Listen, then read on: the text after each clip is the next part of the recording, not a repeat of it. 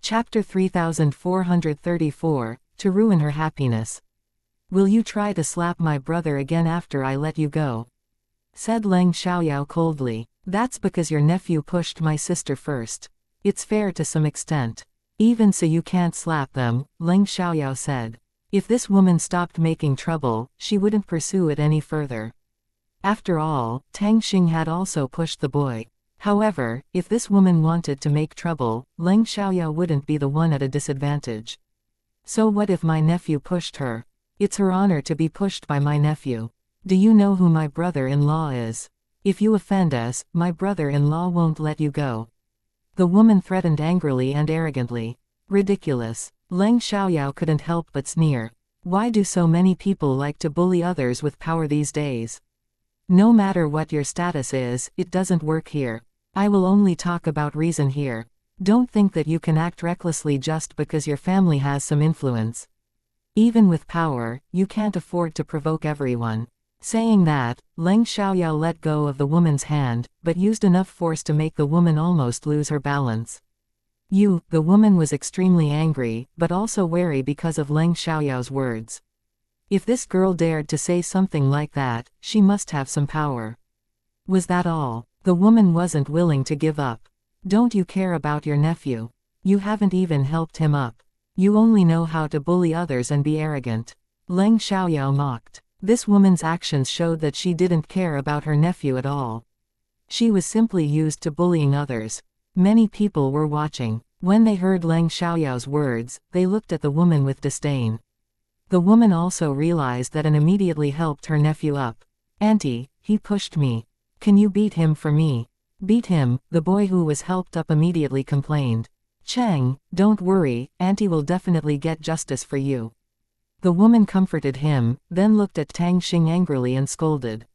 You, come here. Tang Xing was mad. Do you want me to come over and let you slap me?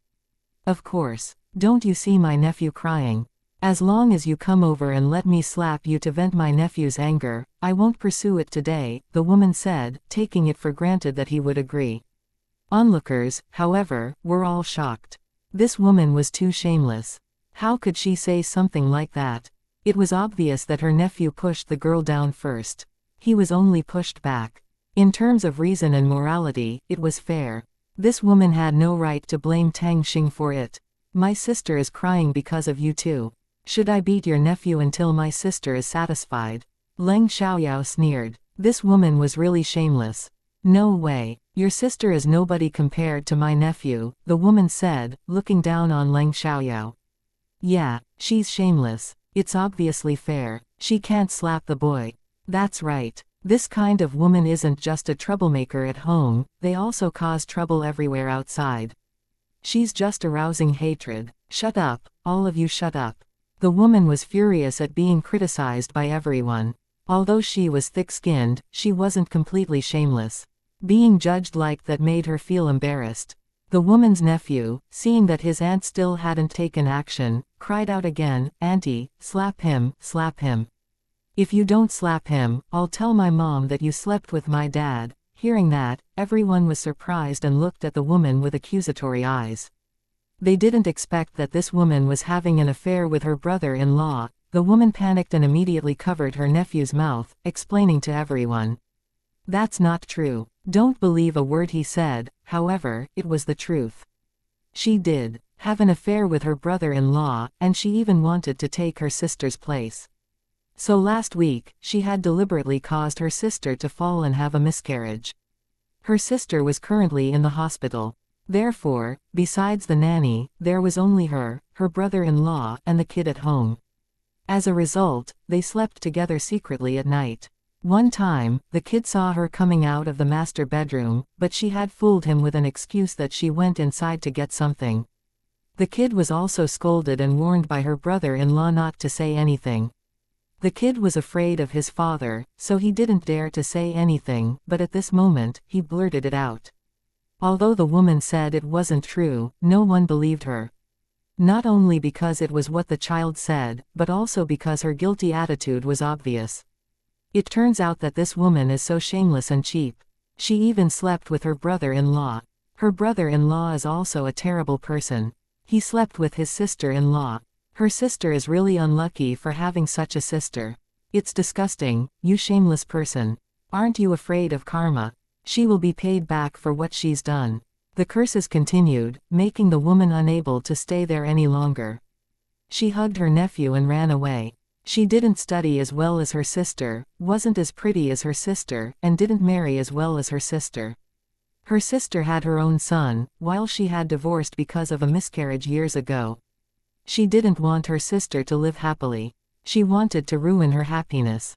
Although the woman's affair made Leng Xiaoyao and others feel disgusted, it didn't affect the rest of their fun. Tang Ning wasn't seriously injured by the push and was comforted by Leng Xiaoyao for a while before they continued playing. They didn't leave until 5 p.m. However, they didn't go home for dinner. Instead, they went to eat fast food like fried chicken and burgers, which seemed to be liked by almost every child. Even Leng Xiaoyao had to agree that the taste was good. After they finished their dinner outside, they finally went home. Chapter 3435, Just a Game. After 2 days of hesitation on whether to take further action against Leng Xiaoyao, Brother Bao eventually found another bunch of people to deal with the situation. However, it wasn't a direct attack on Leng Xiaoyao, but rather an attack on Mu Yufan. Manager was the general manager of Leng Xiaoyao's company. Brother Bao believed that if they could take down Mu Yufan, Leng Xiaoyao would be easy to capture. When Leng Xiaoyao received a call from Brother Bao at 8 p.m., she had already finished her dinner and was taking a walk in the community. The call came from Mu Yufan's phone, so Leng Xiaoyao thought that it was Mu Yufan calling. "What's up?" Leng Xiaoyao said once she answered the call. "Hee, Miss Leng, this is Brother Bao. Currently the general manager of your company is visiting me. So, I also wanted to invite you to share tea and talk about some things. I hope that you give me the honor. And please come alone. Don't bring anyone else with you. We are at the Old Place nightclub. I'll have someone wait for you at the gate," Brother Bao said, without any direct threats. Instead he used soft threats in an extremely polite tone. Leng Xiaoyao's expression was cold. She had already warned him, but he still dared to trouble her, so this time she was going to punish him. "Okay," Leng Xiaoyao replied, hung up the phone directly, then immediately drove towards Old Place nightclub. On the night when Lao Gui followed her, she investigated Brother Bao, so she knew where Old Place nightclub was. She was aware that it was Brother Bao's territory. Actually, he just guarded it. It didn't really belong to him.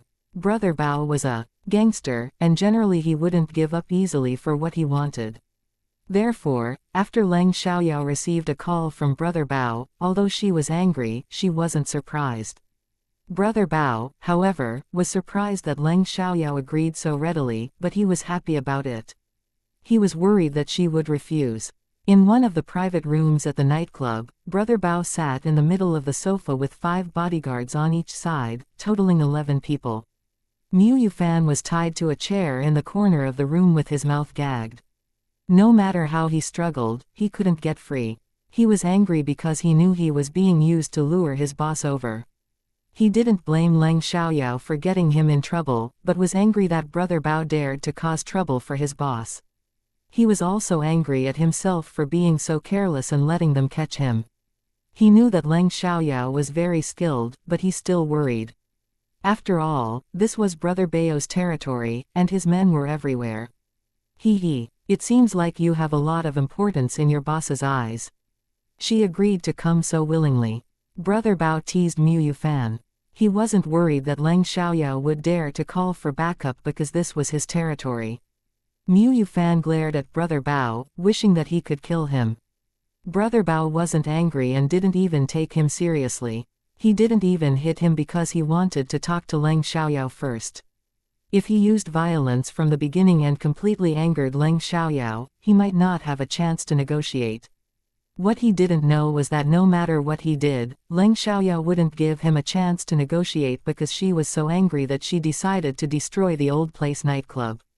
Leng Xiaoyao soon arrived at the Old Place nightclub. There was a man standing outside who recognized her from her photo. She was so beautiful and had an air of nobility that the man's eyes lit up with greed at once. If he could be with such a rare woman, it would be a wonderful thing. However, he only lusted after the woman that Brother Bao was interested in. He was too cowardly to act on his desires. Are you Miss Leng? The man asked, even though he recognized her. Yes. Leng Xiaoyao replied coldly. Please follow me, the man said politely, leading Leng Xiaoyao to Brother Bao's private room. As soon as she entered the Old Place nightclub, Leng Xiaoyao used her magical senses to scan the area and found out many things. There were drug users and people having a orgy, a wild gathering marked by promiscuous sexual activity, excessive drinking, etc. There were even many people watching porn together. It was chaotic. Anyway, this wasn't a legitimate place to begin with, so most people who came here were bad. However, opening this kind of nightclub in the capital city hadn't been banned. It seemed that the person who backed Old Place nightclub was powerful. Nevertheless, Leng Xiaoyao wasn't afraid. Even before the man led her to Brother Bao's private room, Leng Xiaoyao had already used her magical senses to confirm that Mu Yufan wasn't injured. The man brought Leng Xiaoyao to the private room that Brother Bao was in. Without knocking on the door, he just pushed it open and walked in. Brother Bao had only seen a photo of Leng Xiaoyao and was already mesmerized by her beauty, so when he saw her in person, he was dumbfounded. Mu Yufan was worried when he saw that Leng Xiaoyao really came alone, but after she gave him a reassuring look, he felt relieved.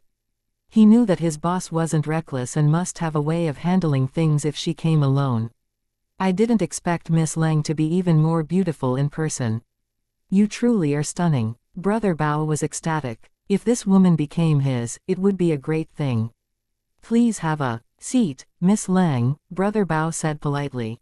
He was truly being a gentleman in front of such a beauty.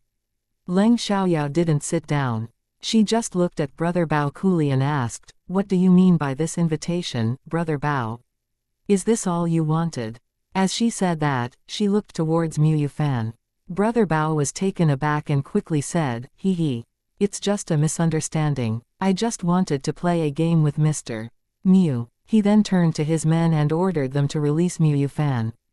Go free Mr. Mu. Since this was his territory, there was no need for him to worry about letting Mu Yufan go. Brother Bao's people immediately freed Mu Yufan. Mu Yufan came over to Leng Xiaoyao as soon as he was released. Although he trusted her, he couldn't help worrying. Why did you call me here? Leng Xiaoyao asked. Hee. Miss Leng, I'm so impressed by your beauty that I want to become friends with you, Brother Bao said, his eyes revealing his lust. Chapter 3436, You Don't Deserve It. Making friends with me. You're not worthy, said Leng Xiaoyao, while releasing pressure towards Brother Bao and his men. It was not only him, his bodyguards also had the same feeling. None of them knew what was going on. They tried to move their bodies, but found that their bodies were heavy as if they were being pressed under hundreds of pounds of weight. They were unable to move and even had difficulty breathing. It left them all shocked and scared. No one thought that it was related to Leng Xiaoyao, because she just stood there without any movements. Brother Bao felt that it wasn't appropriate to entangle with Leng Xiaoyao at this time, nor did he want her to discover his abnormality. If she took action against him at this moment, it would be terrible. So he forced himself to calm down and said to Leng Xiaoyao, "You can leave now." Mu Yufan was surprised. Brother Bao had kidnapped him and brought him here, and suddenly he let them go so easily. Brother Bao's easy release of them didn't make Mu Yufan happy, but rather made him feel that there must be a trick behind it.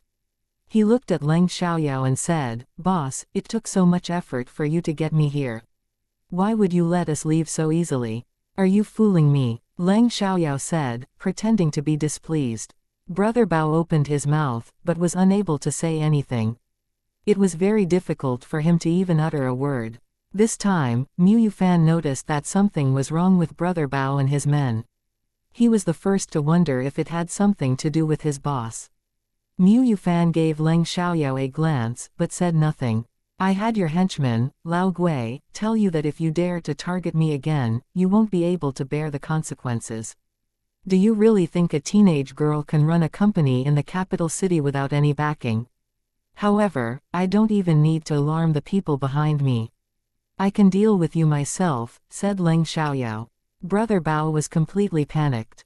He didn't know what Leng Xiaoyao would do to him. Lao Gui had conveyed Leng Xiaoyao's warning to him.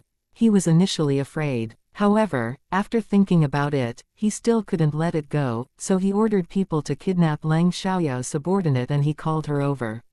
Unfortunately, they encountered a strange thing. He didn't know what was going on. He couldn't move or breathe normally. He could barely say a word. Seeing Brother Bao's expression, Leng Xiaoyao smiled wickedly. What? Do you feel as if there are 100 pounds of gravity on your body? You can't move or breathe and you can barely speak. Hearing that, Brother Bao and the others all showed panic. She knew it, so it was obvious that their condition had something to do with her. Seeing their doubts, Leng Xiaoyao replied. Yeah, I did it. Do you realize that? You're useless and I can do anything I want to you right now. Brother Bao finally regretted it. If he had known this would happen, he wouldn't have provoked her. However, how did she do it? What did she do? I won't kill you because you're not worth me taking the blame for murder, but you provoked me, so you will pay the price. I don't care what kind of backing you have. I know that as long as you're useless, they won't stand up for you, said Leng Xiaoyao. Brother Bao's face turned pale because what Leng Xiaoyao said was true. Although his supporters were powerful, as long as he was useless, they wouldn't do anything for him. Brother Bao looked at Leng Xiaoyao with pleading eyes, but would she let him go? Of course not. Brother Bao was covered with an evil aura, which indicated that he had done many bad things. If he were a good person, there would be golden light surrounding his body. Only cultivators could see that. Leng Xiaoyao increased the pressure. Brother Bao and the others felt their bodies becoming heavier and heavier. Finally, unable to bear it, they suddenly spit out a mouthful of blood and passed out. What's going on with them? Mu Yufan was surprised and panicked. I poisoned them, but they won't die.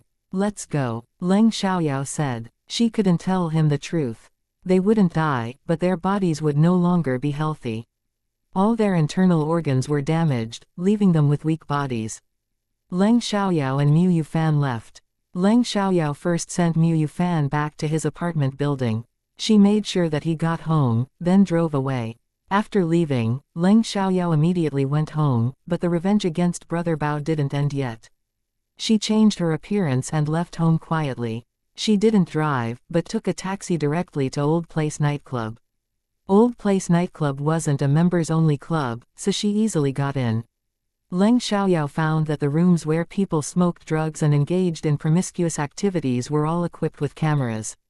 What those cameras filmed was played in one room. In this room sat a man in his 30s who was enjoying these videos.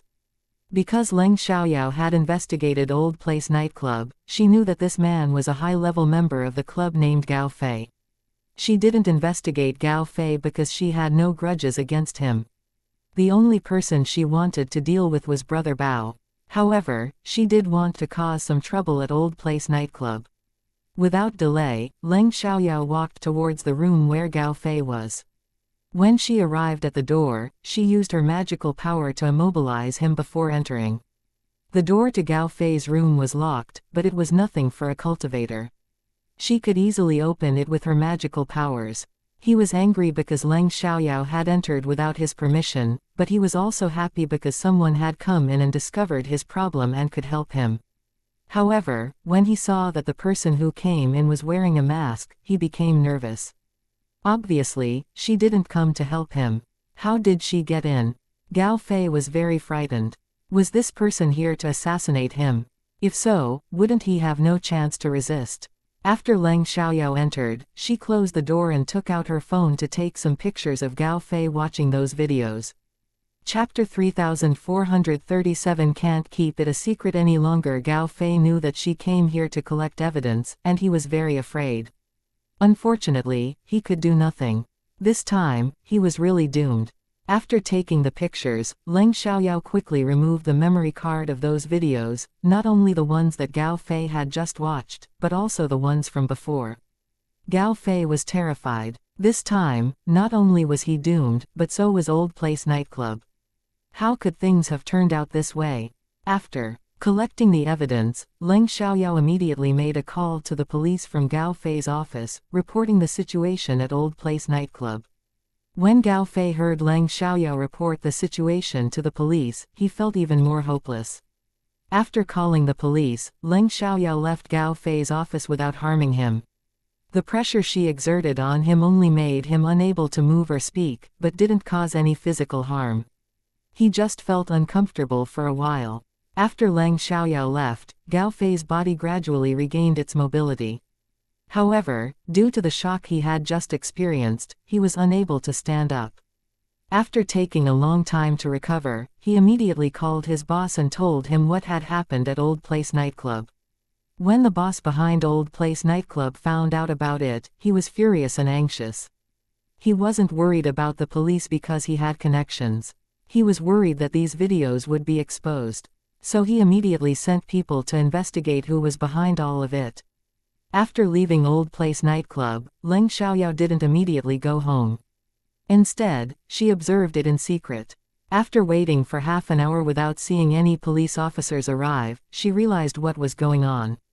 Anyway, she had already guessed that, so she didn't leave right away. If the police had come and dealt with the matter seriously, she wouldn't have intervened. However, they didn't, so she had to rely on herself. Leng Xiaoyao went home, then opened her computer. She posted the evidence on her alternate Weibo account and used hacking techniques to break into various internet cafes to display the message on their screens. That message was discovered quickly, and it caused a sensation. Because the content was too shocking, it quickly went viral and became the hottest topic. Everyone criticized Old Place nightclub. Damn it, the Old Place nightclub is so dirty. This kind of place should be destroyed and the boss should be put in jail. The Old Place nightclub has been open for so long and hasn't been exposed. I'm afraid it's being supported by someone powerful. Old Place nightclub really has great support behind it, because a friend of mine was poisoned by someone's schemes. He's considered upper class in the capital city, but he still can't do anything to Old Place nightclub. I also have a friend who was retaliated against after reporting Old Place nightclub, and was crippled. Old Place nightclub must have connections in legal and illegal groups. It seems that the Old Place nightclub has provoked a big boss, so all these things have been exposed. I'm afraid it's still not enough. After all, the Old Place nightclub is backed by someone powerful. They can say that they are being framed and it'll be over. Although Old Place nightclub had been exposed for those dirty deals, many people knew that it had powerful support. So no one really believed that this incident could bring down Old Place nightclub. However, everyone was still looking forward to seeing its result. In fact, many people were aware of the chaos that Old Place nightclub caused behind closed doors, but so what? How many people dared to mess with Old Place nightclub? Even if there were, no one could really harm Old Place nightclub without a lot of power. Old Place nightclub had many opponents, but none of them succeeded in the end, because Old Place nightclub was supported by an illegal gang and some people from the government. Therefore, if anyone dared to cause trouble for Old Place nightclub, they might end up killed. Many people forwarded the post and at many departments and public institutions. Some people even directly called the public institution leaders. Therefore, many department leaders learned about the news. In addition, Leng Xiaoyao privately sent messages to various departments and leaders, attracting the attention of a wide range of leaders. As a result, Old Place nightclub could no longer keep it a secret. Although Old Place nightclub was supported by someone powerful, it was only a leader of a certain department. Not all department leaders were on the same boat. Those leaders who weren't behind Old Place nightclub wouldn't let go of this opportunity to deal with them. Some leaders had always wanted to punish them for a long time, but they hadn't found evidence. This time, the evidence was solid and it was easy to take action. Therefore, the boss of Old Place nightclub couldn't get away with it again. Originally, he wanted to remove the news from the hottest topics list, but he failed. He asked his supporter for help, but the official didn't dare to help because it was too serious this time. If he intervened, he would also get in trouble. In the end, the boss behind Old Place nightclub could only pin the blame on Gao Fei. After all, Gao Fei was the general manager of Old Place nightclub, and most of the matters were handled by him. Although he always carried out orders from the boss behind the scenes, he couldn't find evidence to prove it, so he could only take responsibility for this matter. In fact, Gao Fei wasn't being wronged because these things were all handled by him. Gao Fei was pushed out to take the blame, and Old Place nightclub was closed down and soon replaced by other entertainment places. Throughout the whole process, the behind-the-scenes boss of Old Place nightclub failed to discover Leng Xiaoyao's involvement. He never thought that this case was caused by his subordinate brother Bao. Leng Xiaoyao was satisfied with that result. When Mu Yufan heard that it was done by Leng Xiaoyao, he was very impressed. However, they didn't tell anyone else to avoid too many people knowing about it. After Leng Xiaoyao poured magical power into Old Master Tang for 8 days, the blood clot in his brain was finally removed, but he still didn't wake up. However, before Old Master Tang could wake up, Tang Xing and Tang Ning were seen by Tang Lei's wife, Zhang Hongyu. Zhang Hongyu had a friend who lived in Hanlin Manor. She went to her friend's house for dinner that day and happened to pass by Leng Xiaoyao's villa. She saw Tang Xing and Tang Ning who had just gotten out of the car in Leng Xiaoyao's yard. Zhang Hongyu was surprised. What were they doing here? Whose house was this? Weren't they supposed to be begging? Chapter 3438 Was it Tang Lei? Zhang Hongyu didn't want to alert them, but she immediately called Tang Lei and told him about it. Are you sure you didn't see it wrong? Tang Lei expressed his doubt since he couldn't believe that anyone from the Tang family would take them in. The Tang family didn't have any relatives living in Hanlin Manor.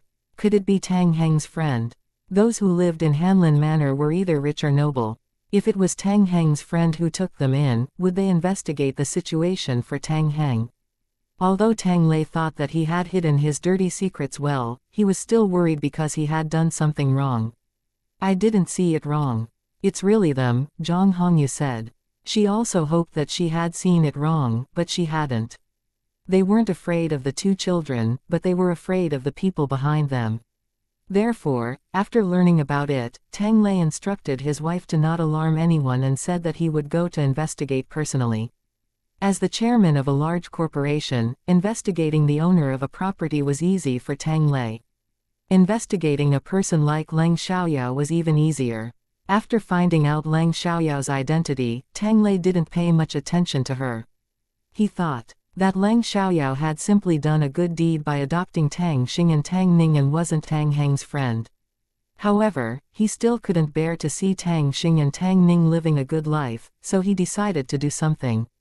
After finding out which school Tang Xing and Tang Ning were studying at, he ordered his people to kidnap Tang Ning. Why did he choose Tang Ning instead of Tang Xing? Because Tang Xing was older and harder to kidnap. Kidnapping Tang Ning was easier. However, Tang Ning was specially watched by Feng Dongcheng, who was ordered by Leng Xiaoyao. Whenever she left school, Feng Dongcheng would pick her up in a car, leaving no chance for anyone else to hurt her. That went on for several days. Those people still monitored Tang Xing and Tang Ning and waited for an opportunity to take action whenever they could. Finally, they encountered an opportunity to abduct Tang Ning. Because of the National Day holiday, Leng Xiaoyao let Tang Xing and Tang Ning have half a day off and arranged to have lunch with Mu Beihan in the afternoon. So in the afternoon, Leng Xiaoyao came to pick up Tang Xing and Tang Ning together. The car was different, so they wouldn't know she was there to pick them up.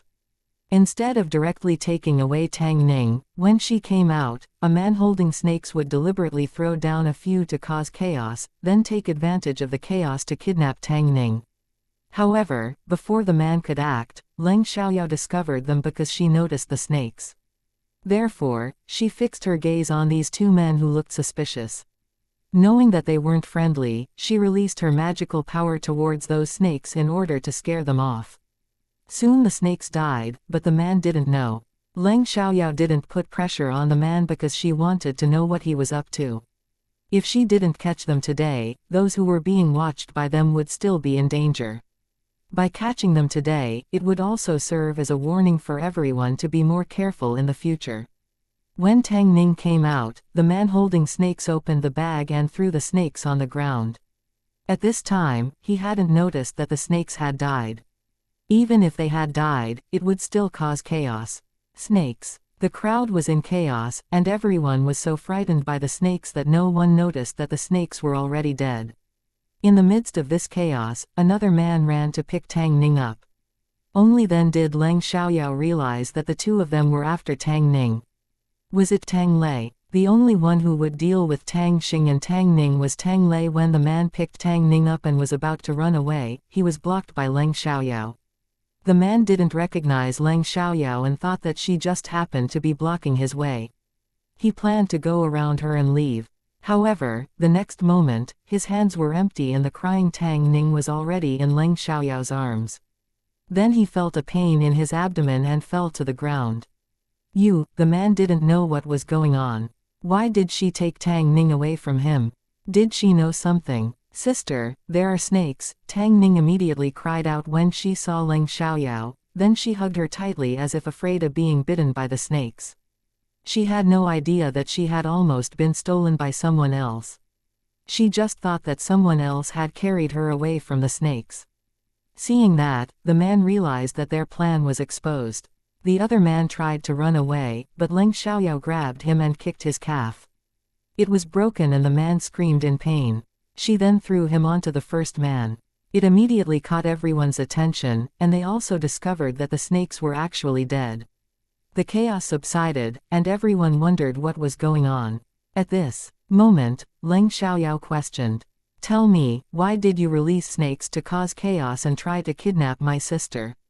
These two men released the snakes and their goal was to kidnap the child. Was it targeted, or did they take whoever they could get their hands on? Subconsciously, the parents held their children tightly, afraid that someone might cause more chaos and steal their children. "We didn't do it," the man immediately denied. "Really? Do you think the cameras are just for show?" Leng Xiaoyao pointed to the camera above. Upon seeing the camera, the man immediately tried to make excuses. "We only saw the snakes and were afraid that the child would be frightened, so we wanted to carry her away."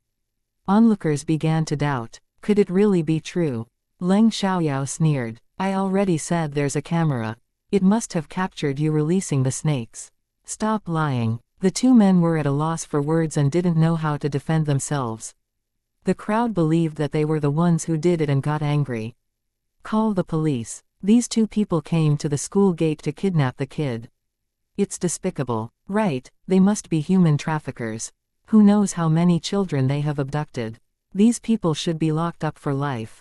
Teachers who maintained order outside the school immediately arrived and called the police without hesitation. The two men wanted to say that they weren't human traffickers, but they had just tried to abduct someone else's child, so they knew that no one would believe them. All of a sudden, they felt something pressing down on them, making their body feel heavy and unable to move. It was Leng Xiaoyao who put pressure on them. Chapter 3439 Startup A company. Leng Xiaoyao guessed that Tang Lei was the one who asked them to do this.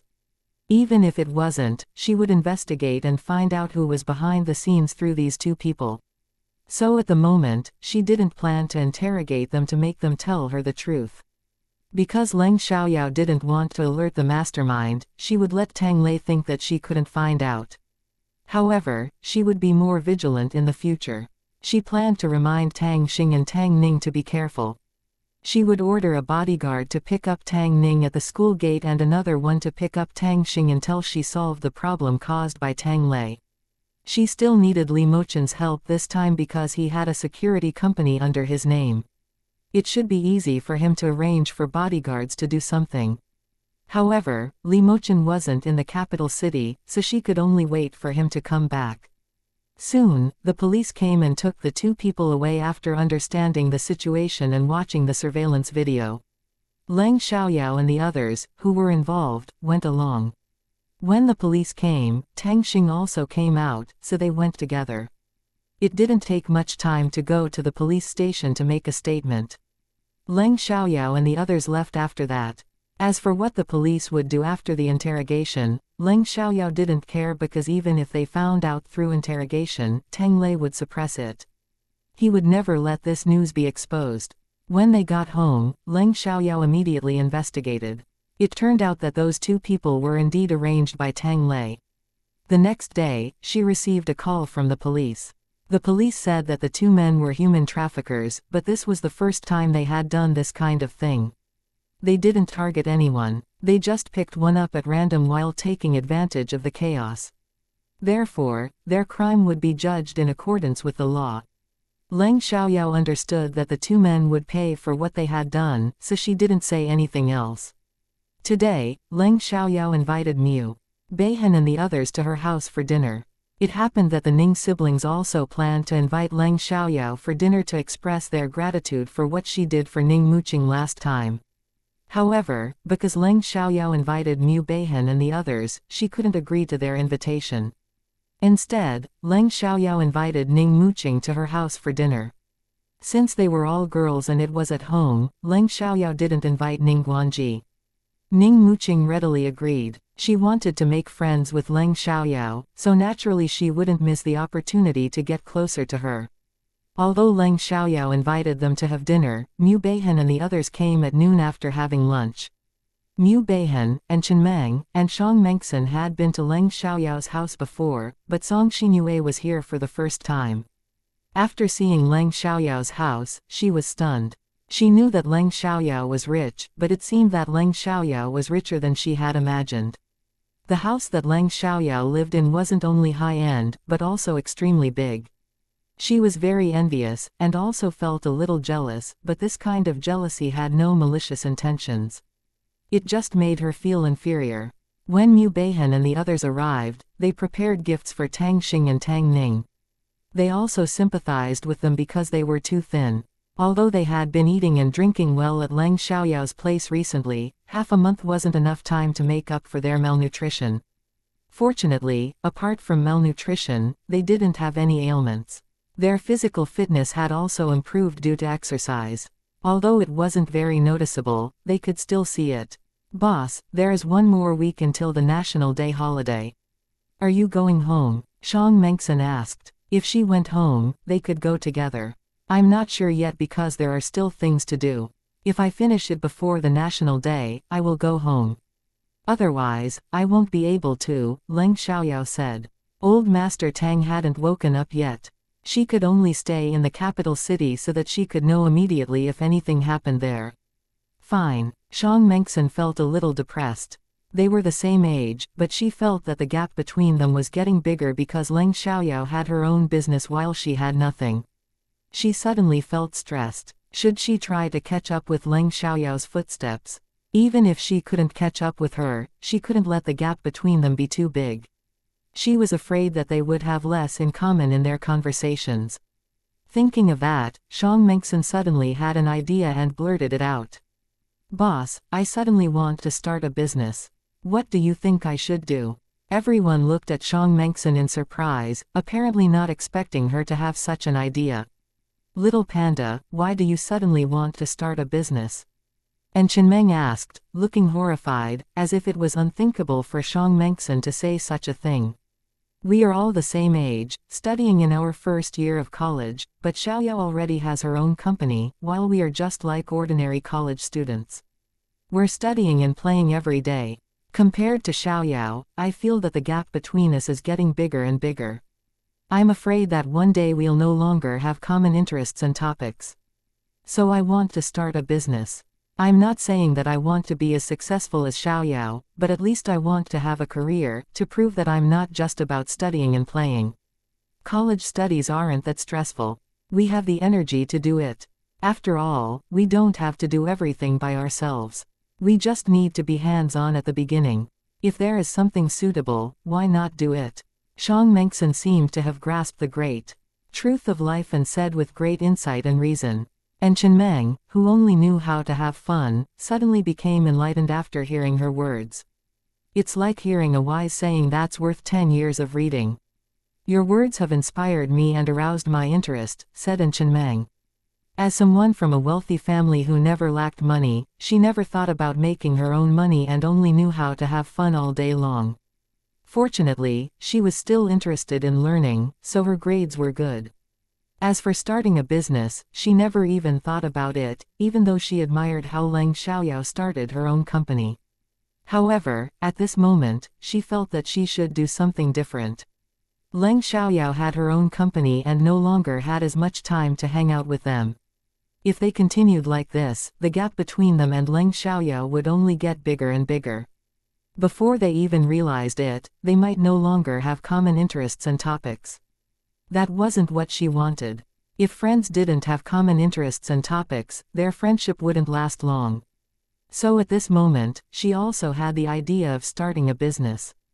Chapter 3440. You may be in danger these days, you suddenly make me feel so scared. Mu Beihan looked at them, suddenly feeling uneasy. It seemed like they would all start their own businesses. If she didn't do the same, she would fall behind and distance herself from them. Song Xinyue also felt the same, but her family was too poor to allow her to start a business. If she succeeded, it would be great, but what if she failed? She didn't have the capital to take that risk. Whether you start a business or not, our friendship won't be affected. Of course, that's just on my side. For you, there may be some emotional distance. And realizing your own value doesn't necessarily mean starting a business. For example, for Beihan and Chenmeng, your major is law. If you study well and become a great lawyer in the future, and build a good reputation in society, you will still have a high status. No matter what profession you choose, it won't be easy, but if you truly love what you do, you'll treat it with sincerity and have a greater chance to succeed. If you do something just for vanity, of course, vanity can also be a motive and can lead to success, but personally, I think passion is more important, said Leng Xiaoyao. She chose to start a business because she had the ability to do so. Otherwise, she wouldn't want to struggle here when she only had 2 years. She was pleased that they were inspired to start a business, but it shouldn't be blind. After all, starting a business had risks. If they were determined to do so, she would naturally support them. If you are determined to start a business and can do it with passion and dedication, I can work with you to figure out what suits you best, but I hope you won't rush into it without careful consideration. And Chenmeng and Xianxia were pondering whether they were just impulsive or really wanted to do it. Take your time to think about it. Don't rush and put pressure on yourself, or you might make the wrong decision, said Leng Xiaoyao. Although doing things sometimes required impulse, many things still required careful consideration. And Chenmeng and Xianxia didn't bother to find an answer right away. They didn't have to come up with an answer today. They really couldn't rely on their impulse. They needed to think about it carefully. They started playing the game and before they realized it, it was already afternoon. Maid Tong started cooking, and Ning Muqing came with a lot of things. Just coming over is enough. Why bring so many things? Leng Xiaoyao criticized her in a loving tone. She knew that this was inevitable etiquette, but Ning Muqing brought too much. Visiting someone's home requires bringing gifts. Besides, you did me a great favor. Ning Muqing even felt that these gifts weren't enough. Oh, by the way, what's the result with Wang Pengyu? Leng Xiaoyao asked with concern. She saw that Ning Muqing's forehead was slightly darkened and thought of Wang Pengyu. She wondered if Ning Muqing's upcoming trouble was related to him. Lin Xiaoyu was fired directly. She came to see me afterwards. After I told her about the situation, she didn't come to see me again. Wang Pengyu came to the company several times to confront me and threatened me. He said that if I didn't accept him again, he would pay someone to punish me. I was scared, so now I go home with my brother after work every day. Ning Muqing said with a worried look. She was really scared of Wang Pengyu. Even if she called the police, Wang Pengyu hadn't done anything yet and no one else heard his threat to her. She also didn't record it as evidence because she didn't expect him to threaten her. Leng Xiaoyao frowned. She felt that if something bad happened to Ning Muqing, Ning Guanji wouldn't be able to escape either. That Wang Pengyu is really a terrible man. How could he go this far to bother you? And Chenmeng said angrily. Not everyone has common sense. Terrible people easily go crazy when they fail to take advantage of others, Xianxia said, worried about Ning Muqing. That man does seem like he'll go crazy when he can't take advantage of others, Leng Xiaoyao said. Then what should I do? Ning Muqing was already afraid. When she heard what Leng Xiaoyao said, she became even more nervous. Leng Xiaoyao took out 2-piece talismans from her bag and handed them to Ning Muqing. If you trust me, wear this close to your body. Don't let it touch water. Take it off and put it aside when you shower. Give the other one to your brother. I'm not cursing you intentionally, but I feel that you'll be in danger these next few days. It's easy to offend people by saying this kind of thing, but I'm only doing this because I consider you a friend. For some reason, Ning Muqing inexplicably believed in Leng Xiaoyao and didn't feel uncomfortable about what she said. I trust you. Ning Muqing took the peace talismans and said, Xiaoyao, thank you. After wearing a talisman, Ning Muqing felt inexplicably relieved. It was not only Ning Muqing, everyone there had one. Leng Xiaoyao hadn't thought about giving talismans to Tang Xing and Tang Ning before. She only thought of it after they were abducted yesterday and decided to make a few more since she invited everyone over for a meal today. Even Maid Tong and Feng Dongcheng had one. Talismans could only withstand big attacks. If someone was kidnapped and the kidnapper didn't harm the person, the Taoist magic figure wouldn't be effective. Therefore, when Mu Yufan was kidnapped, the talisman was useless because Brother Bao didn't even hit Mu Yufan, let alone hurt him. And Chenmeng already had one, so she didn't need another, but Leng Xiaoyao gave one to Mu Beihan, Shang Mengxin, and Song Xinyue. They were skeptical about the effectiveness of the talismans, but they didn't raise any objections nor did they refuse. Why didn't Chenmeng get one? Shang Mengxin asked when she saw that Leng Xiaoyao didn't give and Chenmeng one, thinking that Leng Xiaoyao forgot. Because I already have one. And Chenmeng proudly said. They didn't believe in the effectiveness of the talismans, but she did. After all, she had seen it work several times. When Shang Mengxin heard that Chenmeng already had one, she looked at Leng Xiaoyao grumpily and complained. Boss, why does Chenmeng get one when she's a newcomer, but I only get one now after following you for so many years? Is Chenmeng more important than me? She wasn't really angry, but she was really upset and jealous. Leng Xiaoyao immediately went over to appease her. It's because something happened to Chenmeng last time, so I gave it to her. Then I forgot about everyone else. It was only because someone in the company and Tang Ning almost got into trouble these past few days that I remembered about the talismans. In fact, it was Shen Xinyue who begged for it, so she forgot to give some to Shang Mengxin and the others afterwards. That reduced Shang Mengxin's annoyance a little, but it wasn't completely gone. Humph, I'm still jealous. You have to compensate me. What compensation do you want? Leng Xiaoyao chuckled and asked. Chapter 3441 To start up businesses, give me another talisman, Shang Mengxin said. No problem. Leng Xiaoyao readily agreed, and gave Shang Mengxin another talisman, which finally satisfied her. At 6 p.m., dinner was served. To make the atmosphere better, everyone had some red wine. Leng Xiaoyao had no rules that the nanny couldn't sit at the table, so Maid Tang dined with her and the others. Leng Xiaoyao respected and treated her well. Maid Tong was very moved, so she worked hard to do things well. After everyone finished eating, they sat in the living room chatting, and talked about starting a business. I've been thinking about it. I still want to start a business, but I don't know what I can do, Shang Mengxin said, becoming increasingly obsessed with entrepreneurship. Starting a business. I want to do it too. Ning Muqing became interested when she heard that, but also looked worried. My major is graphic design. I originally wanted to start a graphic design company, but after doing some research, I feel like this industry is too competitive. Actually, all industries are very competitive. I really don't have that much confidence in myself. Shang Mengxin's face lit up when she heard that. I am also studying graphic design, but because the classes just started, I still don't know anything. I've just been interested in drawing. My major is law, and I don't have any special talents that I like, and Chenmeng said, somewhat depressed. Nowadays, no matter what industry you're in, there's a lot of competition, but if you have the ability, what does it matter if there's a lot of competition? Gold will always shine. Moreover, starting a company doesn't mean you have to do the designs yourself, but you must have knowledge of it and have management and control skills. As long as you provide high salaries, it should be easy to recruit talented designers and salespeople, Leng Xiaoyao said. I'm afraid it's not easy to take action, Ning Muqing said. She knew all of this, but still couldn't make the decision. That's because you don't have enough courage. Leng Xiaoyao bluntly pointed it out.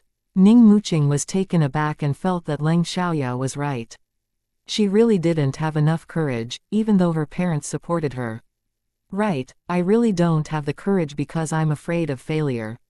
Ning Muqing admitted frankly. Because her family was rich, she didn't lack money to start up a company. With money, she wasn't afraid of not being able to find talent. However, she had all sorts of considerations, so she went to work at her family's company first. Even if she failed, she wasn't afraid to lose money. She was afraid of being hurt. I'm not afraid, Xiang Mengxin said. Starting a business is always accompanied by risks. No matter what you do, there will always be risks. If we give up opportunities to try just because we're afraid of risks, then we'll never succeed. Success is for those who create it, not for those who sit idly by. Right, I'm not afraid either. You could say that youth knows no fear or I'm ignorant. At least now I have the courage to do something risky, and Chenmeng said fearlessly. If you're not afraid, then I'll look incompetent if I am. Even Xiaoyao is able to start such a big company all at once. If we start a small company together, there should be nothing to be afraid of. Ning Muqing suddenly felt relieved and no longer feared failure. Then she proposed. I don't dare to do it alone. How about we work together? What do you think? I think that's a good idea. Xiang Mengxin was pleased to hear that because she felt like she didn't know where to start alone. With someone else to work with, they could discuss things together. I'm in too. And Chenmeng also agreed. Because they didn't have money to join it, Mu Beihan and Song Xinyue remained silent. Great. I'm in. Leng Xiaoyao joined them. What about the two of you? And Chenmeng asked Mu Beihan and Song Xinyue. I don't have the money to invest, Mu Beihan said, feeling it was a shame. Neither do I, Song Xinyue added. I can lend you the money. When you make a profit, you can pay me back. And don't worry about failure. Since I've decided to invest, I won't let the company fail. Besides, the Ning family isn't a common family. The Mu family is even more influential.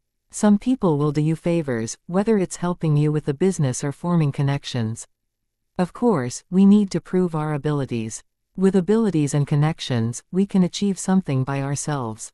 You know how popular Who's the Ruler is right now. I can use the game to advertise the graphic design company. What's there to be afraid of? Leng Xiaoyao said, so as long as we have a skilled team, I can guarantee that we won't fail. It's up to you whether you have confidence in yourselves. If you don't even have confidence, then there's not much motivation or meaning in doing this. At first, Mu Beihan and Song Xinyue wanted to refuse when they heard Leng Xiaoyao offer to lend them money to invest. However, after hearing the rest of her words, they hesitated. They also wanted to start a business with them. They didn't want to drift further away from them, nor did they want to settle for mediocrity. After hearing Leng Xiaoyao's words, Ning Muqing's confidence increased, and she had no more worries. Xiaoyao is right. We have connections and a great advertising platform. We're willing to offer better treatment than other companies. We shouldn't be afraid that we won't be able to attract talent. As shareholders, our main job is to manage and guide the company. I made my decision. I'm in, Ning Muqing said. What about you two? Leng Xiaoyao looked at Mu Beihan and Song Xinyue. How much do we need to invest? Song Xinyue asked. If they had to invest too much, she would feel pressured. What do you think? Leng Xiaoyao looked at Ning Muqing. Although she wanted to invest, she didn't want to take a big share.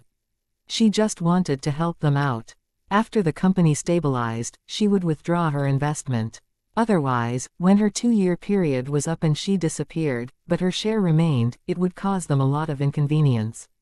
I made a plan before. Because I didn't want to start too big at first, I planned for a 5 million yuan investment. Since our business doesn't require much money, just technology, 5 million yuan is enough to open a studio and buy equipment, Ning Muqing said. Great, I think starting small is more appropriate. 5 million yuan isn't a small amount for a small company. However, because I already have my own company, I won't be able to devote too much energy to the graphic design company. I'll invest, but not too much, Leng Xiaoyao said. Chapter 3442 Shares. Upon hearing that, everyone looked at Leng Xiaoyao. Without waiting for them to ask, Leng Xiaoyao Continued. Some of you live in dorms. You don't have much time to devote to the company and can't provide any business or effort to the company. So, I think Sister Mooching should take 50% of the company's equity as the chairman. As for the other 50%, each of us 5 will take 10%, so each of us needs to invest 500,000 yuan. What do you think? Is that right? I'm taking too much. Ning Mooching didn't expect Leng Xiaoyao to directly give her 50% of the shares. She didn't mind taking too much. She was planning to invest 5 million yuan directly into the company, so taking 50% with 2.5 million was nothing. She was just worried that she would take too much and cause objections. There's nothing wrong with it. Xiaoyao is right, I have no objections. Shang Mengxin immediately expressed her opinion and didn't mind taking only 10% of the shares. Leng Xiaoyao was right. They were still students and couldn't devote much time or effort to the company. If they took too much of the shares, it wouldn't be fair. I have no objections either, and Chen Meng said. Mu Beihan and Song Xinyue also agreed and didn't refuse Leng Xiaoyao's loan. For Mu Beihan, 500,000 yuan was a lot, but her family could still come up with it. If they really lost money, they could still come up with the money to repay Leng Xiaoyao. As for Song Xinyue, although it was a huge sum of money, she believed that she could earn it within 10 years. Her family wasn't rich, but she wanted to fight for her future, so she didn't hesitate because of the debt. Next, they discussed how many people to hire and how much to pay as a salary. Because Ning Mooching had already collected information before, they easily set the final salary. The salary they set was higher than most of their peers, but not the highest. After all, they were just a small company. When the company grew larger, the salary would also increase. For small and medium-sized enterprises, the wages they gave were very impressive. However, the first thing they needed to do was find an office building. Leng Xiaoyao would deal with it because it could be easily searched for online. Office buildings for rent or sale would be posted on various real estate transaction websites. Ning Mooching's family was in the Nanchang district, so they chose their office location there. That night, Mu Beihan and the others stayed at Leng Xiaoyao's house. Only Ning Mooching left. They agreed to start looking for an office building at 10 a.m. tomorrow. When Ning Mooching returned home, she went to see her brother and told him that Leng Xiaoyao said that Wang Pengyu might do something to harm them, so Leng Xiaoyao gave them each a talisman for protection. Ning Guanji never believed in these things, so when he heard about the talisman, he thought that it was strange. You don't really believe this thing works, do you? Although I don't know if it works or not, I believe in Leng Xiaoyao. I advise you to wear it, whether you believe it or not, Ning Mooching said firmly. Fine. He really didn't believe it. However, since it was given by Leng Xiaoyao, it was a kind gesture, and he accepted it. Also, I plan to start a graphic design company and cooperate with Leng Xiaoyao and her friends. I will invest 2.5 million yuan, taking up the majority share of 50%. Leng Xiaoyao and her 4 friends will each invest 500,000 yuan and take up 10% each. Ning Mooching told Ning Guanji about their decision because he was good at doing business and she needed his advice on many things. Ning Guanji was surprised to hear that. Leng Xiaoyao was a good businesswoman and working with her was definitely not a bad thing. Who are those friends of Leng Xiaoyao? They are all freshmen. Ning Mooching replied without looking down on them just because they were freshmen. However, when Ning Guanji heard that, he frowned and had doubts about their success. Freshmen, what can they do? Ning Guanji said. Leng Xiaoyao is also a freshman, Ning Mooching said seriously, a little dissatisfied with Ning Guanji's lack of confidence in them. However, she knew that it was understandable. Of course, her friends may not really have many skills, but they can learn. They are only freshmen and have time to learn. There is a girl named Mu Beihan among them. I guess she may be from the Mu family. The Mu family. Which Mu family? Ning Guanji was surprised at the thought that it might be the Mu family he was thinking of. How many Mu families can there be in the capital city? It's just that Mu family, the first-class aristocratic family. I know that, not because she's surnamed Mu, but because of some information I got from chatting. It's just not polite to ask about it directly, but I think there is an 80% chance. I just don't know if her family is the direct line or the collateral branch. Either way, they are more powerful than our family. With the Mu family's participation, there is only benefit for me, Ning Muqing said. Actually, her original intention wasn't to work with them because of their family backgrounds. Although she had only met them for the second time, she felt very comfortable with them and could feel that they weren't bad people. Of course, Ning Guanji didn't deny it. Although the Ning family was a wealthy family, it was only an ordinary family, so it was not powerful enough. The Mu family, even if it was a collateral branch, had a high status and was relatively harmonious. If anything bad happened to the collateral branch, the direct line would stand out. Therefore, Mu Beihan was important. In addition, before they have mastered management skills, they are only shareholders and will not interfere too much in the company's decision-making. Basically, as long as Xiaoyao and I approve of it, they won't object. They trust Xiaoyao very much, Ning Muqing said again. Well, Xiaoyao can start such a big company right away and launch such a popular game. Her ability is naturally outstanding. I support you. If you need anything, feel free to let me know. Ning Guanji didn't ask any more questions. He had always been supportive of his sister's career. Thank you, brother. Ning Muqing smiled. All right, I'll go back to continue perfecting the plan. Oh, remember to wear the talisman. Okay, I'll wear it now. Ning Guanji chuckled and immediately picked up the talisman and wore it around his neck, then he looked at Ning Muqing indulgently. Are you satisfied now? Yes. Ning Muqing smiled and left Ning Guanji's study. Chapter 3443 Tang Yishui. In the evening, Leng Xiaoyao found several suitable office buildings and learned about their background to avoid any disputes and potential problems. She really found a few with economic disputes and excluded them, leaving 3 good options. One of them was in the same area as Xiaoyao Technology, only a few hundred meters away, with a good environment and an area of about 300 square meters. For their small company, 300 square meters were enough. The other 2 locations were also not bad, each being about 300 square meters. In the morning around 9 o'clock, Ning Muqing arrived outside Hanlin Manor and called Leng Xiaoyao, waiting for her outside. Leng Xiaoyao and the others went out as soon as she received Ning Muqing's call and took them to see all 3 office locations. In the end, they all chose the office building not far from Xiaoyao Technology and quickly rented it. The next step was to decorate it. Xiaoyao, wasn't your company just renovated not long ago? Why not ask the renovation company you used before to do it this time? Ning Muqing suggested. Although she had never been to Leng Xiaoyao's company and didn't know how it was decorated, she trusted Leng Xiaoyao. Okay, let me make a call and see if they can send someone over to talk to us about it. Leng Xiaoyao took out her phone and called Wu Wenxi. Soon, Wu Wenxi answered her call. Mrs. Li, what's up? Is there a problem with the company's renovation? Leng Xiaoyao felt a little embarrassed when she heard Wu Wenxi call her Mrs. Leng. Just call me by my name please. The thing is, my friends and I plan to open a graphic design company.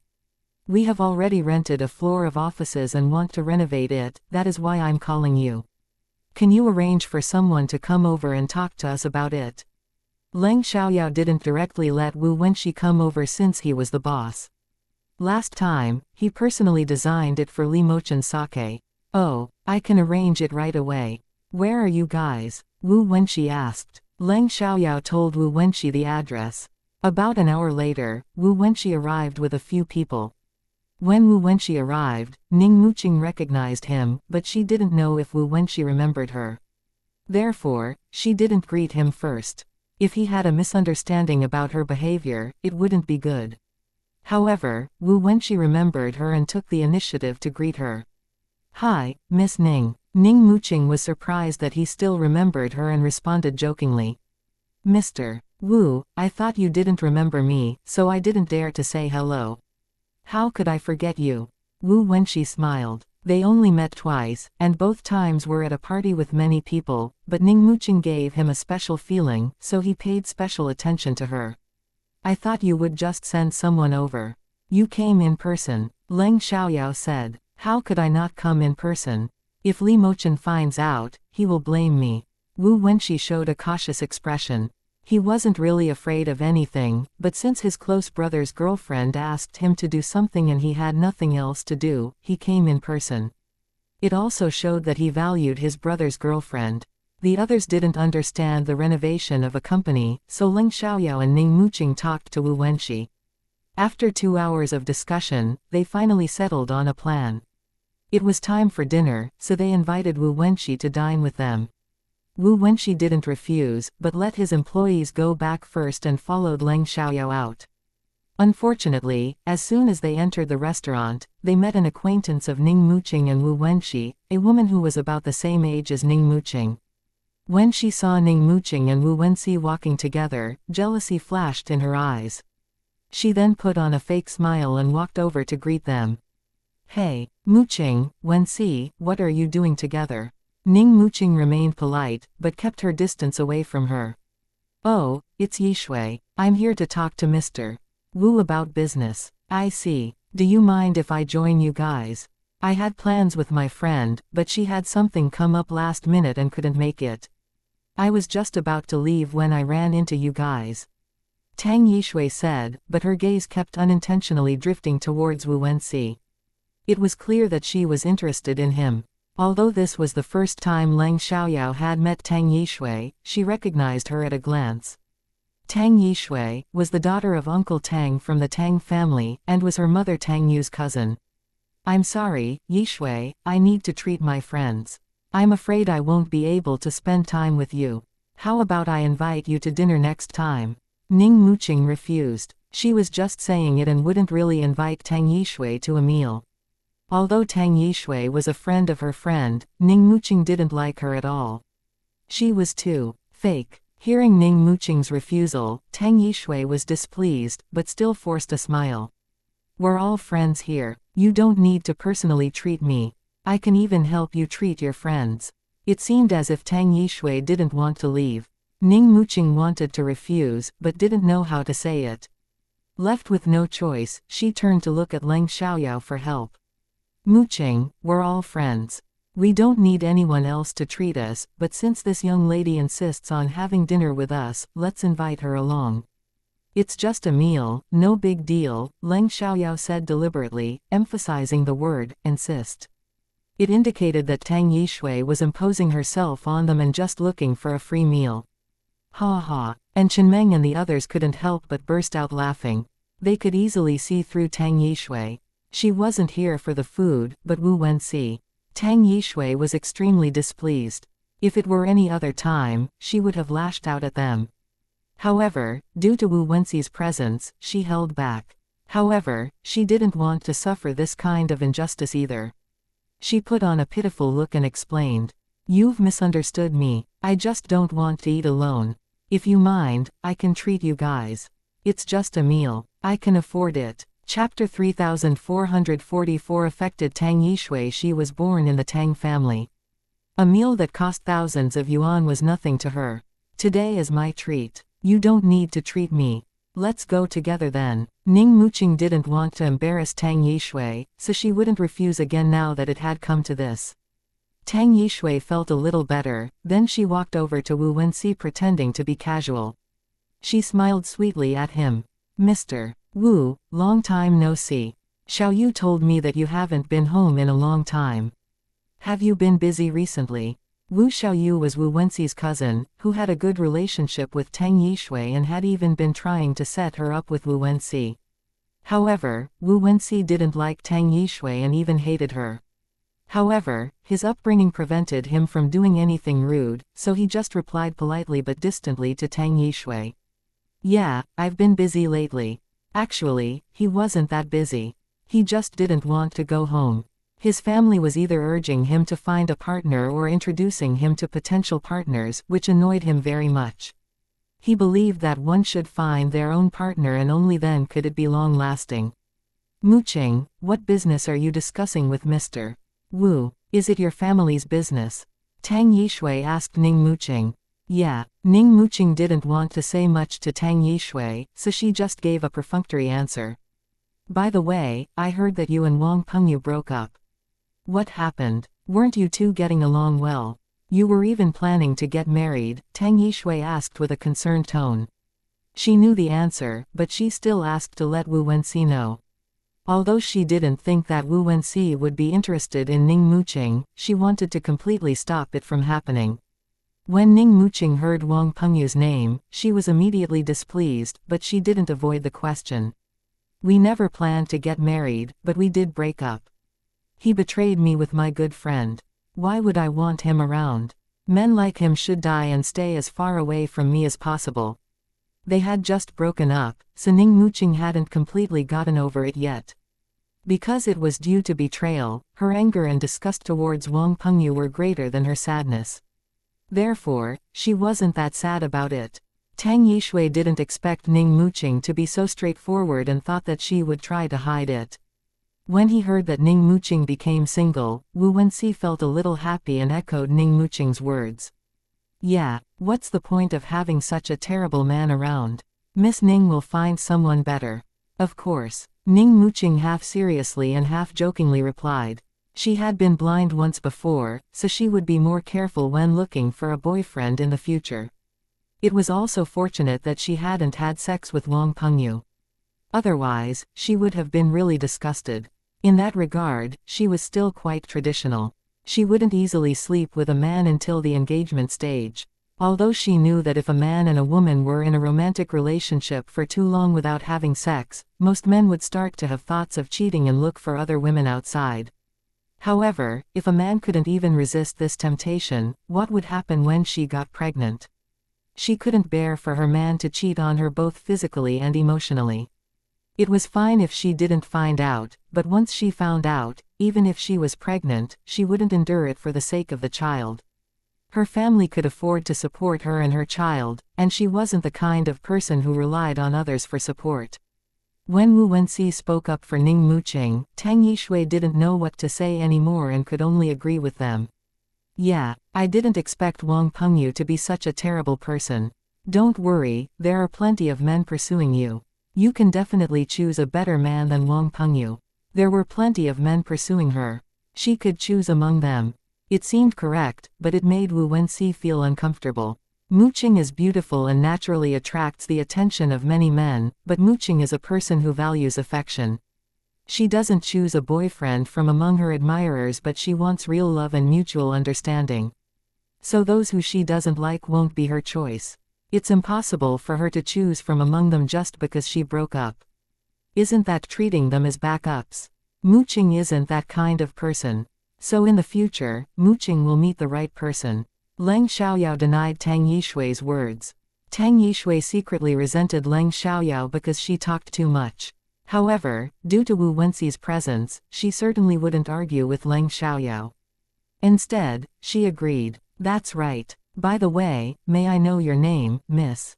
Leng Xiaoyao. Leng Xiaoyao replied. Leng. There was no big family named Leng in the capital city. Suddenly, she looked down on Leng Xiaoyao. However, she was jealous of Leng Xiaoyao's face. Oh, Tang Yishui responded and ignored her.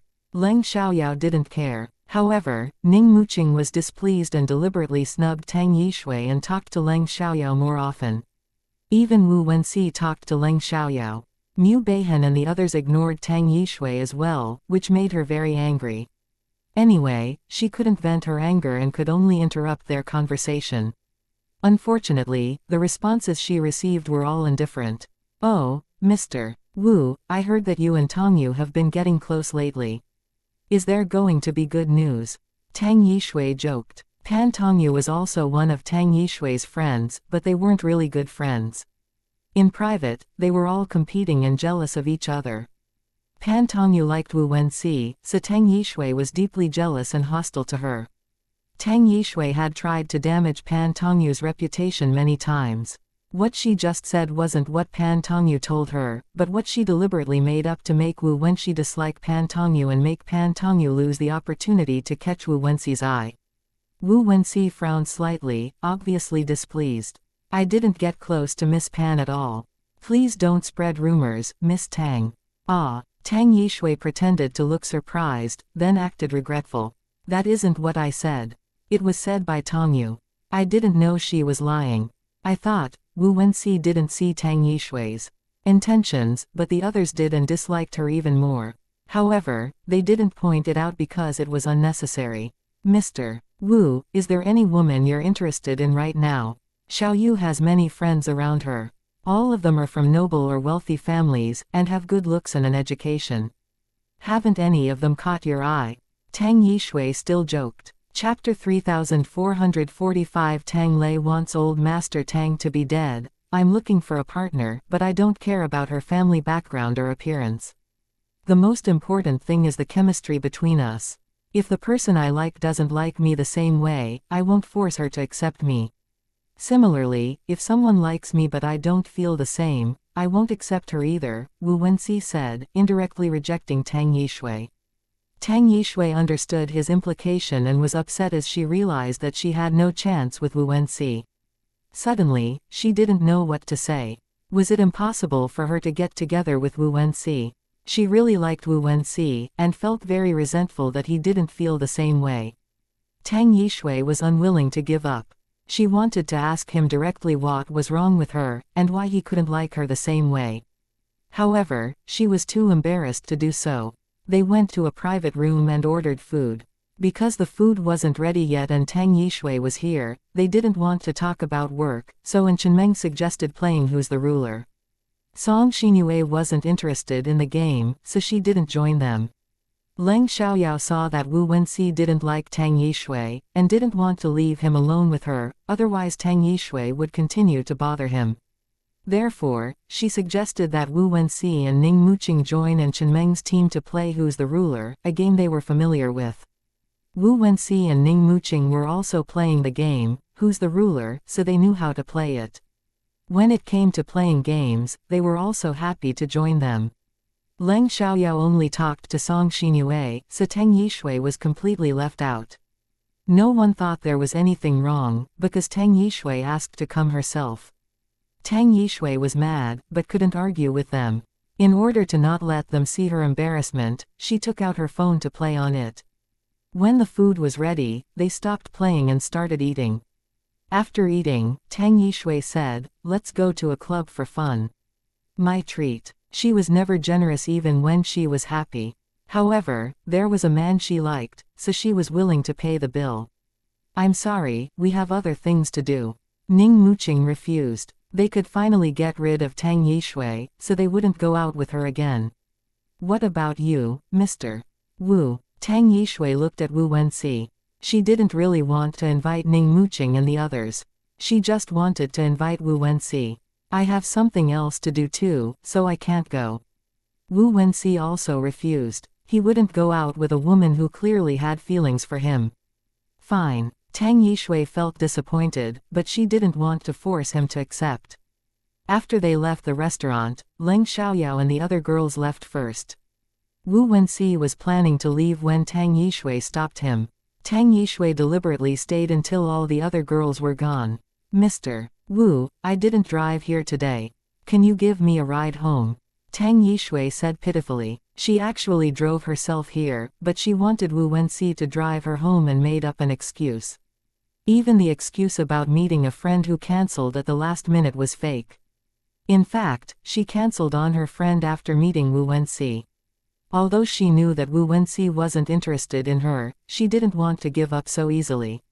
She thought that even if Wu Wenxi didn't like her, he wouldn't directly reject her because he was always a gentleman. However, she was wrong. "Sorry, I have to meet my client. I don't have time." Wu Wenxi refused without hesitation. He didn't want to lead her on and make her misunderstand his intentions. Tang Yishui couldn't accept the expected answer and confessed. "Wenxi, I like you." Wu Wenxi was surprised that Tang Yishui didn't take his previous rejection seriously and confessed directly. "Thank you for your liking, but I don't like you." Wu Wenxi refused at once. His answer wasn't surprising, but Tang Yishui still couldn't accept it and asked, "Why? What's so bad with me?" Tang Yishui was beautiful, well-educated, and sexy, but she was also selfish and only cared about herself. She would do anything to destroy what she couldn't have. "There's nothing wrong with you, Miss Tang. As I said earlier, I'm looking for someone who I have chemistry with and who likes me the same way. If someone I like doesn't like me, I won't force her to accept me. Similarly, if someone likes me but I don't feel the same way, I won't accept her either. So please respect yourself, Wu Wenxi said before driving away. Tang Yishui was left fuming in place.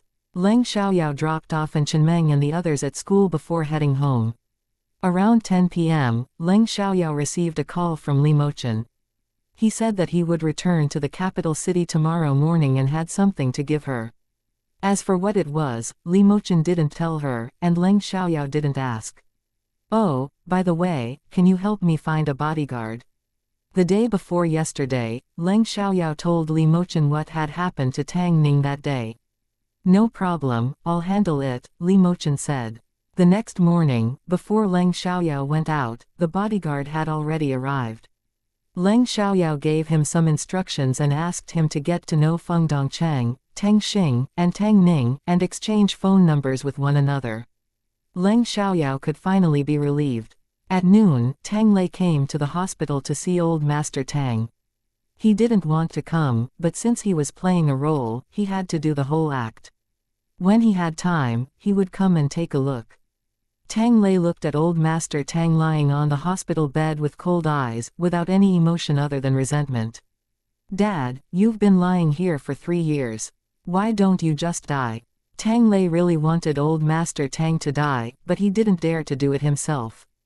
He hoped that old Master Tang would die on his own so that even if his uncle investigated, he wouldn't find anything on him.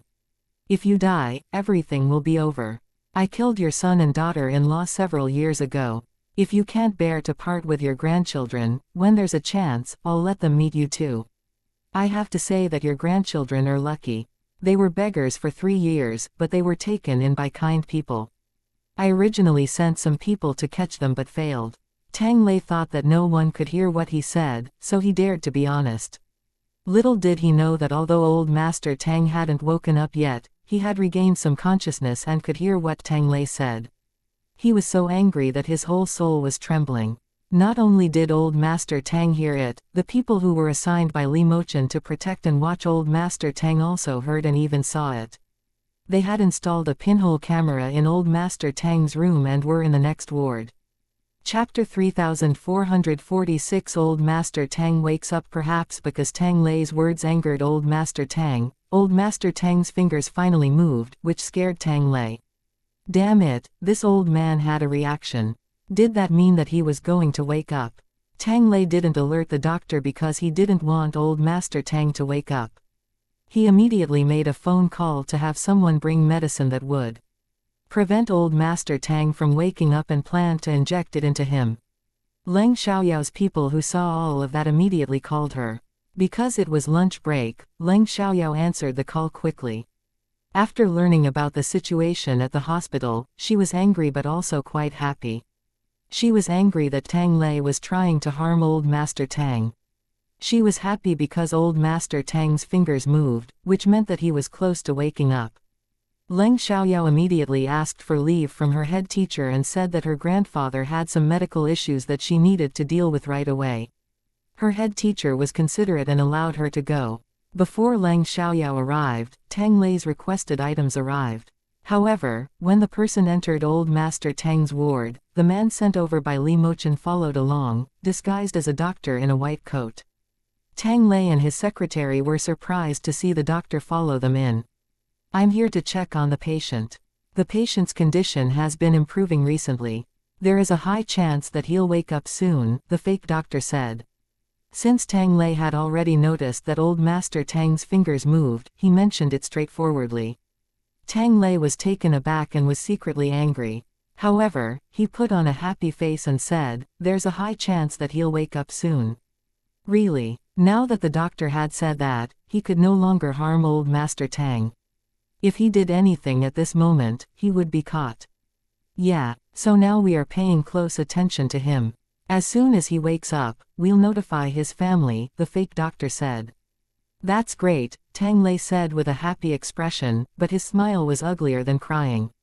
There was no chance to take action, so Tang Lei left. However, he wouldn't allow old Master Tang to wake up.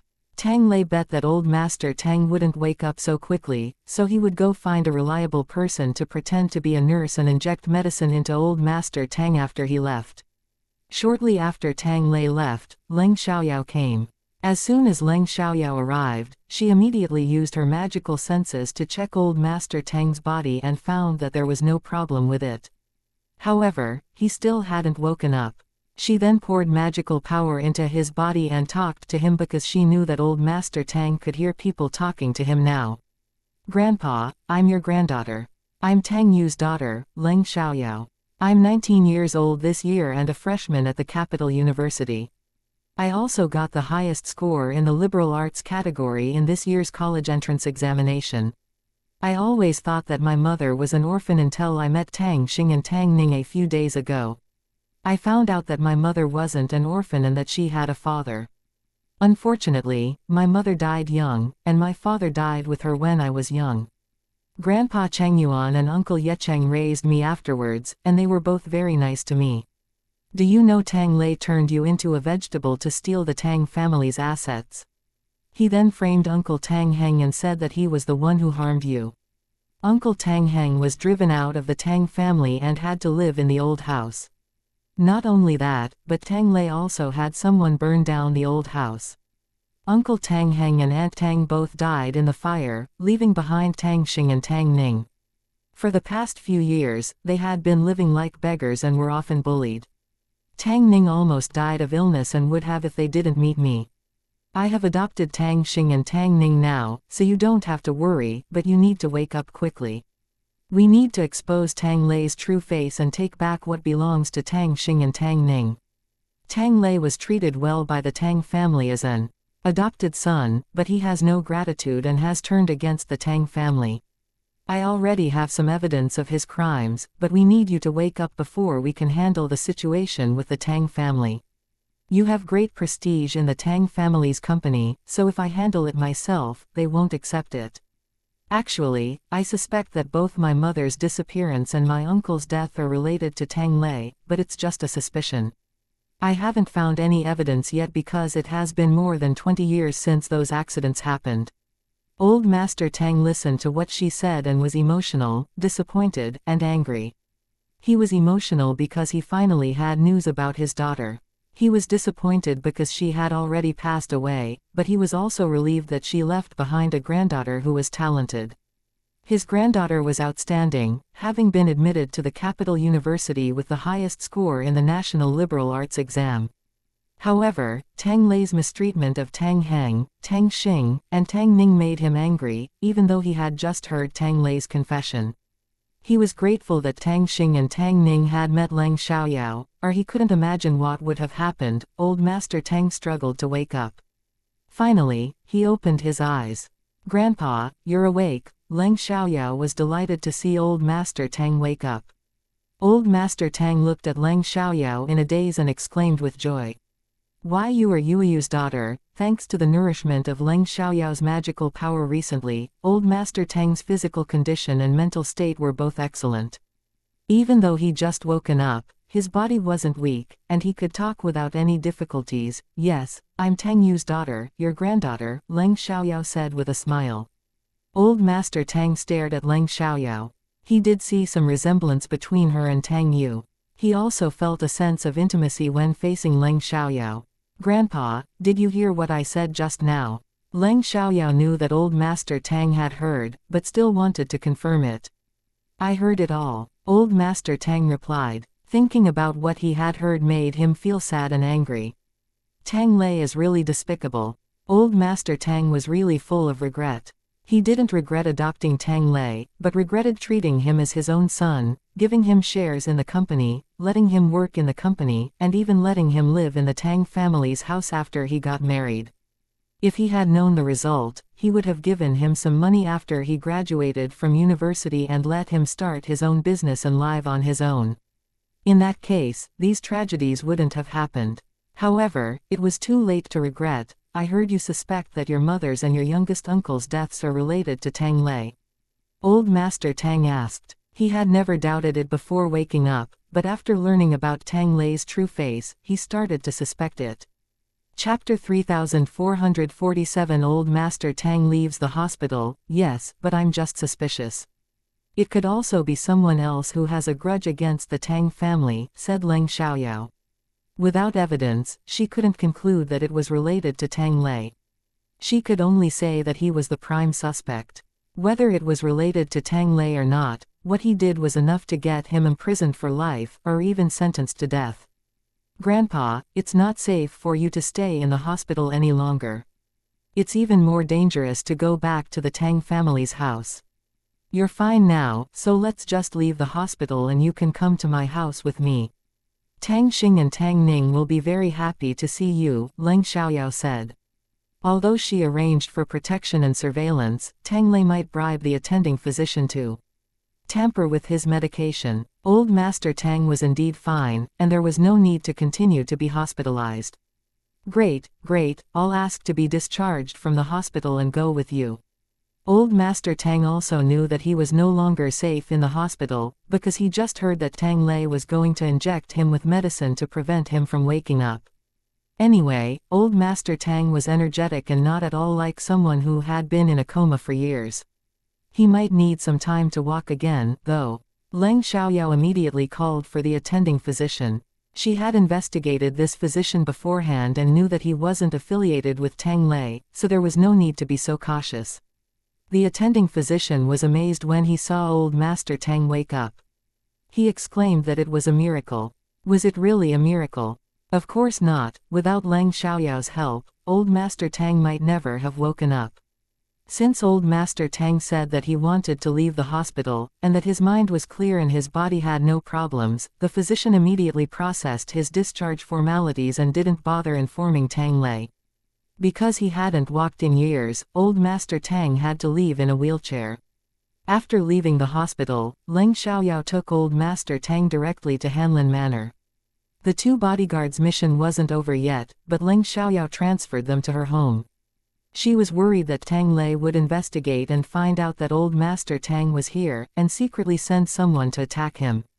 It was better to be safe than sorry, especially since she had classes during the day and couldn't look after Old Master Tang. Although Qin Miao and Song Qinggaling were at Li Mochen's house, they only appeared at night and couldn't do anything during the day. There were 3 rooms on the first floor, one for Leng Chengyuan, one for Leng Yecheng, and one was Maid Tong's room. Before going home, Leng Xiaoyao called Maid Tong and asked her to move to a room on the 2nd floor, tidy up her old room, and clean up the room where Leng Yecheng used to live. She said that she would be coming back with her grandfather and 2 bodyguards. When they got home, Maid Tong had already finished Leng Xiaoyao's order. Old Master Tang was surprised when he saw how nice Hanlin Manor was. "Did your grandfather Leng buy you this house?" Old Master Tang asked, because Leng Xiaoyao hadn't told him about her situation yet. "No, I bought it myself. There was a stock market turmoil a while ago and I made over 100 million yuan from it. Since I'm coming to study at a university in the capital city, I bought a house and started a tech company. We just released a game less than a month ago and it's doing pretty well," Leng Xiaoyao said. Old Master Tang was amazed by her capabilities. He didn't expect his granddaughter he only had met once to be so outstanding. "Welcome home, Xiaoyao." Maid Tong greeted her when she returned. At first, Maid Tong called Leng Xiaoyao Miss Leng, but Leng Xiaoyao told her to call her by her name instead. "This is my grandpa. You can call him Old Master Tang." Leng Xiaoyao introduced her grandfather. "Nice to meet you, Old Master Tang. I'm a maid working in Xiaoyao's home. You can call me Tong. You can tell me what you want to eat, and I can prepare it for you," Maid Tong said. "Great," Old Master Tang responded. Leng Xiaoyao first took the 2 bodyguards to the room and let them do as they pleased. Then she took Old Master Tang to the room arranged for him. He wasn't ready to sit for too long yet, so he still needed to lie down. Without her lifting a finger, the bodyguards directly carried him onto the bed, then left. "Can you tell me about your parents?" Old Master Tang asked, thinking of his poor daughter. And feeling sad. "My father's name is Leng Yeja. He was a soldier. My mother's name is Tang Yu. She started her own business and had a design company. However, 5 years ago, my father died on a mission, and my mother also had an accident and passed away. My grandfather and younger uncle have been very good to me, even during the years when I became difficult and willful after my parents' death. They were patient with me and tolerated me. However, my relationship with my elder uncle's family isn't very good, so let's not mention them. Half a year ago, I suddenly became enlightened and stopped being mischievous, and started studying seriously. Actually, I don't know much about my mother's situation. I only know she was an orphan named Tang Yu. However, now I suspect that my mother had amnesia at that time. Maybe she only remembered her name was Tang Yu. If she didn't have amnesia, why would she say she was an orphan instead of having a family? Leng Xiaoyao said. Hearing Leng Xiaoyao's words, Old Master Tang also felt that Tang Yu had amnesia. Otherwise, why wouldn't she come home? No one in the Tang family treated Tang Yu badly, so she couldn't have just left her family for no reason. If there was anyone who treated her badly, it would only be Tang Lei. In that case, it seemed that Tang Yu's disappearance was a scheme.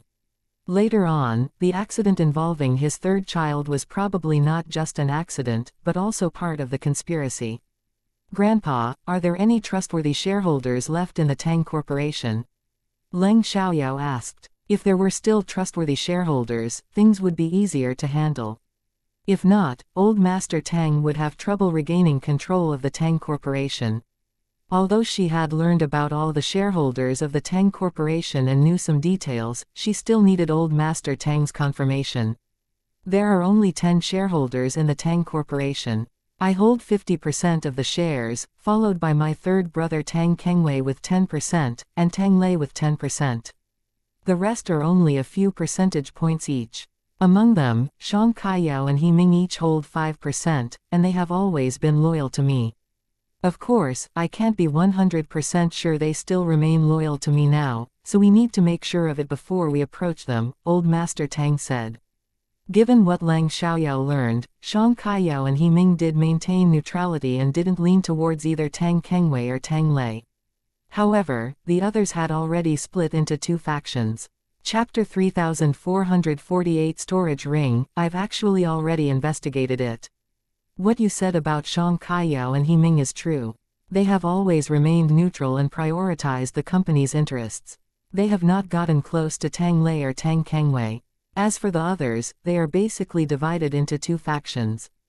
Tang Lei has more supporters because he manages the company due to his relationship with you, but his abilities are insufficient and Tang Kengwei has been making trouble for him. So Tang Lei's position in the Tang Corporation isn't stable, said Leng Xiaoyao. When should we contact xianxia and He Ming? Asked Old Master Tang eagerly, wanting to give Tang Lei the punishment he deserved. Thinking that his nephew, whom he treated so sincerely, turned into an ingrate, killed his son and daughter-in-law, and that the death of his youngest son and the disappearance of his daughter might also be related to him, he wished that he could kill Tang Lei. You're fine now, but your physical activity hasn't yet recovered. Remember to exercise your body for a few days. When you can move freely, we will deal with this matter. Otherwise, they will have many reasons to oppose you taking control of the Tang Corporation, said Leng Xiaoyao. Although the Tang Corporation belonged to Old Master Tang, reducing disputes would be beneficial. No problem. Old Master Tang didn't object, as what Leng Xiaoyao said was a fact. Leng Xiaoyao then let Old Master Tang rest and left the room. She proceeded to erase any traces of her contact with Old Master Tang, so that Tang Lei couldn't easily find it. She then called Li Mochen to inform him that Old Master Tang had woken up and about what had happened today. Li Mochen's opinion was the same as Leng Xiaoyao's, to wait until Old Master Tang could move freely before dealing with this matter. Li Mochen had already returned to the capital city, but Leng Xiaoyao didn't allow him to come over because she had brought Old Master Tang back home. Li Mochen could only come over when Leng Xiaoyao was free at night, and then give her the thing. In the afternoon, Tang Xing and Tang Ning came back from school and were surprised to see Old Master Tang. They then hugged him and cried, telling him about their hardships over the past 3 years. Although Old Master Tang knew that they had been begging for 3 years, hearing it from their own mouths made him feel extremely heartbroken and he couldn't help shedding tears. Fortunately, they met Leng Xiaoyao and fortunately he woke up. Good children, Grandpa will never let you suffer again, said old Master Tang, hugging Tang Xing and Tang Ning tightly, afraid of losing them again. After their emotions had settled down, everyone had dinner. Feng Dongcheng usually sent Tang Xing and Tang Ning home before going home himself. The bodyguards who specifically protected them to and from school also did the same. Only the 2 bodyguards who stayed at home to protect old Master Tang would eat and live together with them. Song Ting and Lin Shi arrived before dinner. Leng Xiaoyao introduced them to old Master Tang, and old Master Tang was very grateful to her. Although they were family, they had never really lived together. Apart from their blood relationship, they weren't close at all. However, Leng Xiaoyao was so good to Tang Xing and Tang Ning, as well as him. She even wanted to help them overthrow Tang Lei and regain control of the Tang Corporation. After dinner, Tang Xing and Tang Ning started studying while old Master Tang continued to rest. Leng Xiaoyao then left the house. As soon as she entered Li Mochen's house, he ambushed her and pinned her against the wall, kissing her. You, Leng Xiaoyao blushed, staring angrily at Li Mochen, but her eyes lacked any threatening power. Yao Yao, I miss you so much. Li Mochen ignored Leng Xiaoyao's anger and directly hugged her, candidly expressing his longing. Leng Xiaoyao's heart beat faster. Actually, she missed him too. She was just being stubborn and didn't want to admit it. However, Li Mochen had no intention of letting her go. Do you miss me? He asked. Why should I miss you? I have a lot of things to do every day. Leng Xiaoyao denied, but she didn't sound very confident. I have a lot of things to do too, but I still miss you. Because you have been engraved in my heart, I can't help thinking of you. Li Mochen looked pitiful, which surprised Leng Xiaoyao. She was surprised that someone who was usually so proud could look pitiful without feeling out of place. Instead, she felt sorry for him. What happened? Was it because he was handsome that he could be so willful? Leng Xiaoyao avoided his gaze and changed the subject. Didn't you say you have a gift for me? Where is it? Li Mochen looked hurt when he heard that. Are you here just for the gift and not for me? Leng Xiaoyao immediately felt guilty and denied. I didn't mean, then you miss me, right? Li Mochen asked, seeming to be unwilling to give up until he got the answer he wanted. Humph, why'd I have to say it out loud? Leng Xiaoyao pretended to be angry. If you don't say it, how would I know? Li Mochen still looked pitiful and affectionate. All right, I missed you. Leng Xiaoyao compromised, but she wasn't just saying it to appease him. She really missed him. Only then was Li Mochen satisfied. He took her hand and walked into the house. After they arrived in the living room, he let go of her hand and took out a jade ring. Leng Xiaoyao was surprised when she saw it, and her heart started to beat faster. Could it be that Li Mochen was proposing to her? They hadn't been together for very long. A few days ago, I went into an ancient tomb and found the remains of a cultivator. I saw this ring on the finger of the remains. Use your magical senses to take a look.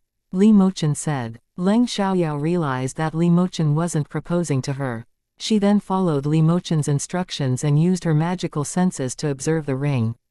The next moment, she was stunned. Is this a storage ring? Leng Xiaoyao asked, but she was already sure because there were many things inside the ring. Pills, herbs, magical stones. Yes, this is a storage ring. There are many pills, herbs, and magical stones inside. Magical stones are the currency and cultivation resources in Guiyan. Although there aren't a lot of them inside, there are still quite a few high-quality magical stones, about 1,000 or so. There are also about 5,000 medium-quality magical stones and about 10,000 low-quality magical stones. You should quickly establish a blood contract with it. Li Mochen said, looking at Leng Xiaoyao with a doting gaze. Leng Xiaoyao was surprised. Why are you giving this to me? What about you? At this moment, Leng Xiaoyao couldn't deny that she was moved. Chapter 3449 Tang Lei panics. I don't need it. Once I enter the backyard of that mansion and see the body of my previous incarnation, I will retrieve my storage space. There are many things inside, and I will take some for you later, but before that, I need the pills and magical stones inside this storage ring to cultivate, said Li Mochen. As the head of a sect and an immortal in the Yuanying period, Li Mochen naturally had abundant resources at his disposal. Not just abundant, but countless resources that belonged to his sect. Once the storage space was claimed, no one could take it away unless the owner voluntarily released the contract or his soul was destroyed. However, the storage ring was different.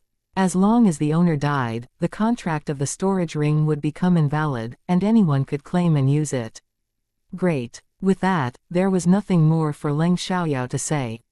She directly dripped a drop of blood onto the storage ring, which meant that she became its owner. Before the storage ring had an owner, others could see what was inside. However, after someone owned it, others couldn't find out what was inside. After claiming it, Leng Xiaoyao couldn't only take things out of it, she could also put things into it. With the storage ring, it would be much more convenient for her to store things. Although she was a cultivator in her previous incarnation, she had rarely seen pills or magical stones. The cultivation world in her previous incarnation was just a small space left behind. Money and other things were already commonly used in modern times. Cultivators in the cultivation world could freely enter and exit the secular world, unlike in the cultivation world of Guiyan. Guiyan was an independent time and space, a real cultivation world where magical stones, gold coins, silver coins, and copper coins had been used as currency from ancient times to the present day. However, even in Guiyan, pills were still very precious. There were quite a few pills in this storage ring, which indicated that the background of this cultivator wasn't simple. That was what Li Mochen told her. Therefore, when Leng Xiaoyao saw magical stones for the first time, she felt very curious. With a thought, she took out several magical stones. Magical stones were rich in magical energy and could be directly absorbed. They could be used to set up formations or used in flying devices. They were very versatile. How many pills and magical stones do you need? I'll get them for you, Leng Xiaoyao asked. How about we set up a gathering formation now and cultivate together? Li Mochen suggested. I'm afraid I can't. I have to go out and buy some clothes for my grandfather while there's still time. Leng Xiaoyao said. I'll go with you. When everyone is asleep, you can come over here, and we can cultivate then, Li Mochen said. Okay. Leng Xiaoyao didn't refuse, then the two of them left by car. It was already autumn at the end of September, and the weather had turned cool. Therefore, Leng Xiaoyao bought autumn clothes, 10 sets in total, as well as 3 pairs of shoes and 10 pairs of socks. There were already spare toiletries at home, so Leng Xiaoyao didn't buy more. Afraid that old Master Tang would be bored all day long, Leng Xiaoyao also bought him several books to pass the time. When Leng Xiaoyao came back with clothes and books to old Master Tang was very moved, and felt that Leng Xiaoyao was really kind to him. When Tang Xing and Tang Ning finished their extra classes, they stayed with old Master Tang until 10 p.m. before going to bed. After everyone went to bed, Leng Xiaoyao went out to Li Mochen's villa. Then she took out the magical stones, and Li Mochen set up a gathering formation. As soon as the formation was activated, a continuous stream of magical energy flowed into it. While Leng Xiaoyao was cultivating, after midnight, a figure came to old Master Tang's ward. However, after pushing open the door and entering, he found that there was no one on the hospital bed. The room had also been cleaned up neatly, with nothing belonging to old Master Tang left behind. The person immediately made a phone call to the one who paid him to come here. Tang Lei didn't want to be involved after things were exposed, so he let his subordinates do it, so the person who took action didn't know who asked him to do it. When Tang Lei heard the news, he panicked. What? The old man is not in the ward. Are you sure you didn't go to the wrong ward? Could it be that the old man woke up and was discharged from the hospital?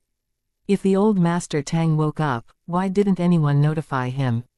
Even if he woke up, he couldn't be discharged so quickly. Could it be that because old Master Tang discovered something, he woke up and didn't notify him, and even the discharge was done in secret? With this thought, Tang Lei became even more nervous. Startled by Tang Lei's reaction, Zhang Hongyu also woke up and asked, "What's wrong?" Ignoring Zhang Hongyu, Tang Lei said to the other end of the phone, "Investigate immediately and find out what happened." Although he thought it might be that old Master Tang woke up, knew something, then discharged himself, he still hoped that he had good luck because he didn't want old Master Tang to wake up and find out anything. Because if old Master Tang woke up and found out what really happened, he would be doomed. "Darling, what's wrong?" Zhang Hongyu asked. "As a woman, why do you ask so many questions?" Tang Lei said impatiently. Since Zhang Hongyu didn't hear it, he didn't want to talk to her anymore. Then he immediately got up and left the bedroom and went to the study. After this happened, he couldn't sleep. Zhang Hongyu felt very wronged. She just cared about him, but he scolded her. Tang Lei obviously encountered something annoying, so even though she was unhappy, she wouldn't dare to provoke him at this time. Soon, Tang Lei received another call. The other side had already inquired and confirmed that old Master Tang had woken up and was discharged from the hospital. As for who was with old Master Tang when he was discharged, the on-shift doctor didn't know. It wasn't easy to check surveillance videos either. No one knew what their purpose was. Tang Lei was old Master Tang's adopted son and could see the surveillance video, but it was too late and he could only wait until the next morning. The next day, at 9 a.m., Tang Lei went to the hospital without calling his acquaintances in advance, pretending that he didn't know that old Master Tang had been discharged from the hospital. If he called his connections directly, wouldn't it expose that he had sent someone over in advance? Therefore, when Tang Lei arrived at the hospital, he went to the ward first and didn't ask anything until he didn't see old Master Tang. Tang Lei had a relationship with the vice president of the No. 1 hospital. After the vice president knew about old Master Tang's awakening and even discharge, which Tang Lei didn't know about, he was also shocked and immediately investigated.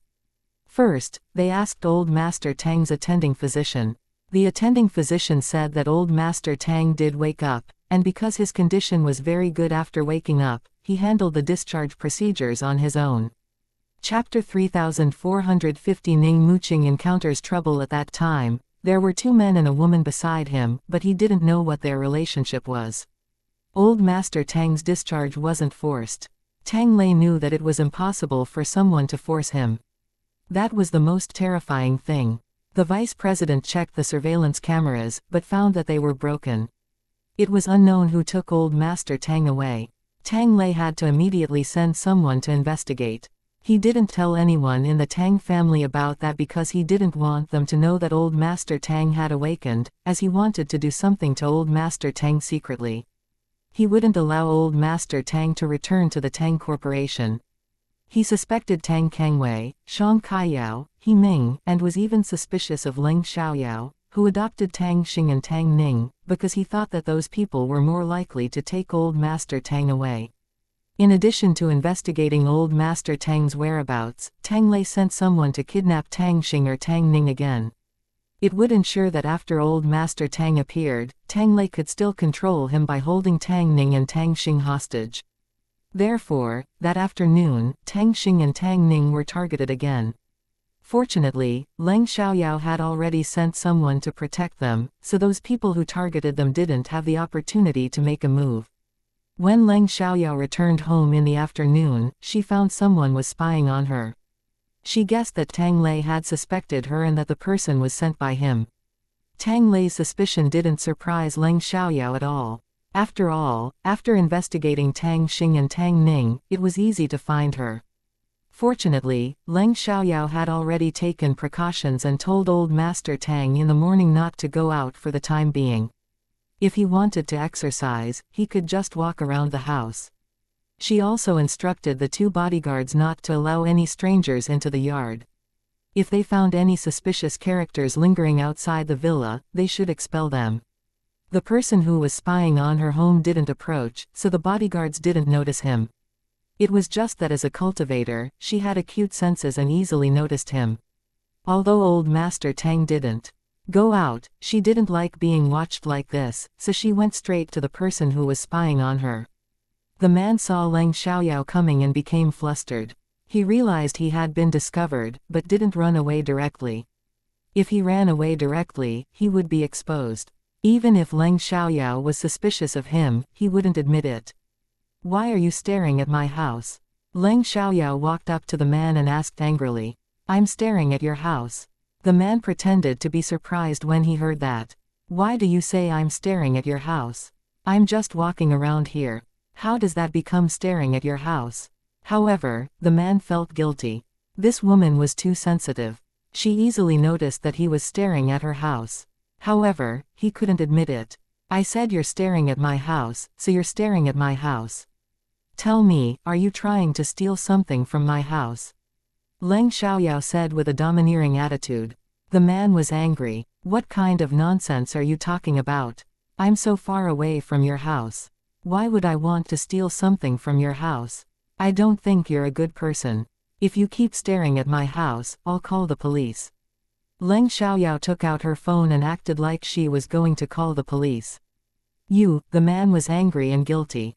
He couldn't refute her for a while because he was indeed staring at her house, and he didn't live in this villa area.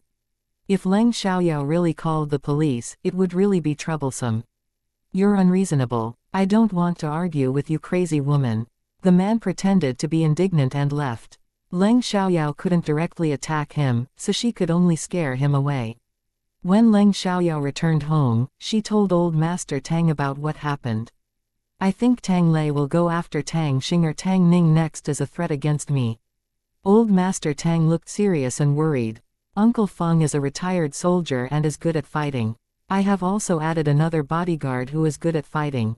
If Tang Lei only sends ordinary people, then it's fine. I'm afraid that he'll send someone who is good at fighting or playing dirty tricks, Leng Xiaoyao said with some worry. Why don't we ask for leave for Tang Xing and Tang Ning? Let's try to deal with Tang Lei this week. Otherwise, if something unexpected happens later, it will be too late to regret. I think so. Old Master Tang had the same intention. Almost all the members in the Tang family had died. Only Tang Xing and Tang Ning remained. He couldn't risk their safety. Therefore, Leng Xiaoyao directly helped Tang Xing and Tang Ning take leave from school. Because both schools received donations due to their attendance, the principals of both schools treated Tang Xing and Tang Ning differently. Furthermore, Leng Xiaoyao said that because of the family's situation, they were in danger and needed to be protected at home for the time being. Since Leng Xiaoyao said so, how could the principals not agree? Otherwise, if something bad happened to Tang Xing and Tang Ning at school, they would also be responsible. It would have an impact on the school too. Before they solved the problems in the Tang family, Ning Muqing encountered trouble. Wang Pengyu was really desperate and drove his car to crash into Ning Muqing and her brother. He had the ruthless idea of dying together with them. Ning Guangji's car fell down from a bridge over 10 meters high after being hit, and Wang Pengyu's car also fell down. Both cars were severely deformed after the fall. In the end, Ning Guangji and Ning Muqing were only slightly injured, but Wang Pengyu died on the spot. That result made everyone sigh, and it also shocked Ning Guangji and Ning Muqing. Ning Muqing thought of the talisman given to her by Leng Xiaoyao and immediately opened her collar to check around her neck. She saw that the talisman had turned into ashes. She realized that they were only slightly injured because of the talismans given by Leng Xiaoyao. Oh my god. Leng Xiaoyao's talismans really work. Although she had an inexplicable trust in Leng Xiaoyao, she still felt that it was too mysterious and had doubts in her heart. However, at this moment, she believed it without a doubt. Ning Guangji didn't believe it at first. However, now he was extremely shocked. This is really helpful. Ning Guangji was stunned and found it hard to digest. He felt that the world was magical and wondered if all of that was a dream or real. Ning Guangji digested the news for a long time before accepting this fact. He felt ashamed of his previous doubts about Leng Xiaoyao and felt grateful and admired Leng Xiaoyao for saving their lives. Leng Xiaoyao was definitely not an ordinary person. He even began to wonder if Leng Xiaoyao was an immortal. Chapter 3451 Wang Pengyu died at the scene. What Ning Guangji didn't know was that Leng Xiaoyao was indeed an immortal. Cultivators were mortals on earth, but after ascending, they would become immortals in the heavens. However, it wasn't easy to reach that step. Even if they did, they might not be able to withstand the tribulation of ascension. When they fell, someone immediately came to check on them, so Ning Muqing couldn't call Leng Xiaoyao and tell her about what happened. Upon seeing that Ning Guangji and Ning Muqing were only slightly injured, everyone was surprised. Especially after seeing Wang Pengyu die on the spot, they looked at Ning Guanji and Ning Muqing in amazement. Wow, this man died, but they only suffered minor injuries. That's amazing. I thought even if they didn't die, they would be seriously injured. Maybe they've done a lot of good deeds. A miracle happened. Right, I saw it. The car behind them hit their car. However, the people who were hit were fine while the driver who hit them died on the spot. Did the driver intentionally hit them? Do they have a grudge? I think there is a grudge, otherwise why would that person intentionally hit them? However, the car that was hit fell more severely, but the people inside were fine. The car that hit them didn't fall as severely, but the man in it died. Perhaps he's done a lot of bad things. Right, he's done too many bad things, so his life came to an end. Ning Guanji and Ning Muqing felt bad when they saw that Wang Pengyu was the one who hit them and died. Although they had long suspected that Wang Pengyu wouldn't let it go so easily, they really didn't expect it to be him. The anger they had towards Wang Pengyu dissipated at this moment. After all, he was already dead, so what was the point of holding on to hatred? Miss, do you know this man? An old lady asked Ning Muqing. He's my ex-boyfriend, said Ning Muqing. Upon hearing that, many people immediately imagined a story. Did this woman change her mind and get together with the man in front of her, abandoning her ex-boyfriend? And then did her ex-boyfriend hold a grudge and want to die with them? If that was the case, then they should be the ones who died. Feeling the change in everyone's gaze, Ning Guanji explained. This man is my sister's ex-boyfriend.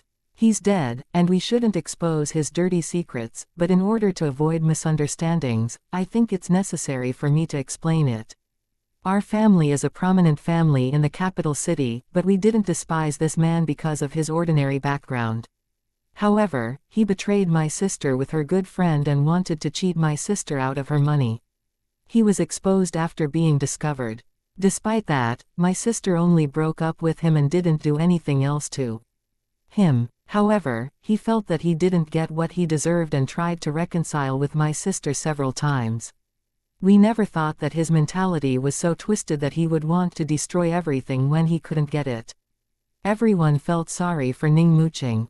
It was this man's fault after all, yet he still wanted to harm others. He deserved to die. Soon, the police and ambulances arrived. Although Ning Guanji and Ning Muqing were only slightly injured, they still went to the hospital first. Because they were involved in the accident, the police followed them and asked them some questions. Ning Muqing told everything about herself and Wang Pengyu. She didn't hide anything. However, why did Wang Pengyu die while they survived? They didn't say that it was because they wore the talismans given by Leng Xiaoyao. If they did, it would bring trouble to Leng Xiaoyao, so they could only say that they were destined to live longer. Then Ning Muqing told Leng Xiaoyao everything that happened over the phone once the police finished recording their statements. Xiaoyao, this is the second time you've saved me. I really don't know how to thank you. A meal isn't enough to express my gratitude, said Ning Muqing. We are friends. There's no need to talk about repaying anything. As long as you're okay, that's all that matters. Wang Pengyu died because it was his fate. Leng Xiaoyao replied, surprised by Wang Pengyu's fate but feeling no sympathy. Since she considered Ning Muqing a friend, she didn't need her to show too much gratitude. However, she hoped that Ning Muqing was a person who repaid kindness, as only such people had a good character. I can't believe he was such a crazy person and was willing to do such extreme things, said Ning Muqing, still struggling to accept Wang Pengyu's actions. Before she knew his true face, he was a gentle and considerate person. Although it was all an act, it was what she had experienced. So subconsciously, she believed that Wang Pengyu should be a gentle and considerate person, not the psychologically twisted and extremist person he turned out to be. Despite everything, she had loved him once, and that was an unchangeable fact. After Wang Pengyu died, her hatred disappeared and was replaced by a sense of lamentation. After the police recorded their statements and investigated, they found that what Ning Guanji and Ning Muqing said was true. Therefore, they didn't need to investigate further. Since Wang Pengyu was already dead, Ning Guanji and Ning Muqing didn't pursue the matter any further. However, Wang Pengyu's mother came to demand compensation the next morning. She went straight to the Ning family's company and said that if Ning Muqing hadn't broken up with Wang Pengyu, he wouldn't have done such a stupid thing, even though he had calculated against and betrayed Ning Muqing first. She also said that Ning Muqing hadn't suffered any losses. Anyway, it wasn't a big deal if her son had another woman outside. It was clear that Wang Pengyu wanted to harm Ning Muqing. If he hadn't actively tried to hurt her, he would have been fine and wouldn't have paid any price for betraying her. The only price he paid was losing his job, but he could still find work in another company. His work ability was good despite his poor character. Therefore, no one sympathized with Wang Pengyu's mother no matter what she said. Instead, her words only made people dislike Wang Pengyu even more after his death. Wang Pengyu's mother didn't make a fuss for long before the police took her away. So nothing happened in the end. Although Leng Xiaoyao's kindness to Ning Muqing couldn't be repaid with just a meal, Ning Muqing still insisted on treating her to a meal after school that day instead of waiting for the weekend. Chapter 3452 Deal with Lin Xiaoyu. Originally, Ning Muqing invited Leng Xiaoyao to have a meal at her home because their parents also wanted to personally thank Leng Xiaoyao. However, Leng Xiaoyao didn't want to go, so they dined outside instead. Was it a coincidence or enemies meeting again? Ning Muqing and Ning Guanji unexpectedly saw Lin Xiaoyu in the restaurant where they were having a meal. Lin Xiaoyu was Ning Muqing's former friend who was fired for betraying her along with Wang Pengyu. At this moment, Lin Xiaoyu was intimately holding the wrist of a man, looking very pleased with herself. It seemed that Wang Pengyu's death had not affected her at all. Indeed, Lin Xiaoyu didn't really like Wang Pengyu. She only deliberately took him away from Ning Muqing out of jealousy. Therefore, she didn't feel sad at all about Wang Pengyu's death. At most, she felt a little scared thinking that the man she had slept with was dead. Although Ning Muqing had fired Lin Xiaoyu after knowing that she and Wang Pengyu had betrayed her, she didn't do anything else to her. It wasn't because she didn't hate her or was willing to let it go, but because of their past friendship. If they didn't meet again, or if she was sad and upset because of Wang Pengyu's death when they met again, she wouldn't be cruel enough to rub salt in her wound. However, Lin Xiaoyu not only didn't feel sad about Wang Pengyu's death, but had also turned around and looked very pleased with herself while holding the hand of another man. It aroused Ning Muqing's hatred and sense of injustice. It made her feel that Lin Xiaoyu didn't betray her because she loved Wang Pengyu, but because she was targeting her. Therefore, suddenly, Ning Muqing didn't want to let Lin Xiaoyu off the hook.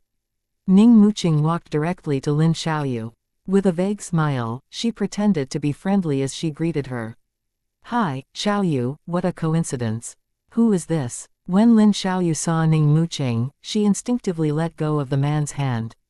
Her expression flashed with panic, and she got nervous in an instant. She was afraid that Ning Muqing would reveal her secrets.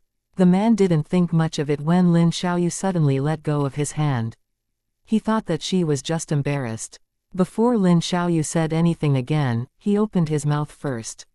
"Hello, I'm Xiaoyu's boyfriend, Zhang Hao." "What? Boyfriend?" Hearing that, Ning Muqing looked surprised. "When did this happen? Xiaoyu, aren't you with Wang Pengyu? How come you have a boyfriend? Or did you find another boyfriend after he died the day before yesterday?" "That's too fast." Ning Muqing didn't hesitate to embarrass Lin Xiaoyu at all because she wanted to deliberately expose Lin Xiaoyu's secret. However, if this man didn't mind, then it wouldn't cause anything to happen. Zhang Hao was obviously surprised. "What? Lin Xiaoyu was with another man and that man died the day before yesterday?" However, he had been with Lin Xiaoyu for a month. Zhang Hao didn't jump to conclusions immediately. Instead, he looked at Lin Xiaoyu with a puzzled expression, wanting an explanation from her. "Ning Muqing, don't be ridiculous. Wang Pengyu was your boyfriend. Everyone knows that. Why are you saying that I'm with him? What's your intention?" Lin Xiaoyu shouted loudly, as if the louder her voice was, the more it could prove that she was wrongly accused. When Zhang Hao heard that, he also thought that Ning Muqing was deliberately causing trouble. Therefore, his eyes towards her became colder. However, he ignored the obvious tremble and lack of confidence in Lin Xiaoyu's voice. When Lin Xiaoyu shouted like that, it attracted many people to watch. Not understanding the situation for the time being, they listened to Lin Xiaoyu's words and began to feel disgusted with Ning Muqing. Yeah, Wang Pengyu used to be my boyfriend, but I found out last week that you had been secretly seeing each other for almost a year. After I found out, I didn't seek revenge on you, and instead let you be together. I never thought that you would. Ning Muqing hesitated to finish, with an expression of being unable to express everything in words. Ning Muqing, shut up. Lin Xiaoyu panicked and rebuked, afraid that her boyfriend would believe it. She immediately explained, Zhang Hao, don't believe her.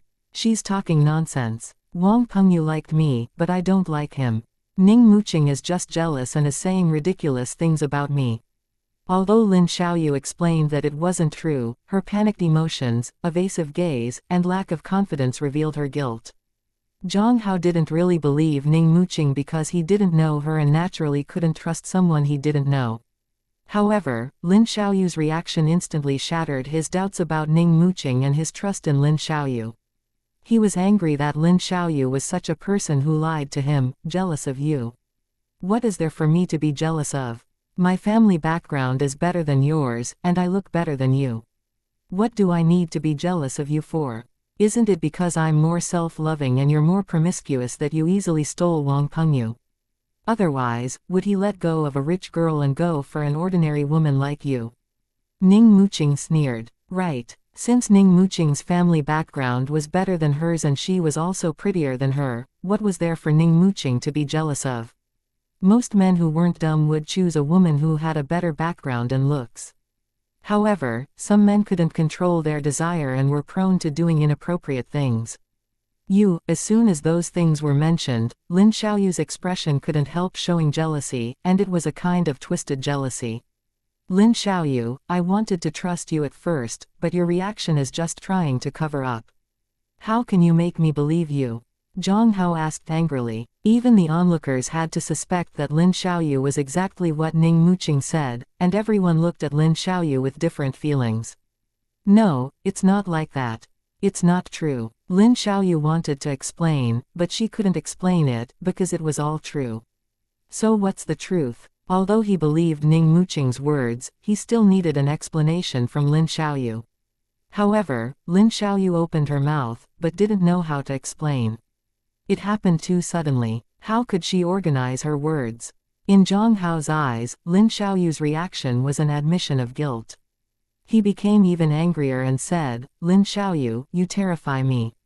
It's over between us. After that, Zhang Hao turned around and left.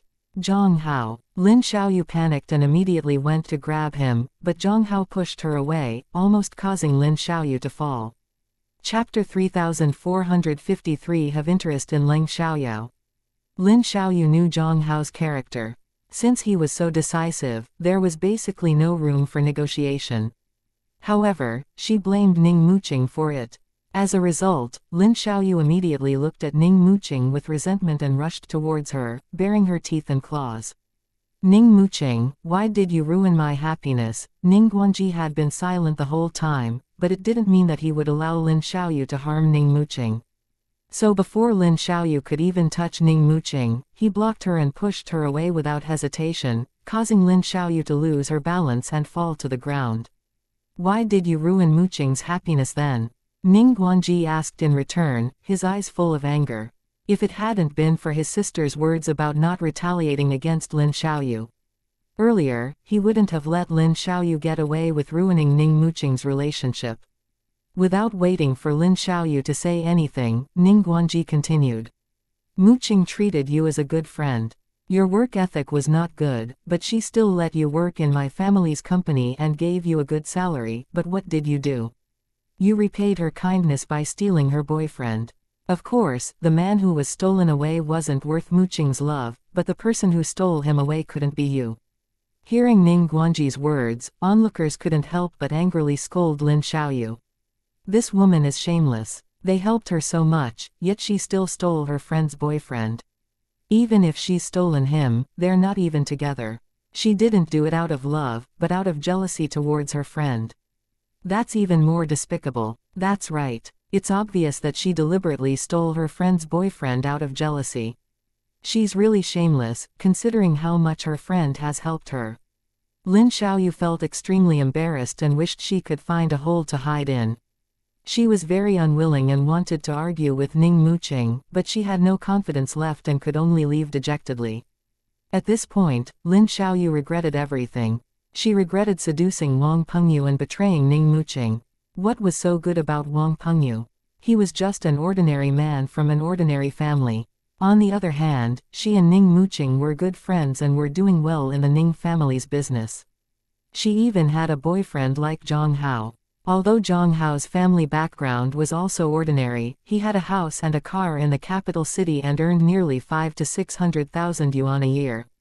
He treated her pretty well too. Just as Lin Xiaoyu left, Leng Xiaoyao arrived. She happened to see Ning Guanji and Ning Muqing in the restaurant lobby.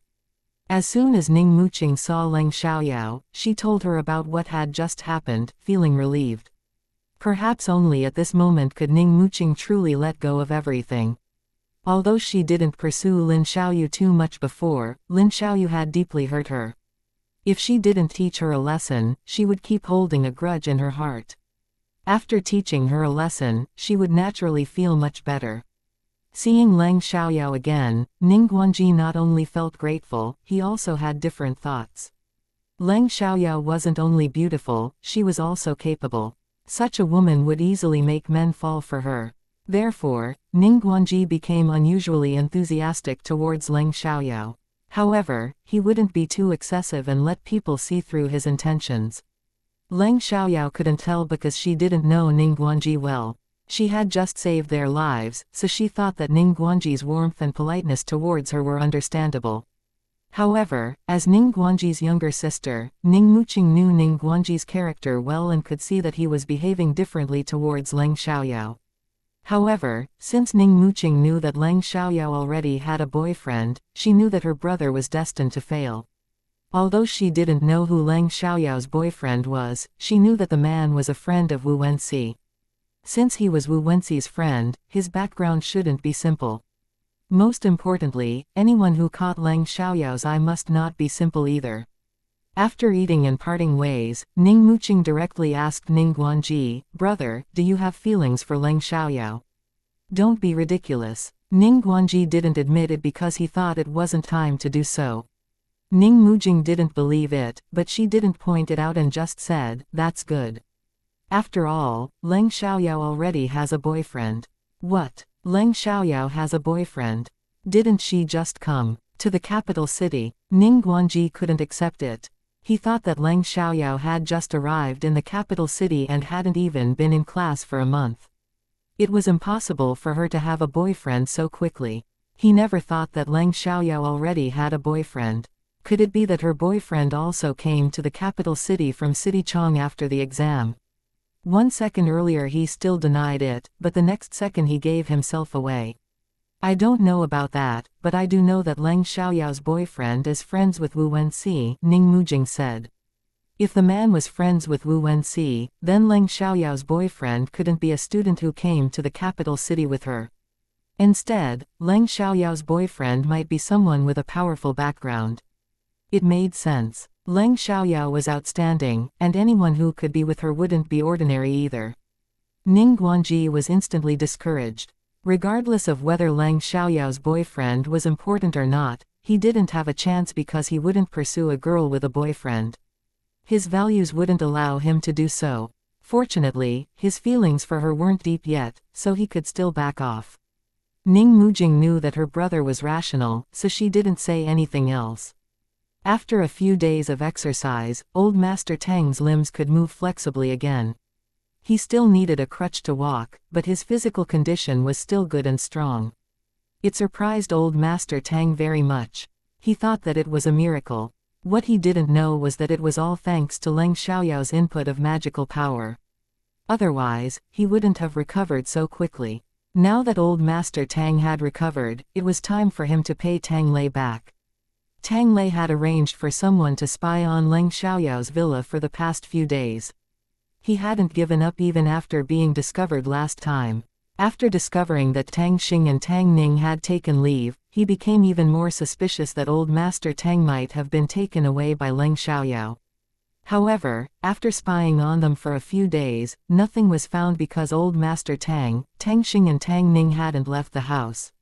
The man who spied on them didn't dare to get too close because he would be discovered if he did. Tang Lei was very anxious these days. The matters at the company and Old Master Tang's situation were both bothering him. Now that Old Master Tang had recovered well, he planned to launch an attack on Tang Lei and naturally had to contact xianxia and He Ming first. Chapter 3454 Betray Leng Xiaoyao didn't ask Old Master Tang to call directly, instead she made a call to xianxia first. She wanted to confirm if it was convenient to talk on his side. If he heard Tang Kengquan's voice and got too excited, it wouldn't be good. Besides, she suspected that Tang Lei wasn't only spying on her family, but also those people related to Old Master Tang. After all, only someone known and trusted by Old Master Tang could take him away. Old Master Tang wasn't a fool. He wouldn't just leave with anyone. However, Old Master Tang did leave with Leng Xiaoyao, whom he met for the first time. Even though she was his granddaughter, it was their first meeting after all. If Leng Xiaoyao didn't closely resemble Tang Yu, Old Master Tang might not have followed her so easily. xianxia answered the call. "Hello, this is xianxia. Who is that?" Leng Xiaoyao asked. "Hello, Director Xiang, I have something very important to discuss with you. I wonder if it's convenient for you to talk right now. Just a moment please." As soon as xianxia heard that she had something important to discuss, he immediately got up and went back to his study. Although he didn't know who she was, since there was something important to discuss, he naturally wanted to listen clearly. After arriving at the study, xianxia asked, "Now it's convenient. You can go ahead. Do you know that Old Master Tang has woken up?" Leng Xiaoyao asked, but she knew that xianxia probably didn't know yet. "What? He has woken up?" xianxia was surprised and became somewhat excited. "Yes, it happened 3 days ago. Tang Lei knew the next day. Didn't he tell you?" Leng Xiaoyao said. "Huh." Upon hearing that, xianxia sneered. "How could he possibly tell us? He probably wishes that we don't know." Although he didn't know what Tang Lei had done to the Tang family, he doubted Tang Lei in regard to what had happened to Old Master Tang and Tang Heng and his wife. It was not only him, all the shareholders were suspicious of Tang Lei, they just had no evidence. Realizing that he had said something he shouldn't have, xianxia became cautious immediately and asked, "Who's that? How do you know that Old Master Tang has woken up?" Because xianxia was someone trusted by Old Master Tang and Leng Xiaoyao had checked on him, he was indeed a person without any problems. So Leng Xiaoyao didn't hide anything. "I'm someone sent by Old Master Tang to contact you and He Ming." "What? Where is Old Master Tang right now?" xianxia asked eagerly upon hearing that. "He is at my place." "Not only him, but also his grandson Tang Xing and granddaughter Tang Ning," Leng Xiaoyao said. "What's your relationship with him? Why should I believe what you're saying?" xianxia asked. He didn't know whether he should trust Leng Xiaoyao or not. Perhaps Old Master Tang had really woken up and disappeared, but was not at Leng Xiaoyao's place. Maybe Tang Lei couldn't find Old Master Tang and intentionally had someone call him to test if he was with him. "Just wait a moment." After saying that, Leng Xiaoyao handed the phone to Old Master Tang. Old Master Tang continued the conversation. "Kaiyao, it's me, Uncle Tang." Hearing the familiar voice, xianxia became excited and believed it. Although he hadn't heard Old Master Tang's voice for 3 years, he could recognize it right away. Are you really awake?" xianxia asked, not out of doubt, but just wanting to confirm. "Yes, I'm awake, and I have gathered a lot of evidence about Tang Lei's crimes. Now I plan to remove him from his position and send him to prison. Will you support me?" Old Master Tang asked. Although 50% of the shares were still under his name, it wouldn't be easy for him to stabilize his position in the Tang Corporation if he was isolated without support. Moreover, at his current age, he was certainly getting older and might feel incapable of managing the company. Therefore, he needed support even more. In fact, he planned to turn those who supported Tang Lei against him and make them support him instead. "Of course I will," xianxia quickly responded. The Tang Corporation originally belonged to Old Master Tang, and his loyalty was also to Old Master Tang. It was impossible for him not to support Old Master Tang.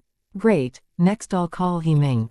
If he will support me too, I want you to help me win over Tang Lei's supporters, said Old Master Tang. No problem, got it, replied xianxia. The method of contacting He Ming was the same as contacting xianxia. First, Leng Xiaoyao made the call to confirm that He Ming was available to talk before passing the phone to Old Master Tang. He Ming was very willing to support Old Master Tang. Therefore, the next day, xianxia and He Ming began to win over Tang Lei's supporters. In fact, they only supported Tang Lei because they wanted to gain more benefits from the Tang Corporation. When they learned that Old Master Tang had woken up and had a lot of evidence of Tang Lei's crimes, they all naturally switched sides. As for those who supported Tang Kengwei, they didn't try to persuade them. After all, those people had already sided with Tang Kengwei when Old Master Tang was in charge of the Tang Corporation. Tang Lei found out that xianxia and He Ming had contacted his supporters and immediately called them in for questioning. Why did xianxia and He Ming contact you? Tang Lei felt very uneasy and thought that Old Master Tang might have met them, so they might be plotting something. Director Shang told us that Old Master Tang has woken up but is missing, so he came to ask us if you have hidden him away, said one of the directors. This was what xianxia and He Ming had convinced them to say when Tang Lei questioned them. Then the director asked, Chairman Tang, did Old Master Tang really wake up? Since they already knew, Tang Lei could no longer hide it. Yes, he woke up, but I don't know where he is now. Although the director was still somewhat skeptical of xianxia's words, after hearing Tang Lei's admission, he believed it and became even more determined to switch sides. Nevertheless, in order to not expose themselves, they still asked worriedly, what if old Chairman Tang comes back? The shareholders who supported Tang Lei didn't know that it was Tang Lei who had harmed Old Master Tang and Tang Heng and his wife, but they were suspicious. Despite that, they still chose to support Tang Lei because he had given them many benefits. That was before today, so the most urgent thing now is to find old Chairman Tang first. Tang Lei said, you guys should also look for him and inform me immediately when you find him. Sure, those shareholders replied. It was unclear whether Tang Lei was too confident or whether he trusted these shareholders too much. He didn't suspect that they were fooling him and that they had already switched sides. Chapter 3455 Suspicious of one another. xianxia and He Ming reported the result to Old Master Tang. 2 days later, Old Master Tang appeared at the Tang Corporation with Leng Xiaoyao and 2 bodyguards. Li Mochen wanted to follow them, but Leng Xiaoyao thought that it was inappropriate and declined. She was a cultivator, after all, and could handle ordinary people. Moreover, she had evidence and had even contacted the police. Li Mochen knew that Leng Xiaoyao could handle it, but he just wanted to help. Since Leng Xiaoyao didn't need him, he told her to let him know if she needed any help. When Old Master Tang appeared, everyone in the Tang Corporation was surprised. However, the common employees and shareholders didn't think much of it since they weren't involved in the power struggles. They even preferred Old Master Tang to manage the company instead of Tang Lei, who was just Old Master Tang's adopted son and managed the company illegitimately. Secretly, there were many people who suspected that the accident Tang Heng and his wife had suffered had something to do with Tang Lei, so most of them didn't like him. Although many people didn't like Tang Lei, they couldn't do anything about who managed the Tang Corporation.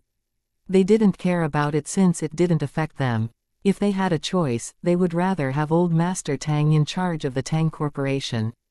After all, most of them had worked in the Tang Corporation for many years and knew what kind of person Old Master Tang was. Chairman Tang, you're awake. Chairman Tang, we've all been waiting for today. Chairman Tang, we're so happy that you're finally awake. Everyone expressed their congratulations and welcomed the return of Old Master Tang. Old Master Tang smiled kindly at everyone and said, yeah, I'm back. Thank you for your concern. You've worked hard all these years. After I've settled things, I'll organize a dinner party and give out red envelopes to you all. This was the time to win people's hearts, so he needed to act generously. Everyone was happy to hear the news. At this time, the company was holding a shareholders' meeting, so everyone was present. They chose this time to come because it was easier to get things done when everyone was present. Because Tang Lei had always looked down on the lower levels, there was no one on his side. Even when Old Master Tang and the others came, no one informed him. Anyway, whether he was informed or not, the result was the same, so it didn't make much of a difference. Old Master Tang's face was his pass, and he easily made his way to the meeting room. The shareholders already knew that Old Master Tang had woken up, so they were discussing his situation at the moment. Tang Kengwei was on one side, Tang Lei was on another, while xianxia and He Ming were on the third side. Tang Lei suspected that Old Master Tang's disappearance was related to xianxia, He Ming, or Tang Kengwei, while Tang Kengwei suspected that it was related to Tang Lei or xianxia and He Ming. Only xianxia and He Ming, who knew the truth, didn't suspect anyone. Accordingly, in the meeting room, the three sides were arguing endlessly. Although the shareholders who supported Tang Lei knew the truth, they pretended that they didn't know until Old Master Tang appeared. Tang Lei, you said that my elder brother's disappearance has nothing to do with you. Who would believe you? Among the Tang family, you are the one who doesn't want my elder brother to come back. Because once he does, you won't be able to keep your position. Tang Kengwei questioned him. Although he didn't want Old Master Tang to come back either because he wanted to be the chairman himself, he still preferred Old Master Tang's return over letting Tang Lei become the chairman. Old Master Tang was already old and couldn't manage the company for too long, while Tang Xing was still too young and had no ability to be the manager. Therefore, in the end, it was most likely to fall on him. He was only 50 years old this year and still had the energy to work. Even if he couldn't do it any longer, he had his son. His son would graduate from college in a year and had some ability in business. After a few years of training, he would definitely be able to manage the Tang Corporation. However, Tang Lei was only 35 years old. If he secured this position, it would be more difficult for them to take it back. Uncle, what do you mean by that? Old Master Tang is my father. Why don't I want him to come back? Besides, this company is originally owned by my father, so it's only reasonable for him to come back to take charge. Tang Lei retorted angrily, with a righteous expression. However, it was just an act. As long as you weren't a fool, it was impossible to expose your true colors. Oh, he is your father, but he isn't your biological father. Who knows what you are thinking? Ever since you joined my elder brother's house, there have been accidents happening one after another. First Tang Yu disappeared, then Tang Fei drowned, and then it was my sister-in-law who died of illness. 3 years ago, my elder brother also became a vegetable in a car accident. Not long after that, Tang Heng and his wife were burned to death. I think it's clear that you want to kill everyone in my elder brother's family in order to steal his property. Tang Kengwei accused. It was what he had always suspected and investigated, but there was no evidence. He investigated all of these cases, naturally not to avenge his eldest brother's family, but to bring down Tang Lei. Tang Lei was so angry that he stood up abruptly. With a "pa" sound and yelled at Tang Kengwei, "How dare you?" He seemed to be wronged by Tang Kengwei. "Uncle, I'm your nephew. How can you wrong me so much? If I did all of these things, would I still be sitting here?" Tang Lei asked. It sounded reasonable, but what was false was ultimately false. Tang Lei didn't have such a strong psychological quality after all, so he still revealed some guilty conscience. Tang Kengwei narrowed his eyes slightly in annoyance. I have to admire you for doing so many things without leaving any evidence. If I didn't do them, of course there wouldn't be any evidence. If you suspect me like this, then I can also suspect you. Isn't all of this because you want to take over Old Master Tang's property? Then it will be my turn next. Once you get rid of me, the Tang Corporation will be in your hands.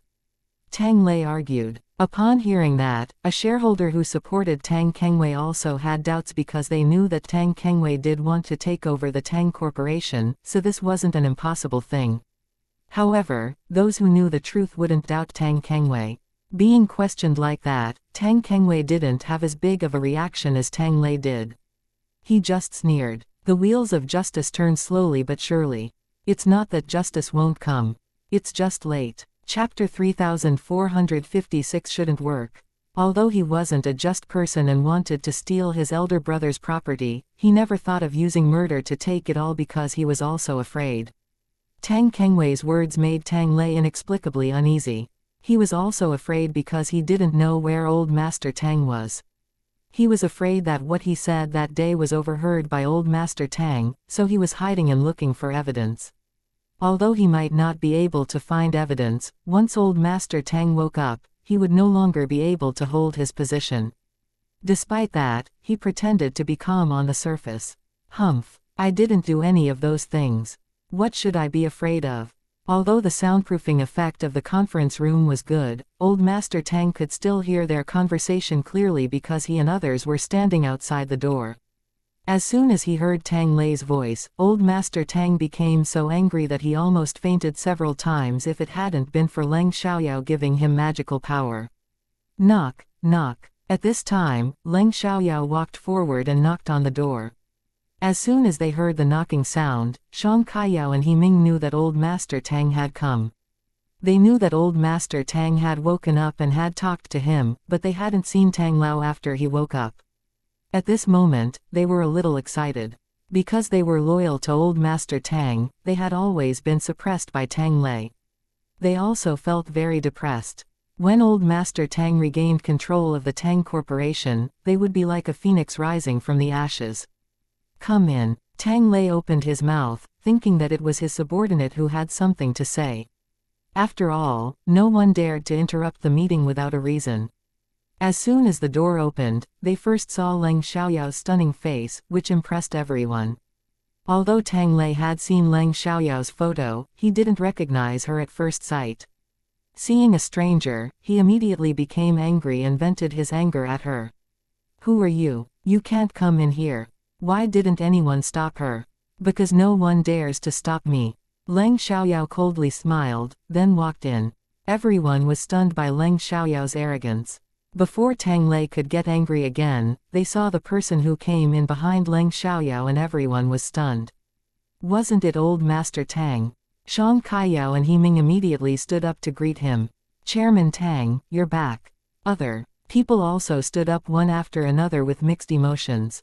Dad, where have you been these past few days? I couldn't find you anywhere. Why didn't you call me when you woke up? Tang Lei immediately asked with concern. Even though he was anxious and uneasy at the moment, he had to stay calm. Old Master Tang looked at Tang Lei meaningfully. After I woke up, I happened to meet my granddaughter, so I went to her house with her. Although he resented Tang Lei, he temporarily suppressed his true feelings. However, Tang Lei felt extremely uncomfortable being stared at by Old Master Tang like this. When he heard what Old Master Tang said, he was surprised. Granddaughter. When did you have a granddaughter? Not only Tang Lei but everyone else was surprised except for Shang Kaiyao and Himing. My granddaughter is naturally Tang Yu's daughter, Old Master Tang said. Tang Lei couldn't help but blurt out, what? Tang Yu's daughter? Hasn't Tang Yu already? Just in time, Tang Lei stopped talking, but his words had already revealed something. What? Old Master Tang looked at him with a cold gaze. Tang Yu has disappeared, hasn't she? Tang Lei said. Tang Yu's disappearance was, of course, something everyone knew about, but Tang Lei's attitude just now clearly indicated that he had other intentions. She's just missing, not dead, Old Master Tang said. When Tang Lei heard that Tang Yu wasn't dead, he became nervous because Tang Yu had seen him before. However, if Tang Yu wasn't dead, why hadn't she come back for so many years? Thinking that, Tang Lei asked, if Tang Yu isn't dead, why hasn't she come back for so many years? She made you miss her so much, Dad. Hearing Tang Lei's words, everyone was also doubtful. Although they were all old members of the Tang Corporation and several of them had seen Tang Yu before, it had been so many years that they had long forgotten what she looked like. So many people had doubts about the identity of Leng Xiaoyao. Right. If Tang Yu isn't dead, why hasn't she come back for so many years? Could this granddaughter be someone impersonating her? After all, being the granddaughter of the chairman of the Tang Corporation is such a temptation. Chairman Tang, you must be careful not to be deceived. She's not dead, but she lost her memory. Anyway, now, old Master Tang didn't say anything more, but Tang Yu was already dead. However, the words he didn't say made everyone feel that Tang Yu had regained her memory and had come back. All right, I've been a vegetable for these years. Tang Heng and his wife also died. Tang Lei has helped me manage the company for several years. Now that I'm back, I'll take over the company. Old Master Tang said as he walked towards the main seat. Leng Xiaoyao supported him, afraid that he would be too angry to stand. Dad, you just woke up. You shouldn't be working. You should rest well. Anyway, I've been managing it for these years. I can help you manage it for a few more days. When you feel better, you can take over again. Tang Lei knew this was unavoidable, but he was reluctant to accept the result. So he wanted to buy some time and do something. While saying that, he also gave a look to the shareholders who supported him, wanting them to help speak up. However, the result was that no one took any action. Before Tang Lei got angry, old Master Tang said, "Perhaps you don't have the time to manage it any longer." Tang Lei was stunned, and the feeling of unease became even stronger. What do you mean? Could it be that old Master Tang had some evidence? If old Master Tang had only heard what he said earlier, he wouldn't be too worried because a conviction required evidence, and old Master Tang wouldn't have any. However, if old Master Tang had other evidence, that would be bad. Anyway, Tang Kengwei hadn't found any evidence for so many years. He didn't believe that old Master Tang could find evidence within a few days after waking up. However, he couldn't remain calm when he indeed had done something wrong. "You'll know in a moment," old Master Tang said. He didn't want to say too much for the time being because it would take more effort later. It would be better to wait until the police arrived to say everything together. "Brother, do you have any evidence about Tang Lei's crimes?" Tang Kengwei asked. He hadn't done anything wrong to Tang Kengquan, so he wasn't anxious when facing him. Chapter 3457 Tang Lei is taken away. Since Tang Kengquan had returned, he didn't want to and wouldn't be foolish enough to go against him at this moment and cause trouble for himself. However, he really hoped that something bad would happen to Tang Lei. Even if he wanted to replace Tang Kengquan, he would only do it when he was confident enough. He always left himself some room to maneuver. Therefore, even though Tang Kengquan knew what he was thinking, he wouldn't make things difficult for him until he did something wrong to him or the Tang Corporation. Tang Lei, however, was different. He had been causing trouble for him just because of his position as chairman. Luckily, he had the ability to handle it, so he hadn't allowed Tang Lei to successfully make things difficult for him. As soon as Tang Lei heard that, he was taken aback. Although he was also worried and uneasy, he still indignantly retorted. "Uncle, what do you mean? What evidence do you have against me? What did I do?" "You know what you did," said Tang Kengwei, believing that Tang Kengquan had found some evidence against Tang Lei. "I didn't do anything. How would I know? You are slandering me," Tang Lei said angrily. "You will know soon whether I'm slandering you or not. Do you think my brother said that just for fun?" Tang Kengwei said. Tang Lei immediately looked at Tang Kengquan and said pitifully, "Dad, I don't know what you have found out, but I have never done anything wrong to you or the company. Maybe someone wants to frame me. My grandfather hasn't said anything yet, and you already have so much to say. Don't you know that a clear conscience fears no accusation? My grandfather is not a fool. He can distinguish between truth and lies," said Leng Xiaoyao. Tang Lei was struck dumb for a second. Although Leng Xiaoyao's words were reasonable, he still felt guilty and nervous. Soon, the police arrived at the door, and Tang Lei's heart sank.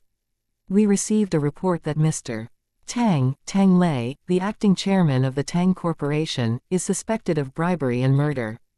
Please come with us," said the leading police officer. Although everyone was somewhat prepared for the news, they still felt a sense of sorrow when they heard the police say it. "No, you must be mistaken. I didn't bribe anyone or commit murder." Tang Lei immediately denied it, but his guilty look betrayed him. "We are not mistaken. Miss Leng and old Master Tang personally came to our police station to report the case," said the leading police officer.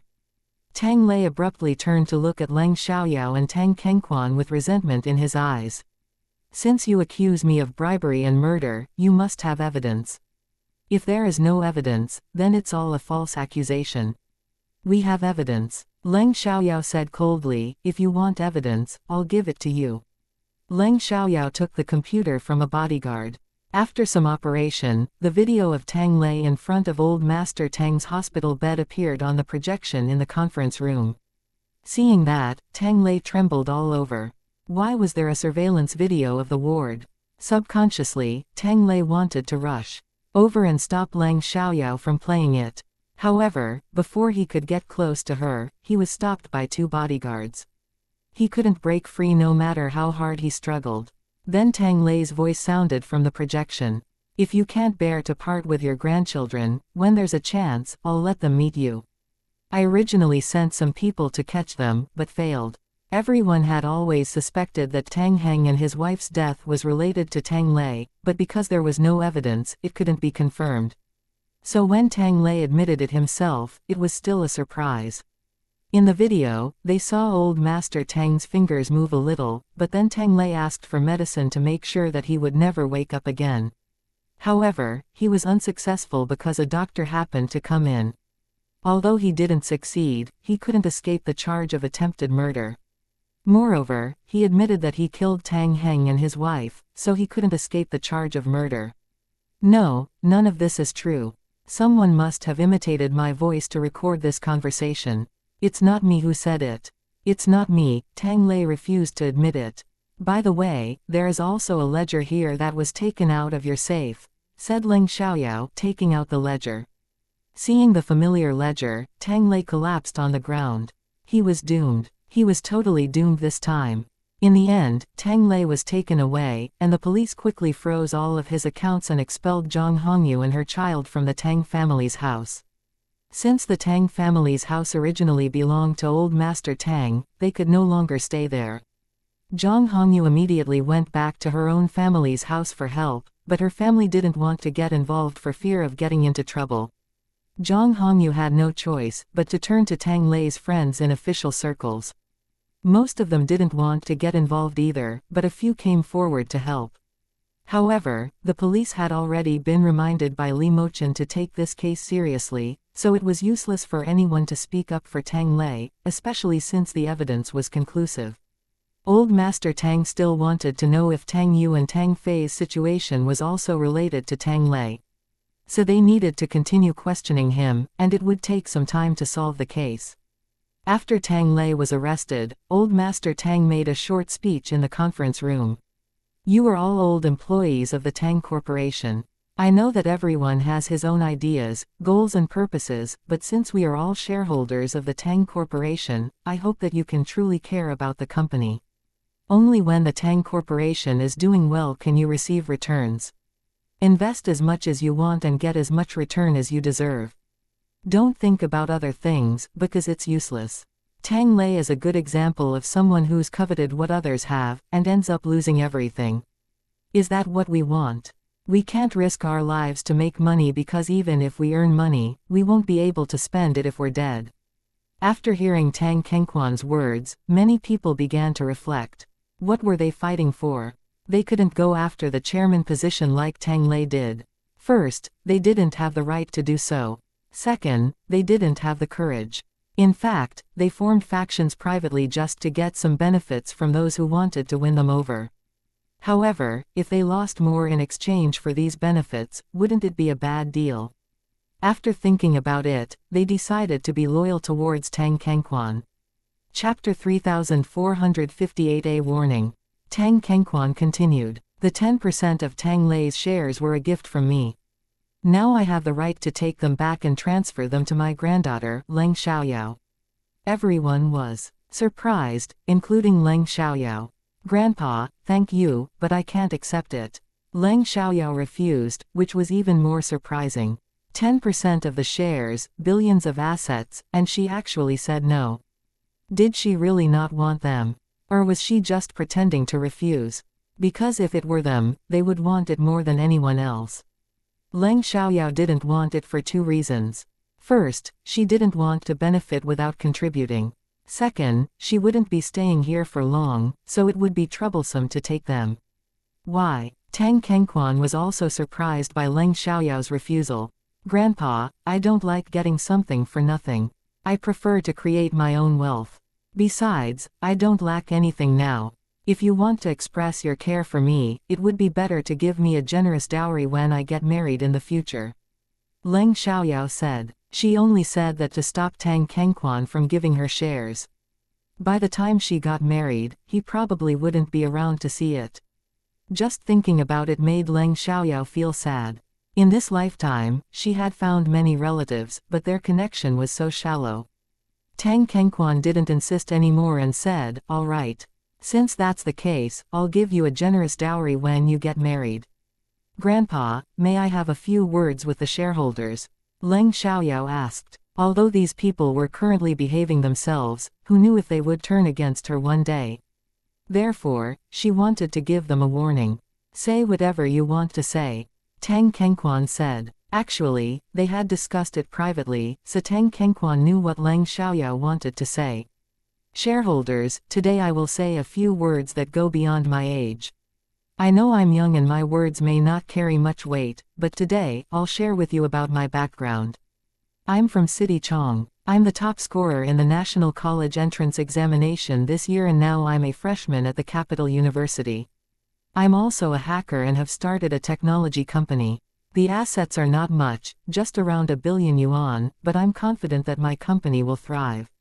The evidence against Tang Lei was all found by me, and I believe you all understand the terrifying capabilities of a hacker, who can easily investigate many things.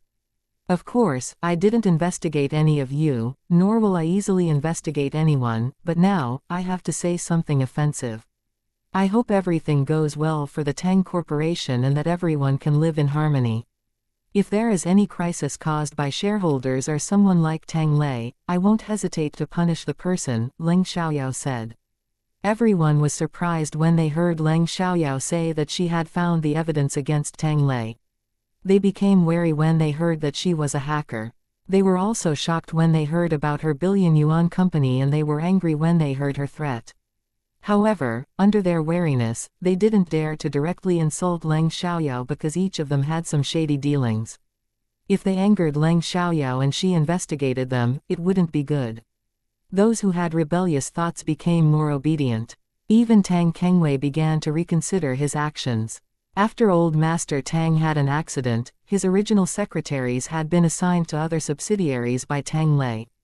Now that Old Master Tang had returned, he called them back. He was familiar with them and they were also trustworthy. Before his secretaries returned, they could only rely on Leng Xiaoyao to understand the company's situation in recent years with her quick reading skills. Her photographic memory accelerated Tang Kengquan's understanding of the company's situation. Tang Kengquan arranged a dinner gathering for tomorrow afternoon near the company's location. After all, it was more convenient for everyone and they didn't need to go too far away. The news of Tang Kengquan waking up quickly spread and many acquaintances contacted him. Although Old Master Tang didn't have much energy to deal with them all, he still managed to do it. At the same time, Tang Lei was taken away by the police and news of his involvement in bribery and murder also spread. Old Master Tang didn't rush to return to the Tang family's house, but first had people clean up inside and out, then sent everything that belonged to Tang Lei to the Zhang family. Because of Tang Lei's situation, the Zhang family had been avoiding involvement and even had Zhang Hongyu divorce Tang Lei to prevent his situation from affecting the Zhang family. When the Tang family arranged for someone to send the belongings of Tang Lei's family to the Zhang family didn't say much and accepted them directly. Zhang Hongyu was very reluctant to accept the result, but she had no choice. After all, Tang Lei wasn't Tang Kengquan's biological son. They had no right to share any assets. Tang Lei's accounts were all frozen. Only her account wasn't frozen, but she didn't have much money in her account either. It was less than 1 million yuan. 1 million yuan might be a lot for ordinary people, but for someone like her, who came from a wealthy family, it was just pocket change for 1 or 2 years. Anyway, since Tang Lei had already been arrested and the charges were confirmed, Zhang Hongyu obeyed her parents' words and divorced Tang Lei. However, the case was currently under trial, and she couldn't see Tang Lei, so the divorce couldn't be finalized for the time being. Husbands and wives were like birds in the same forest. Unfortunately, when disaster struck, they each flew their own way. If Tang Lei knew that Zhang Hongyu wanted a divorce as soon as he got into trouble, he would definitely be furious. At first, Tang Lei denied any involvement in the questioning about Tang Fei's deaths, as well as Tang Yu's disappearance. However, later on, he admitted it because whether he admitted it or not, he was already sentenced to death. Even though it was already determined that Tang Lei was responsible, Tang Kengquan still couldn't accept it and fainted from anger when he heard the confession directly from Tang Lei. He really raised an ingrate. He couldn't understand why Tang Lei would do such a thing as biting the hand that fed him. His whole family treated him so well. Whatever his children had, Tang Lei had as well. Whatever his children didn't have, he also had, such as 10% ownership of the company. Even when he got married, Old Master Tang paid for the dowry and the wedding house. Old Master Tang didn't give Tang Lei any less than to his own biological son. It was really like raising a benefactor with a bag of rice, but raising an enemy with a stone of rice. Because of Tang Kengquan's situation, Leng Xiaoyao didn't return to City Chong during the National Day. However, she told Leng Chengyuan about Tang Kengquan's situation. Therefore, on October 2, Leng Chengyuan brought Leng Yecheng to the capital city. Leng Xiaoyao found her grandfather. As family members of Leng Xiaoyao, it was natural for them to come and have a visit. Tang Kengquan hadn't been in a good mood these days, but with Leng Chengyuan's arrival, it was a good thing for him to have a peer to talk to. Chapter 3459. A year later. In the blink of an eye, a year had passed. Leng Xiaoyao had been in this time and space for a year and a half. Her abilities as a cultivator hadn't only been restored, but had even broken through the golden core stage and reached the initial stage of the Yuanying period. Li Mochen had also recovered to the peak of the Yuanying period, and would soon break through to the inspiration stage. All he needed now was an opportunity. Normally, cultivators' cultivation wouldn't improve so quickly, but they were different. Their original levels were already so high. They were just suppressed. To be precise, it took them 3 years to recover their abilities. During winter vacation, they had an adventure. They went into mountains to cultivate, but they accidentally fell into a black hole. When they woke up and walked out of the cave, they found themselves in a forest where countless magical beasts roamed. They stayed in the forest for 2 years, hunting and cultivating. Because they couldn't leave the forest, their abilities continued to recover. Leng Xiaoyao even made a breakthrough. They also hunted many magical beasts and filled her not-so-small storage ring with hundreds of thousands of year-old magical beasts, thousands of millennium magical beasts, and several hundred-century-old magical beasts. Magical beasts were good supplements for enhancing magical power for cultivators. Especially the beast cores inside the magical beasts, which could be used to refine pills or make formations. In Guiyan, a 1,000-year-old beast core could be exchanged for a lot of magical stones or gold and silver. The specific value depended on its grade. 1,000-year-old beast cores could range from 1,000 to 9,000 years old, and there were several grades within that range. With these treasures, they had accumulated quite a fortune for when they returned to Guiyan. Magical beasts weren't easy to find in Guiyan. They were extremely precious. During these 2 years, Leng Xiaoyao and Li Mochen ate magical beast meat every day. Fortunately, after getting the storage ring, Leng Xiaoyao had prepared some daily necessities such as tents, clothes, blankets, pots, pans, rice, oil, and salt. Leng Xiaoyao prepared these things for use when cultivating deep in the mountains. Therefore, during these 2 years, they didn't suffer at all in this forest. Moreover, they also found many treasures in the forest that were left behind by other cultivators who had been here before. Those cultivators must have died in this forest. Leng Xiaoyao and Li Mochen found 3 more storage rings filled with many magical beasts, magical stones, and pills. Li Mochen only took one for temporary use, and gave the rest to Leng Xiaoyao. When they finally found their way out, they discovered that only 2 days had passed, but their abilities had indeed recovered. After that, they fell into another different space. However, after coming out, Leng Xiaoyao had a heavenly tribulation because she didn't go through it when she broke through in the forest. Li Mochen recovered his abilities while Leng Xiaoyao ascended to the Yuanying stage. They knew that it was time to return to Guiyan. Therefore, in the 6 months after they came out, in addition to cultivating, Leng Xiaoyao and Li Mochen also made arrangements in the mortal world. Leng Xiaoyao wrote a will. If she didn't return within 2 years, all her assets would be transferred to Leng Yecheng. Before that, Leng Xiaoyao went to City Chong and had a long talk with Leng Chengyuan and Leng Yecheng to tell them everything. She knew that they couldn't accept it when they found out that Leng Xiaoyao wasn't the original Leng Xiaoyao, but had experienced 2 incarnations, but they would have been even more unable to accept it if she hadn't told them. It was true that they couldn't accept it when they found out that Leng Xiaoyao was a cultivator and saw her abilities. It wasn't until they knew that Leng Xiaoyao was a cultivator and saw her abilities that they gradually accepted this fact, but they grieved in their hearts because they were about to lose her. Although Leng Xiaoyao was only going to another world, they didn't know how she would be in that world. However, if she didn't say anything, they might look for her for many years, which would be a waste of time and money and would be more painful. Leng Xiaoyao directly handled the procedures for taking a leave of absence from school, then stayed with Leng Chengyuan for a month before leaving. During this month, both Leng Chengyuan and Leng Yecheng were in a state of anxiety, sometimes better and sometimes worse. Leng Yahua's family, who didn't know the truth, also felt that something wasn't right. However, no one said anything, so they didn't bother much.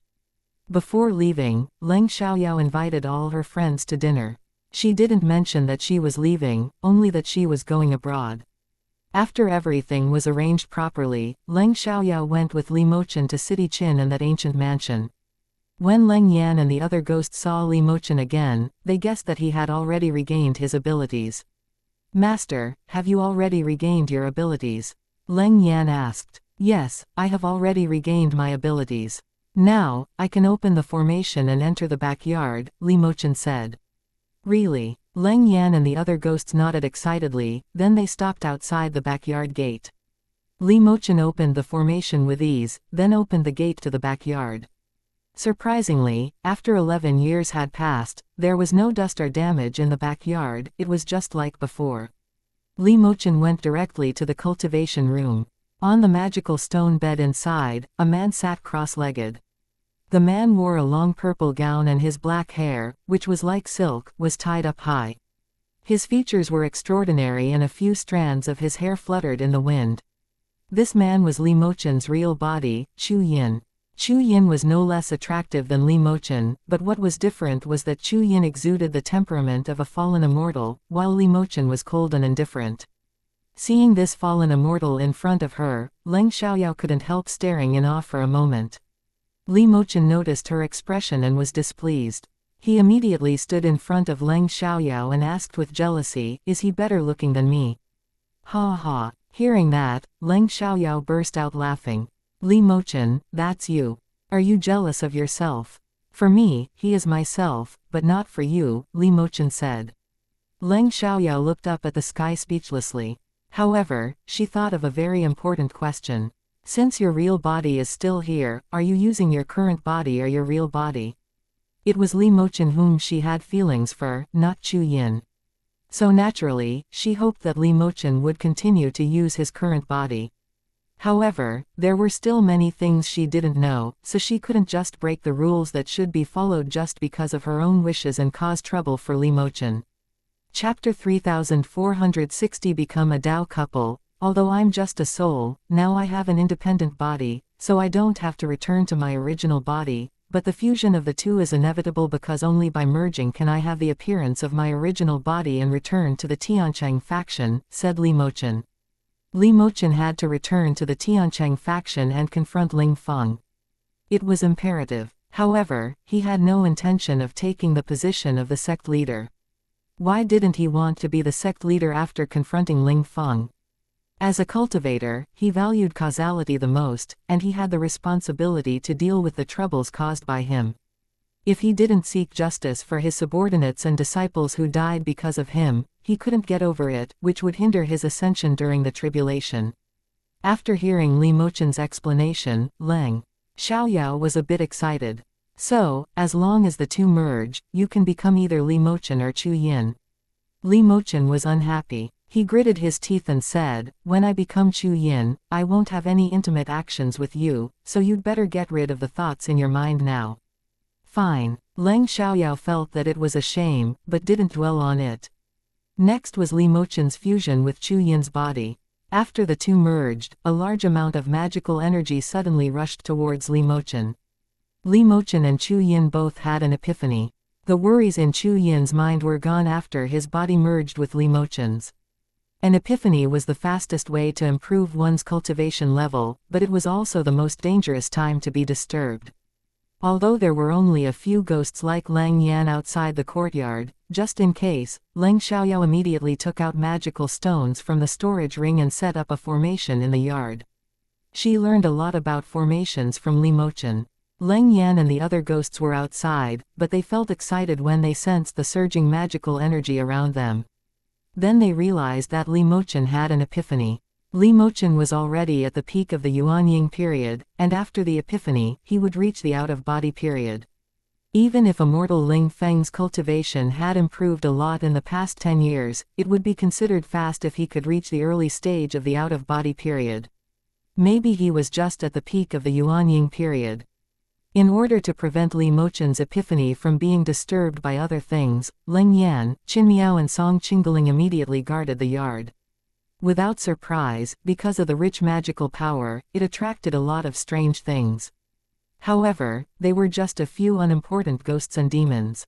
They were far from Leng Yan's level, so they didn't dare to get close, and only absorbed a little of the leaked magical power from close by. Li Mochen's cultivation level continued to rise to the out-of-body primary stage, out-of-body middle stage, and out-of-body peak. He woke up and felt overjoyed about his cultivation level. However, he had to face the thunder tribulation next. Li Mochen didn't have time to talk to Leng Xiaoyao and immediately left the house. Then came a deafening thunderclap. After the thunder tribulation, Li Mochen still needed time to stabilize his cultivation base, so they couldn't immediately open the teleportation array to return to Guiyan. Li Mochen fused his bodies and regained the storage space, which was a space that people could go inside. However, only Li Mochen could enter the space, and Leng Xiaoyao couldn't for the time being. If Leng Xiaoyao wanted to enter this space, either she had to regard Li Mochen as her master, or she had to become Li Mochen's Dao companion. Leng Xiaoyao and Li Mochen were in a romantic relationship, so it was impossible for Leng Xiaoyao to take him as her master. They could only become a Dao couple.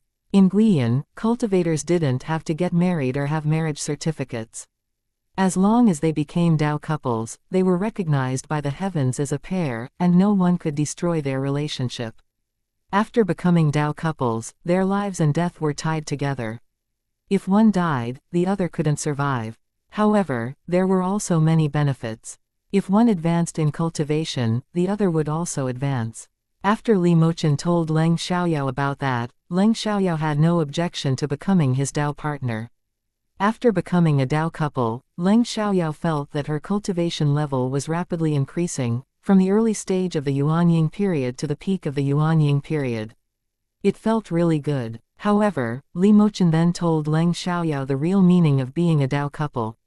Being a Dao couple also means being dual cultivators, so the Dao couple contract isn't just a soul contract, but also involves physical cultivation. As he said that, Li Mochen's gaze towards Leng Xiaoyao changed, as if he was looking at her sitting naked in front of him. Although their romantic relationship had been established for more than a year, they hadn't yet slept together. It wasn't that Li Mochen didn't want to, or that he didn't react to it, but he respected Leng Xiaoyao. Leng Xiaoyao was stunned for a moment when she heard that, then her entire face turned red as she glared at Li Mochen. "Why didn't you tell me earlier?" Li Mochen was upset. "If I had told you earlier, would you still have become my Dao partner?" For a moment, Leng Xiaoyao couldn't answer. She thought to herself that she definitely wouldn't refuse. It was just that it was embarrassing to say it aloud. "Humph, I'm not talking to you anymore." Leng Xiaoyao felt very embarrassed and immediately walked out of the room. Li Mochen didn't stop her. Instead, he smiled like a cat that had successfully stolen some fish. Anyway, they had already become a Dao couple, and dual cultivation was just a matter of time. He would give her some time to accept it. Leng Xiaoyao visited the backyard of the house while Li Mochen walked over. Actually, this backyard was originally in the storage space. When I was teleported here by the teleportation array, this yard was also teleported along with me. Leng Yan and the others can stay in the yard now, but if they want to enter the storage space, they must form a master-servant contract with me. Then go tell them, Leng Xiaoyao said. Although they could use the teleportation array without entering the storage space, once they arrived at Guiyan, they would be in danger. After all, they couldn't protect them all the time. If they entered the storage space, there would be no danger. After Li Mochen and Leng Xiaoyao told Qin Miao and Song Qingling about it, they naturally agreed without hesitation. Although they hadn't recognized Li Mochen as their master before, in their hearts, Li Mochen was no different from their master. And if they formally recognized him as their master, their safety would be guaranteed. When we return to Guiyan, I'll find a way to help you possess some bodies. Possessing living bodies goes against the will of heaven, but possessing dead bodies won't be blamed by heaven, Li Mochen said. Upon hearing that, the ghosts were very excited. Although after possessing bodies, they would no longer be in their current forms and would live in other people's bodies, being humans was better than being ghosts. Chapter 3461 First visit in Guiyan. As humans, they could continue to cultivate. However, ghosts weren't tolerated by the heavens and would eventually be destroyed. Thank you, Master. Thank you, Sir. The ghosts expressed their gratitude. That night, Li Mochen brought Leng Xiaoyao to their room and said, "Let's sleep here tonight." Leng Xiaoyao glared and said, "What do you mean by us? We'll sleep separately. You sleep here, and I'll go to the guest room." Although she had accepted the fact that they were a Dao couple, she wasn't ready to sleep in the same bed with him yet. Li Mochen smirked and said, "Don't you realize that this courtyard isn't that big? Although there's a study, pharmacy, and cultivating room, there's only one bedroom." Leng Xiaoyao was taken aback and realized that he was right. "Then I'll sleep in the cultivating room. There's a magical stone bed there, and I can cultivate on it," Leng Xiaoyao said. For cultivators, it didn't matter whether they slept or not. Cultivating all night was much more energizing than sleeping.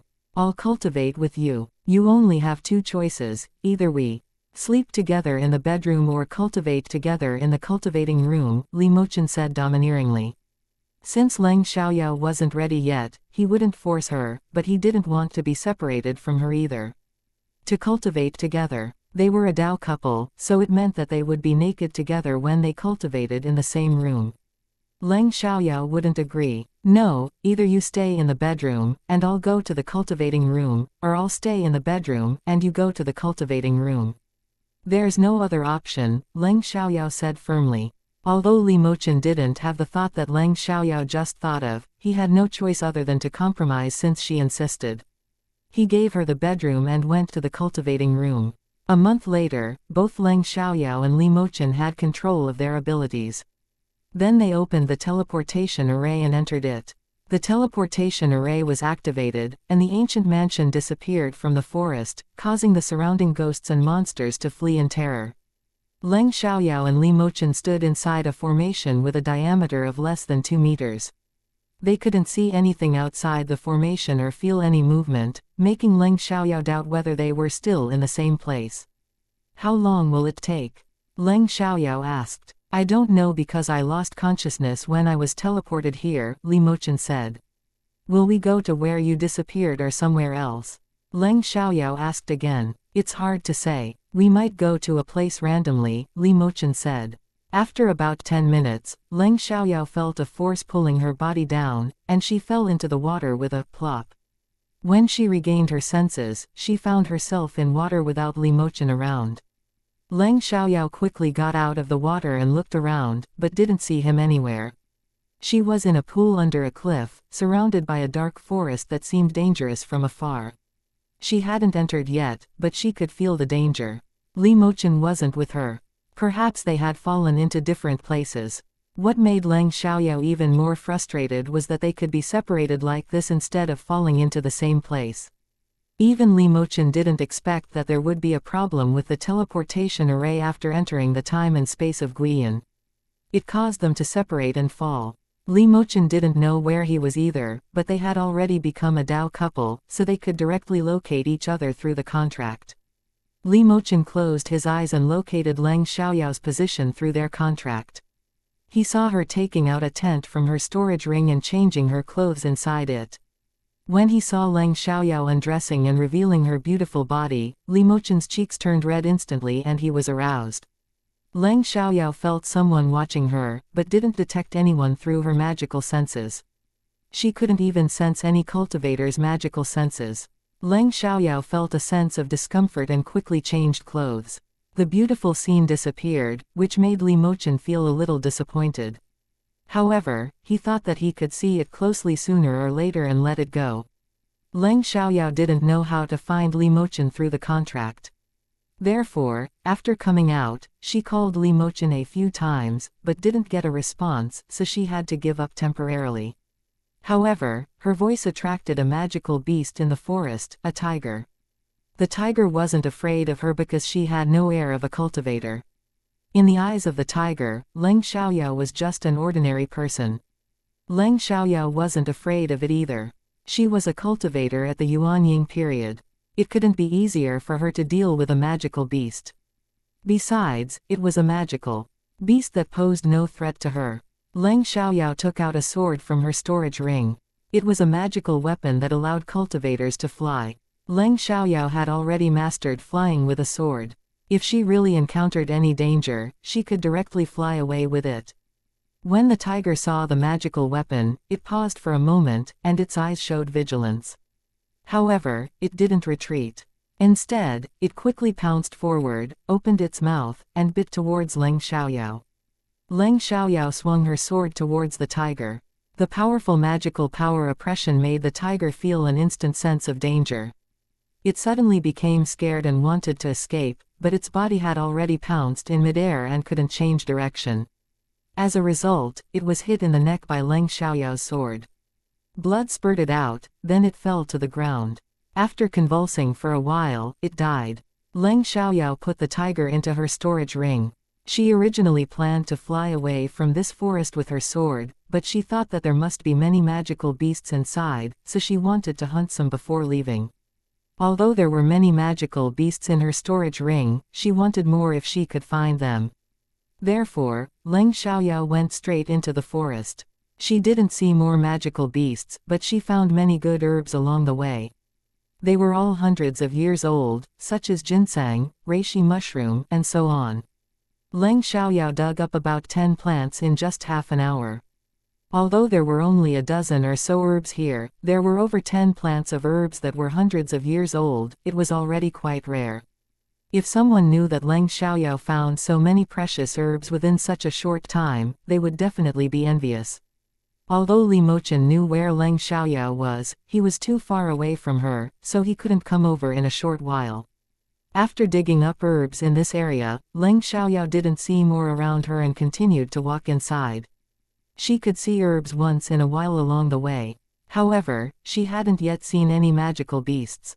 Chapter 3462 couldn't care less. After walking for a while, Leng Xiaoyao finally saw magical beasts, not just one or two, but a group of them, probably about 10. They were all wolves. Among the wolf pack, there were 5 people, 3 men and 2 women. The 3 men were all golden core cultivators, while the 2 women were foundation establishment cultivators. However, the 3 golden core cultivators were only in the early and middle stages, so they were in a difficult situation facing these 10 or so magical beasts. After all, half of the wolves in the pack were also in the golden core stage. Although they set up a formation, the formation couldn't hold for long, so they were in great danger. Leng Xiaoyao didn't rush to intervene and just watched. One of the women was already crying in fear. "What should we do? Are we going to die here?" The other woman scolded coldly. "Shut up. If you hadn't insisted on provoking that wolf, would this wolf pack have surrounded us? I told you wolves are social animals. Killing one might attract many others." The woman who was scolded immediately looked at the man beside her with a grievous expression. Brother Mu, Yanqing yelled at me, but I didn't do it on purpose. I just wanted to kill a magical beast. The man immediately looked at Shen Yanqing and said unhappily, Yanqing, Lin didn't do it on purpose. Why do you keep blaming her? Humph. Mu Hongchang, it's quite intimate that you call her Lin all the time. Is Shen Yulin your fiancé? Shen Yanqing sneered. Actually, Mu Hongchang was Shen Yanqing's fiancé, but his attitude towards her had always been lukewarm. On the contrary, he was very gentle to Shen Yulin, who was her half-sister. In the face of crisis, he was the first to think of Shen Yulin, and he was also the first to agree to whatever Shen Yulin wanted to do. Yanqing, stop messing around, okay? We're in great danger now, and you're still jealous of her. Lin and I met each other before you. I treat her as my younger sister. What's wrong with me calling her Lin? Mu Hongchang scolded impatiently. He honestly had no interest in Shen Yanqing. It wasn't because she wasn't good-looking or lacked talent in cultivation, but because she was too domineering. He liked gentle and soft girls, just like Shen Yulin. She wouldn't try to be strong in any situation. Instead, she would hide behind him and let him have a strong protective instinct. Am I making a fuss? Great. Mu Hongchang, I'm not a fool. I can see what's going on. So, Mu Hongchang, when we get back home, I'll report it to my father and dissolve the engagement with you. Since you like Shen Yulin, you can marry her, Shen Yanqing said. It wasn't a momentary impulse. She had thought about it for a long time. She did like Mu Hongchang, but she couldn't bear to have an engagement with him while he also liked Shen Yulin. Upon hearing Shen Yanqing's words, both Shen Yulin and Mu Hongchang were excited, but they quickly concealed it. I only treat Yulin as my younger sister. If you don't believe me, there's nothing I can do. Since you don't want to marry me, I won't force you. Mu Hongchang said with righteous indignation, but he was actually extremely happy in his heart. He had long wanted to discuss breaking off the engagement with Shen Yanqing, but for the sake of the Mu family's reputation, he couldn't take the initiative. However, if Shen Yanqing brought it up, it would be different. As for whether being rejected would damage his reputation, he didn't care that much. He was a golden core cultivator and a disciple of the Tianyan sect. No one dared to laugh at him. Shen Yanqing didn't miss their expressions, so she completely gave it up. Fine, even if she really married Mu Hongchang, she would still be neglected. She didn't want to torture herself. The other two men were Mu Hongchang's good friends, so even though they knew Mu Hongchang wasn't right, they wouldn't say anything. Leng Xiaoyao despised scumbag men the most and flew over directly. Shen Yanqing, right. Do you want me to take you away? Everyone was startled by the sudden voice and looked at Leng Xiaoyao, who was flying on a sword. What a beautiful woman. Shen Yanqing was momentarily stunned, but quickly reacted and showed a delighted expression. If it's possible, please help me out. Thank you so much, senior. Although she couldn't see Leng Xiaoyao's cultivation level, being able to fly on a sword meant that her cultivation level couldn't be low. It wasn't wrong to call her senior. Some of them were golden core cultivators, but they didn't have magical treasures, so they couldn't fly on swords to escape. Sister, are you just going to leave us behind? Shen Yulin became anxious when she saw the situation. Even if Leng Xiaoyao was going to take someone with her, Shen Yulin wanted to go. Why would she only take Shen Yanqing away? Shen Yulin wanted to be taken away by Leng Xiaoyao. As for Mu Hongchang, it was difficult to take care of him in dangerous situations. Shen Yulin was just that selfish. Why should I care about you? Shen Yanqing said coldly and indifferently. Since they were mean first, why did they blame her for being unrighteous? She never actively did anything wrong to anyone, and she wasn't someone who could be easily bullied. Senior, why don't you take all of us away together? Shen Yulin looked at Leng Xiaoyao and pleaded. She looked like she was pleading on the surface, but in her heart, she was jealous of Leng Xiaoyao. Leng Xiaoyao wasn't only beautiful, but also had a magic instrument that could fly. Leng Xiaoyao's sword wasn't a magic instrument, but a magical weapon, which was much more advanced than a magic instrument.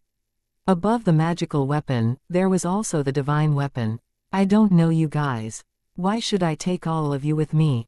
Leng Xiaoyao said. But you don't know Shen Yanqing either. Shen Yulin said. I just want to save her. Leng Xiaoyao said. Shen Yulin was angry and didn't know what to say. At this time, Mu Hongcheng opened his mouth. Senior, it's very honored to see you. I'm a disciple of Tianyan sect, Mu Hongcheng. We are in trouble now. Please lend us a helping hand. I'll be extremely grateful. I don't need your gratitude, because your gratitude is of no practical use to me, Leng Xiaoyao said disdainfully, ignoring him. Mu Hongcheng was angry too. However, before he could say anything else, the defensive formation was broken by the wolf pack. Leng Xiaoyao flew down to the ground and pulled Shen Yanqing up before flying back up into the air.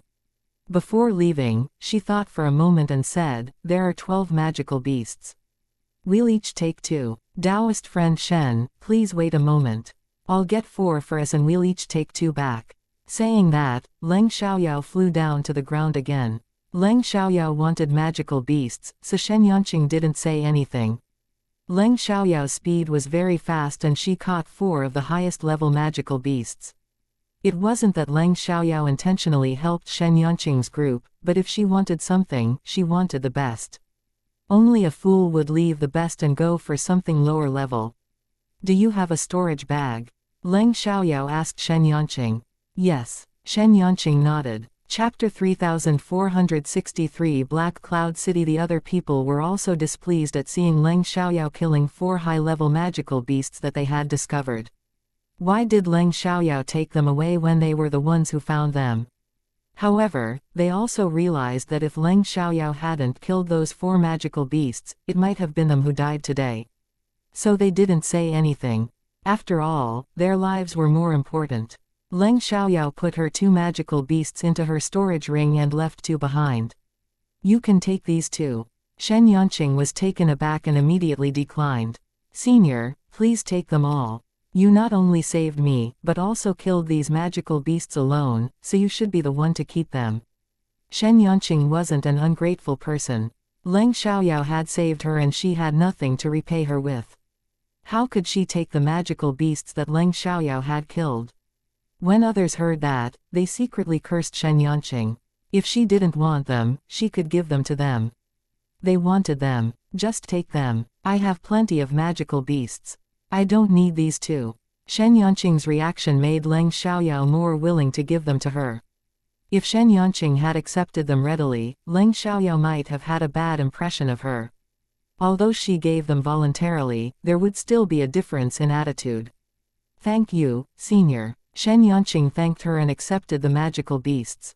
Next, Leng Xiaoyao took Shen Yanqing to watch the battle from midair. Their indifferent attitude made Mu Hongcheng and others angry, but they could do nothing about it. Leng Xiaoyao had killed 4 high-level magical beasts and saved them from the danger of losing their lives, but they were still injured. In the end, they killed the other magical beasts. After all, they were all at the golden core stage. If they couldn't even kill these magical beasts, their cultivation would be a waste. Where is your home? Leng Xiaoyao asked. Qingfeng Town. After we leave this Black Cloud Forest, it's about 100 miles away, but the airspace ahead of Black Cloud City is restricted. We have to bypass Black Cloud City or enter it and leave through the East Gate, Shen Yanqing said. Black Cloud City. Can you tell me about Black Cloud City and Black Cloud Forest? Leng Xiaoyao asked. Shen Yanqing was surprised that this girl didn't know about Black Cloud City and Black Cloud Forest. However, she didn't ask and explained. Black Cloud Forest is one of the 5 magical beast forests on land Guiyan. The other 4 are Yumong Forest, Quiet Sky Forest, Dragon Bone Forest, and Ancient Source Forest. They don't belong to any country, so anyone from any country can enter and hunt the beasts. There is a city in front of each of these 5 forests named after the forest itself: Black Cloud City, Yumong City, Quiet Sky City, Dragon Bone City, and Ancient Source City. These 5 magical beast forests are ranked equally and each city is ruled by one of the 5 major families. The Nan family for Black Cloud City, the Dongfang family for Yumong City, the Nangong family for Quiet Sky City, the Long family for Dragon Bone City, and the Meng family for Ancient Source City. However, they can only manage the city itself and not the forest. Therefore, cultivators are free to enter and leave those forests. Of course, if a cultivator has an accident in the forest, they don't need to take any responsibility. Black Cloud City is closest to Dongchu country. Qingfeng town belongs to Dongchu. It's under the jurisdiction of the border town of Dongchu. Where is the Tiancheng sect located? Leng Xiaoyao asked. She didn't know where Li Mochen was. Did he go to the Tiancheng sect or somewhere else? Guiyan was so big that she didn't know where to find him except for the Tiancheng sect. The Tiancheng sect is on the other side of Dragon Bone Forest, 1,000 miles away from Black Cloud Forest. Although it seems far away, if you can fly on a sword, it'll only take an hour, Shen Yanqing said. As Shen Yanqing finished, they arrived at Black Cloud City. I want to go to Black Cloud City to take a look. After we leave Black Cloud Forest, you'll be safe going home. You can go back by yourself. Leng Xiaoyao said. It's almost dark now and I won't make it back in time. I'll also be staying in Black Cloud City tonight. However, I'm a little scared myself. Would you please allow me to stay with you temporarily? Shen Yanqing asked. No problem. Leng Xiaoyao didn't refuse. After all, it was just entering the city together, having a meal together, and then sleeping separately. Thank you, senior. Shen Yanqing breathed a sigh of relief and expressed her gratitude. Although it felt a bit awkward for Leng Xiaoyao to be called senior, she didn't correct it. After all, they were just strangers who had met by chance. There was no need to mention her name. By the way, may I know where are you from? Your attire is different from ours, Shen Yanqing asked curiously, as Leng Xiaoyao's clothing seemed quite strange to them. I come from a small place. I find this attire more comfortable and convenient, so I dress like this. Leng Xiaoyao replied. She was wearing sportswear, which indeed was more comfortable and convenient. As for the people in Guiyan, they still wore traditional costumes, although not overly complex. Shen Yanqing, for example, was dressed in black martial attire, with her hair tied up in a high ponytail, resembling a female warrior from ancient times. However, when in Rome, do as the Romans did. Leng Xiaoyao didn't want to stand out too much, so she said, after entering Black Cloud City, you can accompany me to buy some suitable clothes. No problem. Shen Yanqing agreed. To enter Black Cloud City, one needed to pay a gold coin and obtain a card. However, a gold coin only allowed a stay of 3 days. If one didn't leave after 3 days, they would need to go through the procedure again. It wasn't just Black Cloud City, other cities had similar requirements. This was to prevent too many people from entering and causing chaos. A gold coin wasn't a small sum in Guiyan. An ordinary person needed 2 months to earn a gold coin. Usually, people passing by Black Cloud City wouldn't intentionally enter the city. They would go around it. Even if it meant a longer journey, they just wanted to avoid spending the gold coin. Because Leng Xiaoyao dressed differently from everyone else, she attracted attention whenever they were in crowded places. Although people found her attire strange, they didn't make any negative comments because she was exceptionally beautiful. Instead, there were many compliments. This girl is beautiful, but her clothing is a bit strange. I wonder where she's from. Tisk tisk. Such a pretty girl. It's best if Miss Nan doesn't find out. If she does, this girl might be in trouble.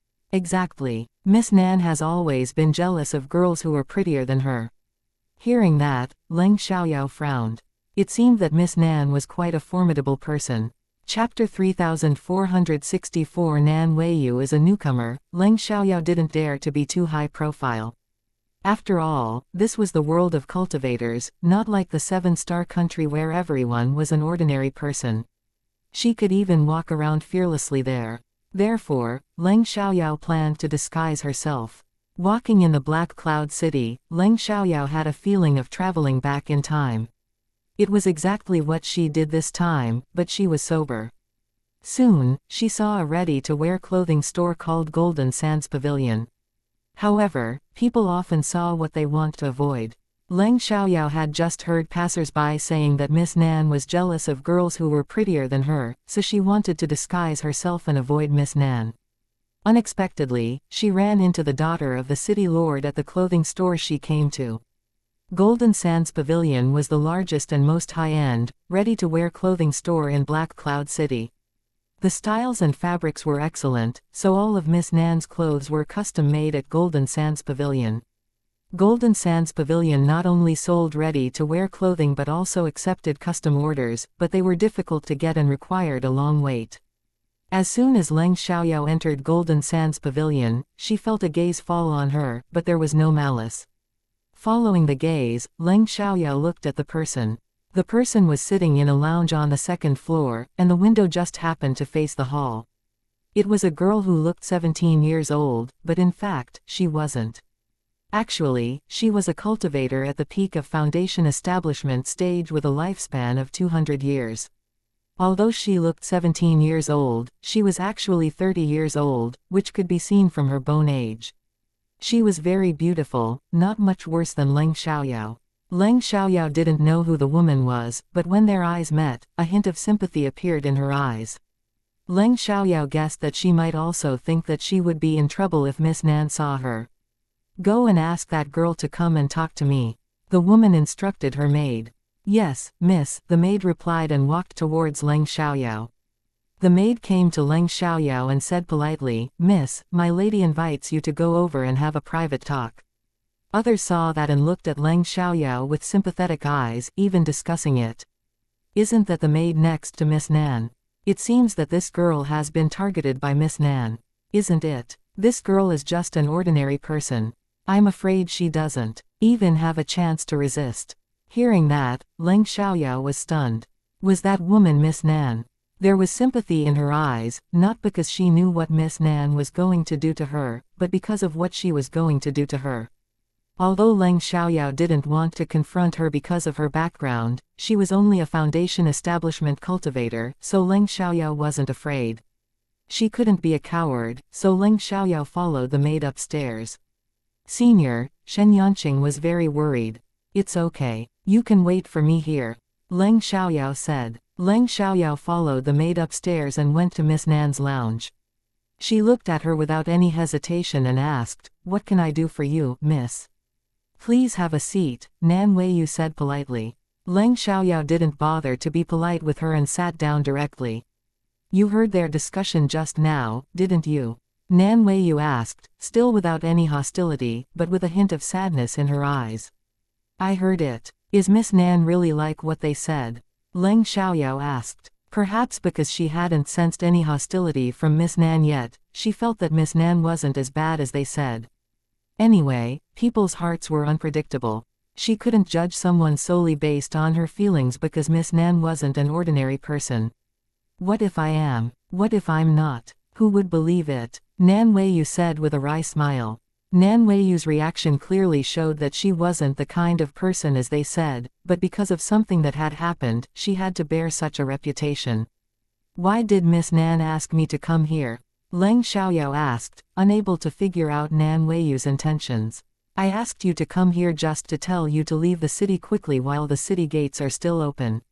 If you didn't meet me today, it's fine, but since you have met me, so," Nan Weiyu reminded her sincerely, but hesitated and looked helpless, not knowing how to continue. "So, are you really going to harm me like they say?" Leng Xiaoyao looked at her, saw her helplessness, and became curious. "I won't, but she will." Nan Weiyu was a bit anxious. "She will?" Leng Xiaoyao asked, feeling that it wasn't simple, and even Nan Weiyu herself seemed unable to control it. Nan Weiyu dodged it, tangled, and a little annoyed. "Don't ask about it anymore. If you trust me, leave quickly. Otherwise, if something happens, I'll have to bear the responsibility again." Leng Xiaoyao shook her head. "You've aroused my interest. I really want to know what's going on. I don't want to leave in confusion." Nan Weiyu was so angry that she almost couldn't catch her breath. "You're just an ordinary person. What can you do to resist her?" "Ordinary person." Leng Xiaoyao frowned and released her magical power, quickly making Nan Weiyu's face turn pale with shock. A while later, Leng Xiaoyao stopped. "I don't know how powerful the person you're talking about is, but I think my cultivation level isn't something that can be reached casually," Leng Xiaoyao said. It was true. Although Guiyan was a cultivation world, there weren't many people with a cultivation level of the Yuanying period. For a large family, having 3 to 5 members at that level was considered excellent. As long as this family had a cultivator at the out-of-body stage, there were only a few people on the entire continent who dared to provoke them. Ha ha ha. Nan Weiyu suddenly laughed, even a little crazy, then she looked at Leng Xiaoyao in excitement. Great, finally, she's going to be in trouble. Suddenly, Nan Weiyu became serious again. Senior, can you please do me a favor? When she wants to hurt you, please directly destroy her soul. Only by destroying her can I regain my body. Hearing that, Leng Xiaoyao vaguely knew what was going on. Nan Weiyu's body was occupied by another soul, and it seemed that it would only appear at night. If the soul was destroyed, there would be no chance of reincarnation. However, cultivators couldn't easily destroy someone's soul. It was against the heavenly rules and could become an obstacle to crossing the tribulation. Leng Xiaoyao wouldn't do such a thing. If she was someone she cared about very much, she would do it, but Nan Weiyu was just someone she met by chance. Chapter 3465 Nan Weiyu needs help. Why should I help you? Destroying the soul is something that will increase my negative karma and will affect my future tribulation. Besides, since you are the daughter of the Nan family, shouldn't your family know about your situation? If they have the ability to help you, why aren't they helping you? If even your own family won't help you, why should I, a stranger, help you? Said Leng Xiaoyao. Upon hearing that, Nan Weiyu felt sad. She knew that Leng Xiaoyao wasn't someone who would easily help her. She then confessed to her. Yes, my family knows about my situation, but they don't want to help me.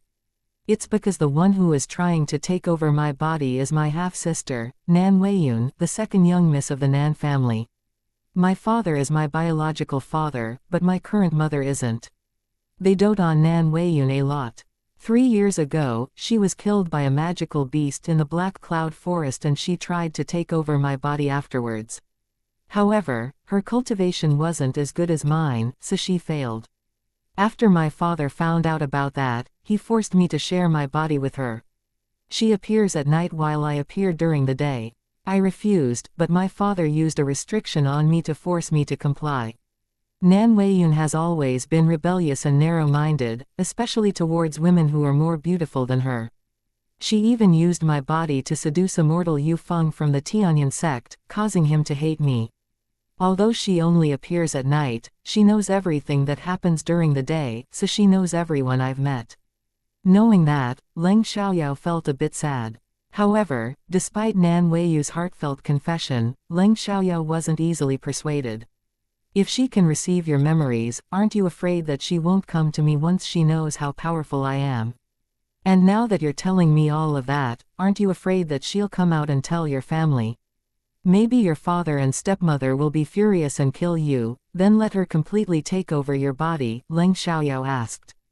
Nan Weiyu's face turned pale in an instant and she gave a wry smile. That was why she didn't want to tell the truth to anyone. Now that she had told Leng Xiaoyao everything, she couldn't do anything about it. Yes, I'm afraid. That's why I've never tried to tell anyone the truth.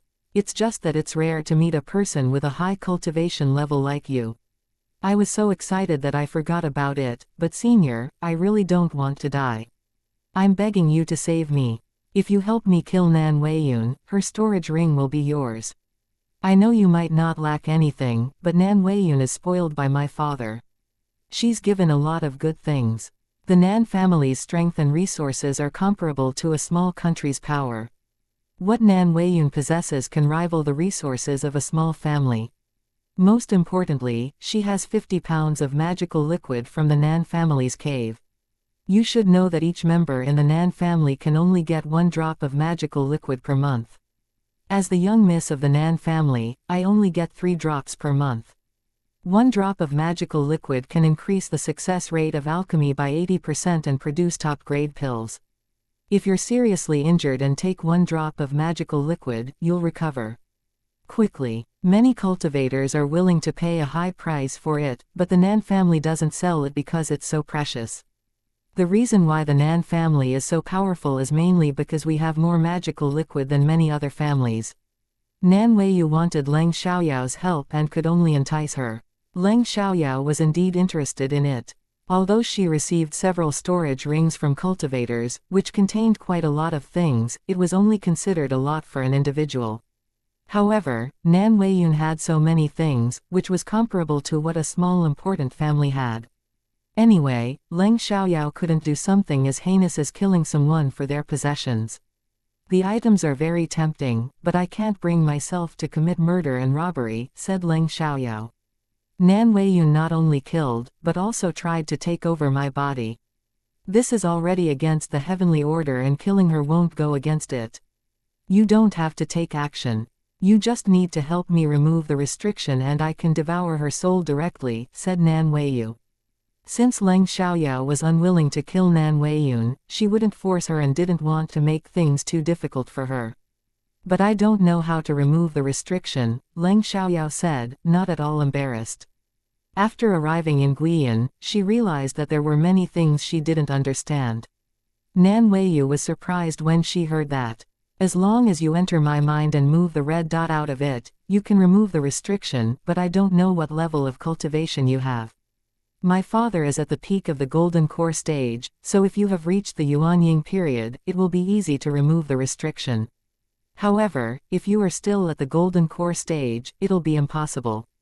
I'm afraid you'll encounter a backlash instead. Although Leng Xiaoyao's cultivation level seemed high from the magical power she released, she didn't know how high it was specifically. What other options are there besides this? Leng Xiaoyao asked in response, not revealing her own cultivation level yet because she didn't fully trust Nan Weiyu and didn't understand the so-called restriction. When Nan Weiyu heard Leng Xiaoyao's question, she thought that Leng Xiaoyao was also at the golden core stage and couldn't help her remove the restriction. She couldn't help feeling disappointed but not hopeless because that wasn't the only option. There is another way, which is to extract her soul when she appears and then I'll wake up and personally kill her, but if I do that, I'll be punished by the heavenly order. However, as long as Nan Weiyun is removed from my body, I won't care about that, said Nan Weiyu. If she wasn't forced into this situation, she wouldn't make that choice. If what you said is true, it's quite sympathetic, but I don't know if things are really as you say. What if you are Nan Weiyun and the one you are asking me to help kill is Nan Weiyu? Leng Xiaoyao said, expressing her doubts. Nan Weiyu was taken aback and seemed surprised that Leng Xiaoyao would raise such a question. The most important thing for a cultivator is their oath. If you don't believe me, I can swear. If I lie, I'll be punished. Leng Xiaoyao was stunned. That was impressive. If those terrible men from modern times came here and made an oath, all of them would be punished. The number would be unbelievable. Chapter 3466 Help Nan Weiyu, are you not afraid that your father will punish you after you devour Nan Weiyun's soul? Asked Leng Xiaoyao. I'm afraid, of course, but since I've already decided to do this, I will naturally not go back to the Nan family. Everyone thinks that being the Nan family's daughter is so good and glamorous, but they don't know that besides the external glamour, I can't get any attention within the Nan family. In that case, what is there for me to miss about the Nan family? I might as well join a sect randomly, and it would be better than staying in the Nan family, Nan Weiyu said self-mockingly. If she really couldn't bear to leave the Nan family, she wouldn't have gone this far. Although she was almost 30 years old and only at the peak of foundation building stage, her cultivation level wasn't low. It was just average. It was easy for her to join a sect. In that case, Nan Weiyu was quite pitiful, and Leng Xiaoyao felt sympathy for her. I won't give you an answer right now. I'm going to try on clothes. After I buy the clothes, I'll give you an answer, Leng Xiaoyao said, planning to first learn about the situation from Shen Yinqing before responding to Nan Weiyu. Okay, then I'll wait here for you, senior. Nan Weiyu breathed a sigh of relief. Although Leng Xiaoyao didn't promise anything, she didn't refuse either. There was room for consideration, which also meant that there was hope. She also knew that Leng Xiaoyao was considering just to understand some things. In fact, she was really surprised that such a high-level cultivator like Leng Xiaoyao didn't know about prohibitions and oaths. Leng Xiaoyao left Nan Weiyu's lounge and returned to the first floor. When everyone saw Leng Xiaoyao come back, they were all surprised. This girl had been inside for so long, but Nan Weiyu didn't make things difficult for her. Senior, are you all right? Shen Yinqing immediately approached and asked with concern. Although she knew that Leng Xiaoyao had a high cultivation level and couldn't be harmed by Nan Weiyu was still the daughter of the Nan family. Even if Nan Weiyu couldn't harm Leng Xiaoyao, she had her family behind her. I'm fine. I'm just going to pick out some clothes. You can accompany me to the changing room to try them on. I'm not very good at wearing these kinds of clothes, Leng Xiaoyao said. Although her purpose was to ask Shen Yinqing some questions, she really didn't know how to wear these clothes. No problem. Shen Yinqing didn't doubt it because Leng Xiaoyao wasn't from Black Cloud City or Dongchu. Because Shen Yinqing had never been to faraway places, she didn't know what other countries' clothing was like. Leng Xiaoyao didn't want to attract too much attention, so she chose a black suit that was the most common. It wasn't possible to have only one piece of clothing, so she also got one in red and one in purple. When trying them on, she just tried on the black one. After picking out the clothes, they went to the fitting room. Leng Xiaoyao didn't rush to change clothes, but took out magical stones from her storage ring and set up an isolation formation so that they wouldn't be overheard. With the formation set up, Leng Xiaoyao asked, "Taoist friend Shen, I have 2 questions for you. The first is about prohibitions, such as placing a prohibition in a person's mind. What exactly is this so-called prohibition?" When it came to prohibitions, Shen Yinqing's expression became extremely serious. Prohibitions are used to control people. For example, if you are worried that someone will betray you, you can place a prohibition on them. Once they have any thoughts of betraying you, they will be eroded by the prohibition. Or that prohibition can make them loyal to you all along. As for how to place a prohibition, it's to form a decision in your mind and inject it into the other person's mind. Leng Xiaoyao was very surprised. It was totally beyond her imagination. It seemed that she still knew too little about cultivators. What if someone wants to remove the prohibition from one's mind? Leng Xiaoyao asked again. If one wants to remove a prohibition from someone else's mind, their cultivation level must be higher than the person who placed the prohibition. Otherwise, it can't be removed. As for how to remove the prohibition, it's to enter the other person's mind with their magical senses and remove the prohibition from the mind, Shen Yinqing said. What about oaths? If someone makes a fake oath, will it come true? Leng Xiaoyao asked. Yes, cultivators attach great importance to oaths. If an oath is fake, it'll be immediately fulfilled on the spot. Therefore, cultivators have always been afraid to make fake oaths, Shen Yinqing said. Shen Yinqing was also surprised that Leng Xiaoyao didn't even know these things. The doubts were resolved, and Leng Xiaoyao finally trusted Nan Weiyu. Leng Xiaoyao put on the new clothes and shoes. The rest of her clothes and shoes were placed into her storage ring, then she went to see Nan Weiyu. What's your decision, senior? Nan Weiyu asked eagerly when she saw Leng Xiaoyao, feeling nervous that she might refuse. I can promise to help you remove the restriction, but to avoid trouble, we must leave the city now. Otherwise, we won't be able to leave because of the restriction in Black Cloud City. It will be troublesome for both of us, Leng Xiaoyao said. Her formation skills were only superficial, and she couldn't break the formation in Black Cloud City. Let's leave Black Cloud City first and remove the restriction when we are far away, then I'll take you wherever you want to go to avoid being chased by the Nan family. Leng Xiaoyao continued. Since she had gotten involved in this matter, it was necessary to take Nan Weiyu to a safe place. Thank you, senior. Nan Weiyu thanked Leng Xiaoyao and immediately knelt down to express her gratitude.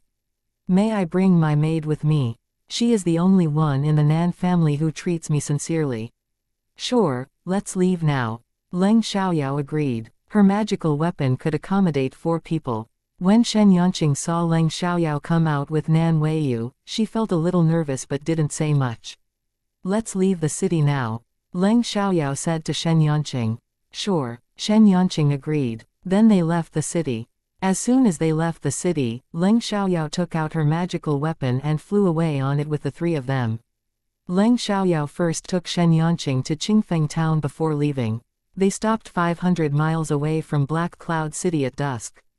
Before removing the restriction for Nan Weiyu, Leng Xiaoyao set up a barrier to isolate Nan Weiyu's maid and prevent her from disturbing them.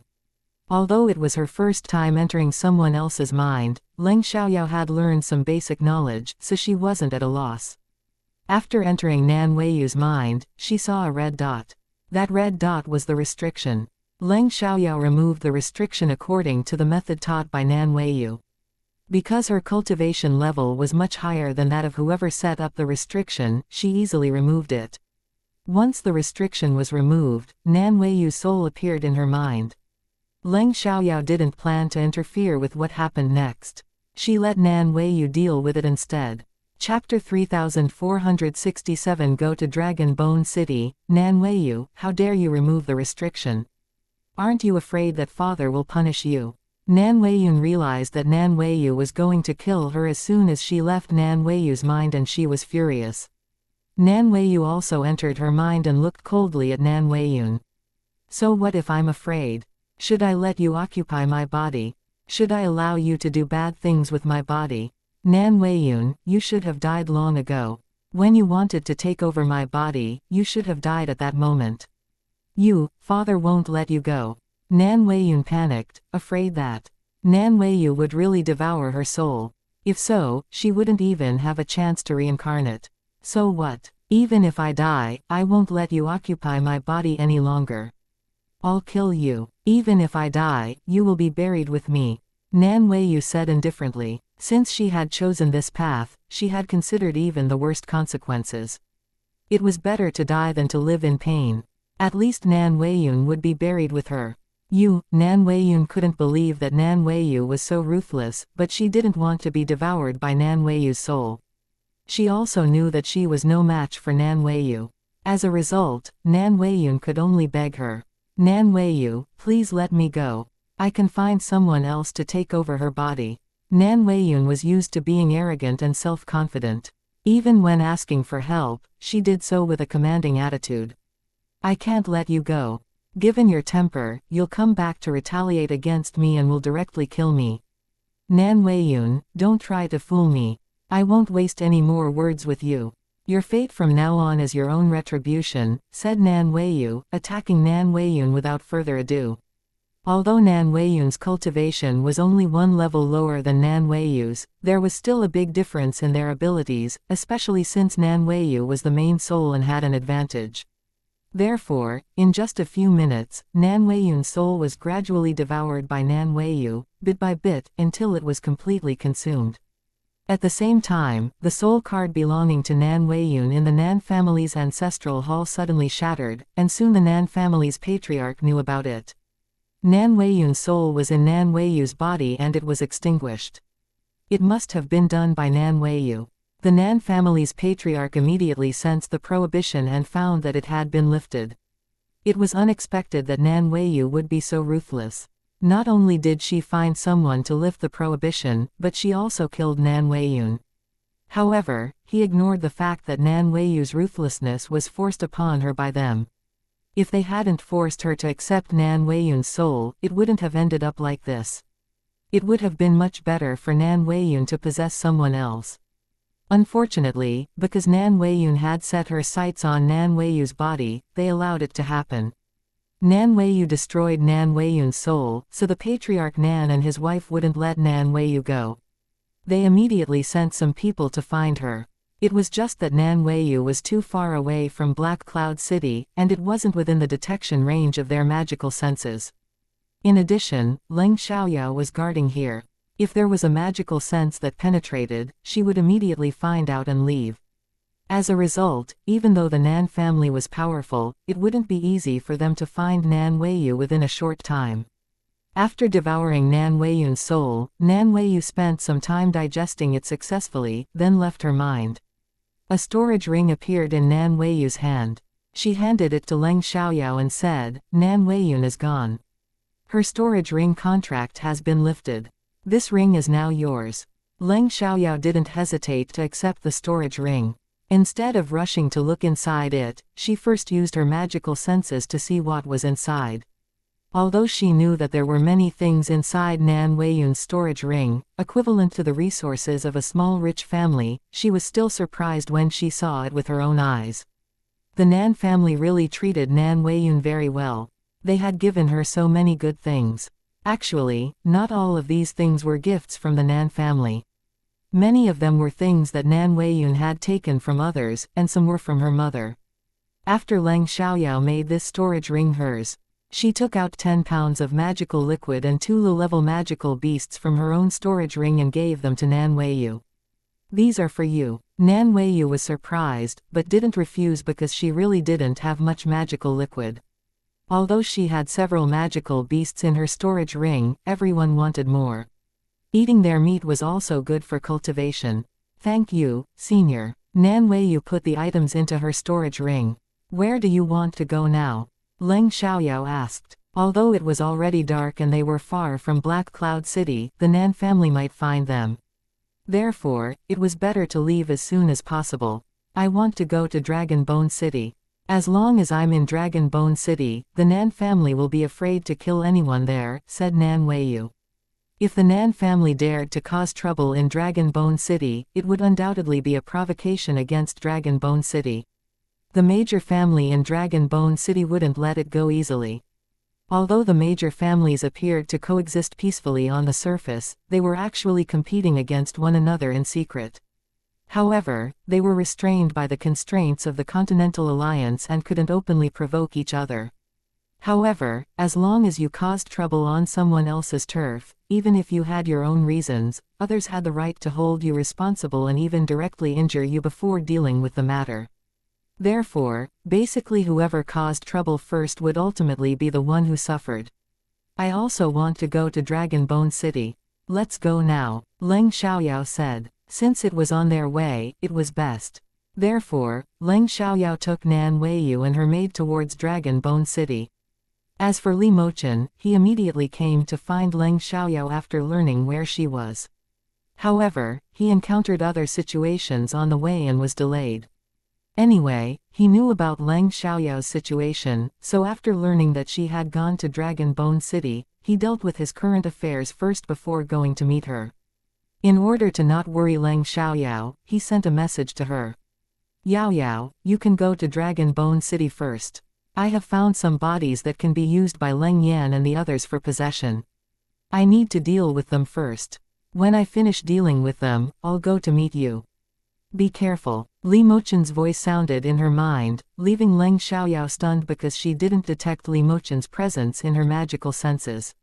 Leng Xiaoyao didn't know what was going on, so she asked Nan Weiyu, Miss Nan, I just heard my companion's voice telling me to go to Dragon Bone City to wait for him, but he isn't within the range of my magical senses.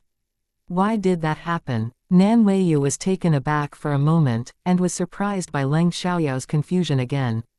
Have you ever formed a contract? Yeah, we're a Dao couple, Leng Xiaoyao said.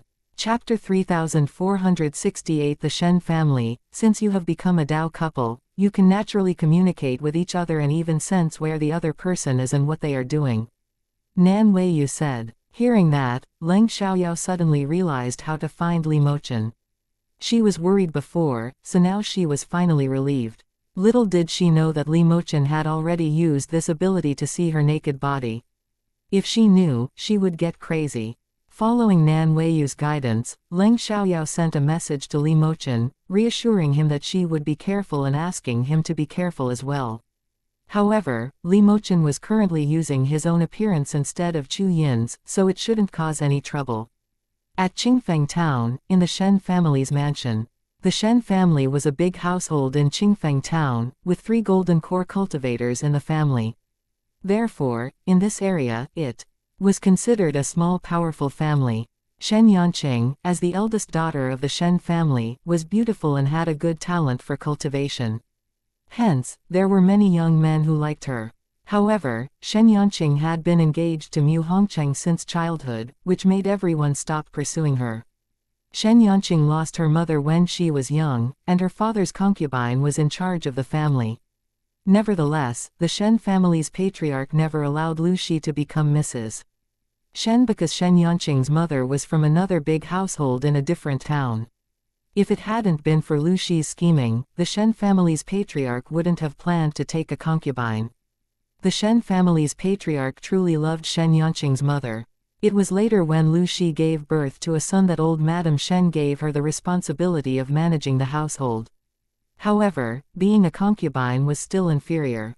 When xianxia returned home, she went directly to see her father and said that she wanted to dissolve the engagement with Mu Hongchang.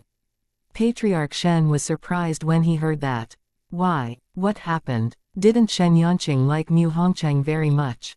Why did she suddenly want to dissolve the engagement?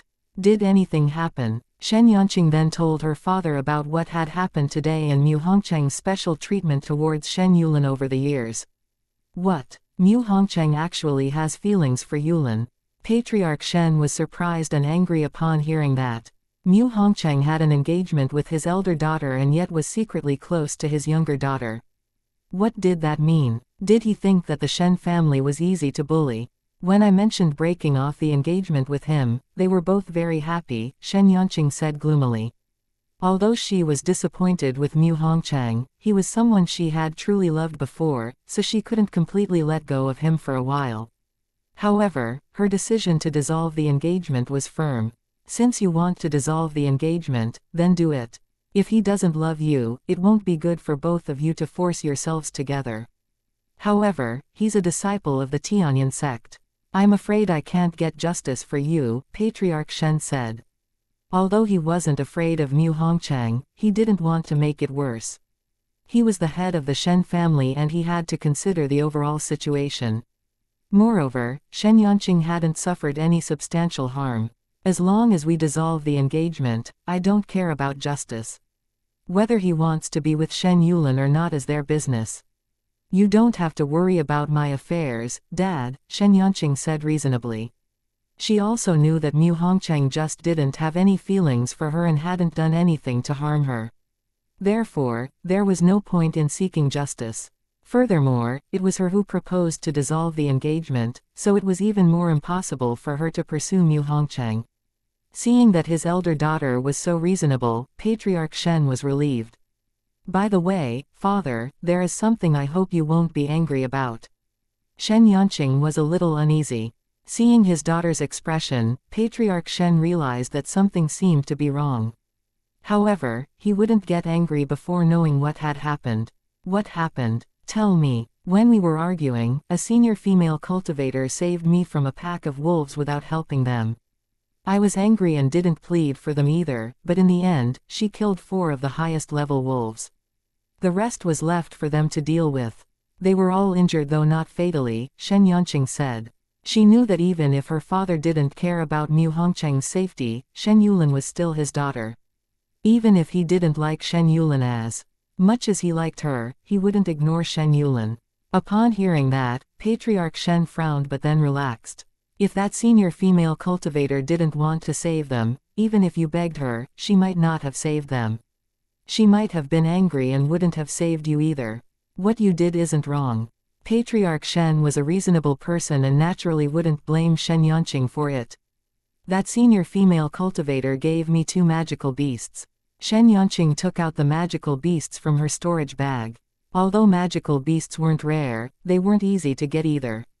Even for the Shen family, they only occasionally eat magical beast meat instead of eating it every day.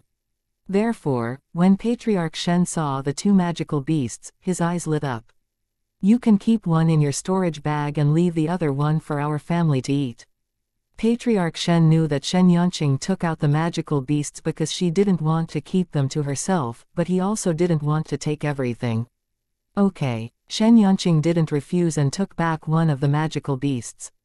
Soon everyone in the Shen family knew that xianxia brought back a magical beast and praised her endlessly.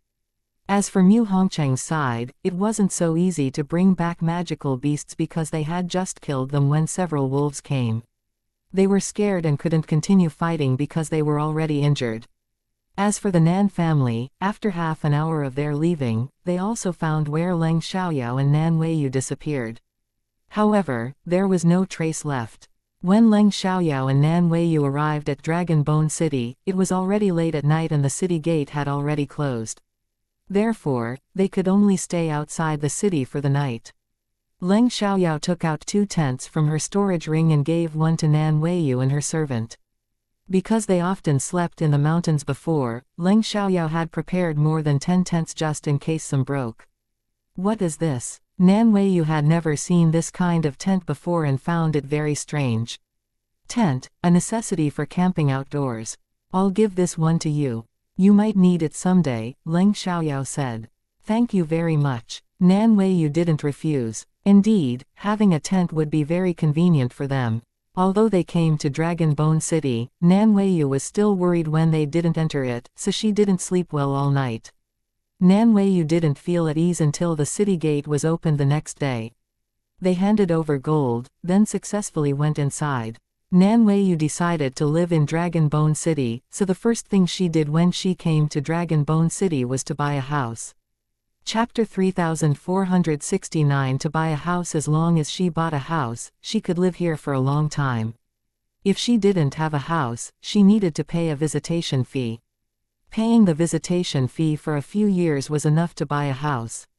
Nan Weiyu was afraid of being bullied, so she asked Leng Xiaoyao to accompany her. Leng Xiaoyao had nothing to deal with, so she went with Nan Weiyu.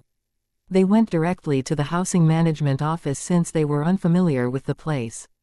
In Dragon Bone City, houses couldn't be bought or sold privately. Those who wanted to sell their houses must register with the housing management office, and those who wanted to buy houses must go there to see them. That was also an unwritten rule of the housing management office because it charged a commission for viewing houses, which was 1 silver coin per day.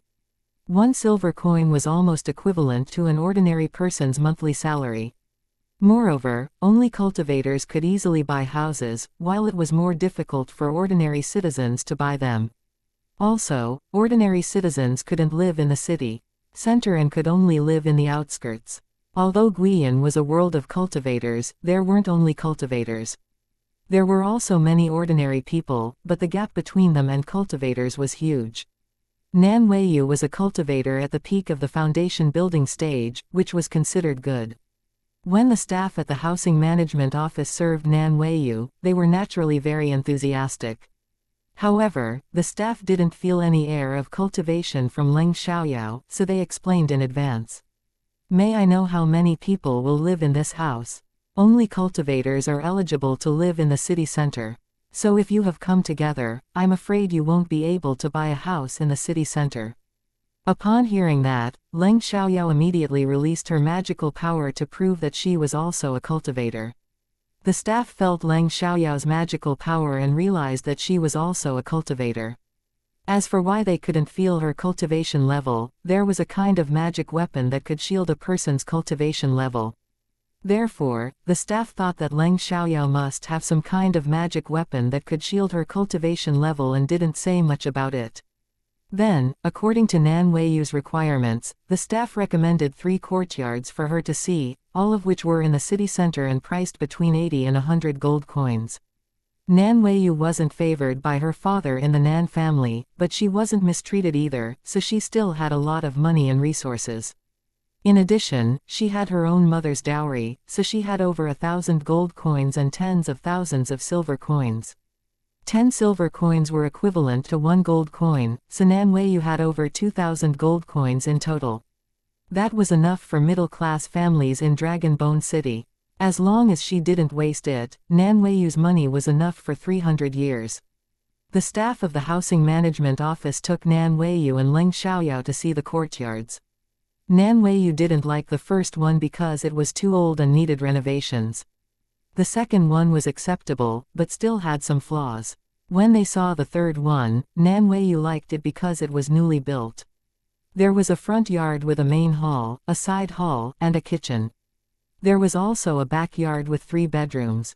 It was spacious enough for 2 people, but not too big. The backyard was also decorated with many flowers and plants, which looked very delicate. This courtyard cost 100 gold coins, and Nan Weiyu decided to buy it without hesitation. Then they went back to the housing management office. The staff found the owner of the courtyard and quickly processed the paperwork. However, just as they finished processing the paperwork, a person came in aggressively. It was the owner's mother. Song Ping, did you sell the house?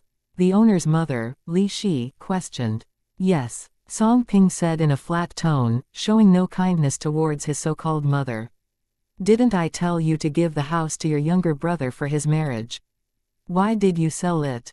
You have to give it back to me. Li Shi was angry. If she hadn't been keeping an eye on him all along, she wouldn't have known that Song Ping had sold the house. It was simply infuriating. That's ridiculous. Song Ping sneered when it was brought up. Why should I give my house to my younger brother for his marriage? Besides, it's not just my house. Half of it belongs to my wife. But Chuan is your younger brother. Are you so heartless that you won't help him when he's in trouble? Li Shi said, trying to morally blackmail him. If Song Chuan were my full brother, I would naturally help him as much as possible, but Song Chuan is just your and my father's son. Song Ping replied with disdain. They were really shameless. You, Li Shi was mad. No matter what, you're related by blood. She didn't think that it was wrong for her to ask Song Ping for the house. Anyway, his wife had passed away, so he could give the house to Song Chuan for his marriage. Even though we share blood ties, he's not my son. I have my own son to raise, and I need money to marry him off. Why should I prioritize your son over mine? Besides, you have your own house. Why should I give up mine just because you like it? I don't owe you anything, Song Ping said angrily. Li Shi was so angry that she could barely speak. After everyone figured out what was going on, they looked at Li Shi with contempt. So she turns out to be a stepmother.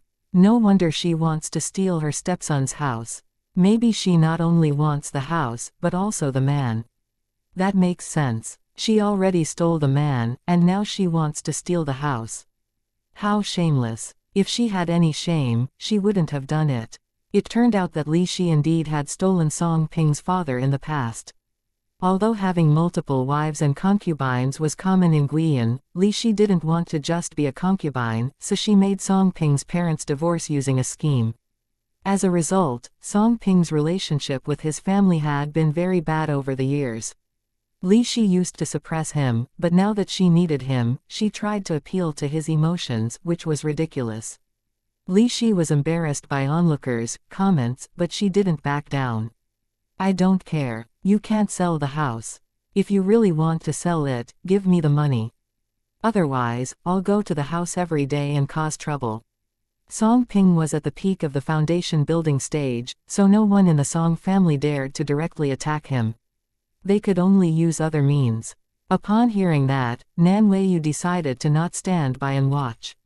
She walked out and released her power towards Li Shi. I've paid the money and completed the procedures. The house is mine. If you dare to cause trouble in my house, I won't hesitate to deal with you. Although Li Shi was also a cultivator, she was only in the early foundation building stage and couldn't withstand the power of Nan Weiyu, who was at the peak of foundation building stage. Her face turned pale instantly. Nan Weiyu felt that it was almost enough and stopped releasing her power when Li Shi was about to collapse under it. Chapter 3470 Tiancheng sect. At this point, an employee of the housing management office said, "The house belongs to this Taoist friend. If you go and cause trouble, there is only one result. You'll be put in jail." The houses handled by the housing management office weren't completely unregulated, unless they were unmanageable. Upon hearing that, Li Shi shuddered and her anger went away a little. However, she was still reluctant to accept the result.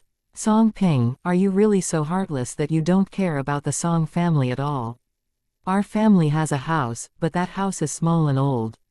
Your brother's girlfriend doesn't like it. How about that, you give me the money from selling the house, and I'll go buy another one for Chuan to get married.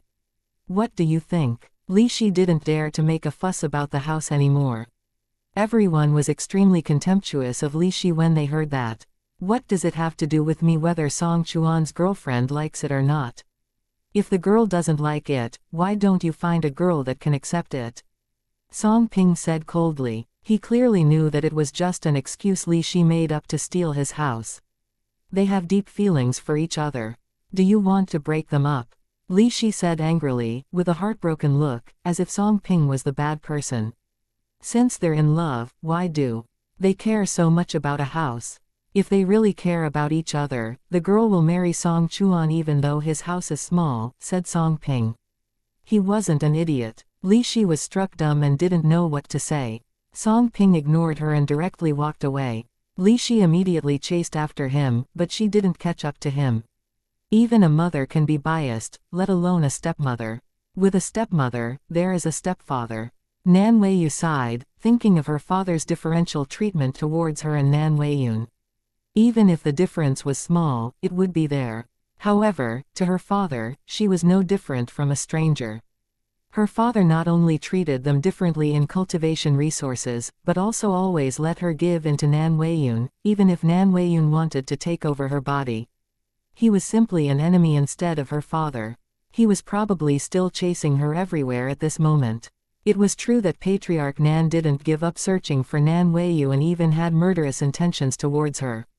Senior, if your Dao partner hasn't arrived yet, you can stay with us temporarily. I have 3 rooms there, which is just enough. Nan Weiyu said sincerely, wanting to let Leng Xiaoyao stay with them long anyway, and it wasn't as comfortable to stay in an inn. Next, they went to buy household items, because Leng Xiaoyao had helped her so much.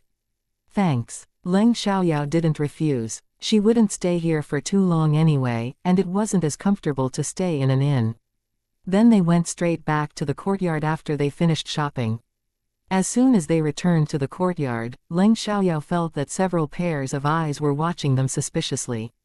She suspected that they were sent by Li Shi, but after hearing their conversation, she knew that they weren't. Tisk tisk. A few pretty girls have moved into this courtyard. I wonder if they're easy to deal with. The other 2 have foundation building cultivation, but one doesn't feel like she has any cultivation at all. She's probably just an ordinary person. How could an ordinary person live in the city?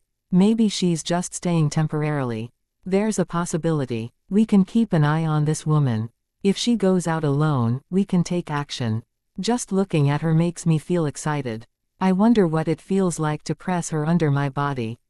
Leng Xiaoyao was furious and walked straight towards the 3 men. The 3 men were surprised to see Leng Xiaoyao approaching. Did she overhear their conversation? However, since she had no cultivation level, they had nothing to fear even if she came closer. Therefore, the 3 men didn't think about avoiding her and instead showed a lewd smile. Leng Xiaoyao approached and without saying a word, released her magical power at them. They suddenly felt heavy all over, their faces instantly turned pale, and they knelt down on the ground, looking terrified and begging for mercy. Please forgive us, Senior. They never thought that they would cause themselves trouble today. They thought that a woman without cultivation level was just an easy target, but it turned out that she was a hidden master. Leng Xiaoyao stopped after a while and warned them. If you dare to peep into the Lord's, yard again, I won't let you go next time. Leng Xiaoyao called it her yard just to make them more wary. The Lord. This woman addressed herself as the Lord, which meant she was at the Yuanying period. Damn. They, who were only in the foundation building stage, had offended a true lord in the Yuanying period. We won't do it again. The 3 men immediately apologized. If they had known that this woman was a true lord in the Yuanying period, they wouldn't have dared to provoke her. Leng Xiaoyao didn't pursue it any further, and turned back to her yard. Although Nan Weiyu didn't follow her, she knew what had happened and felt grateful to Leng Xiaoyao.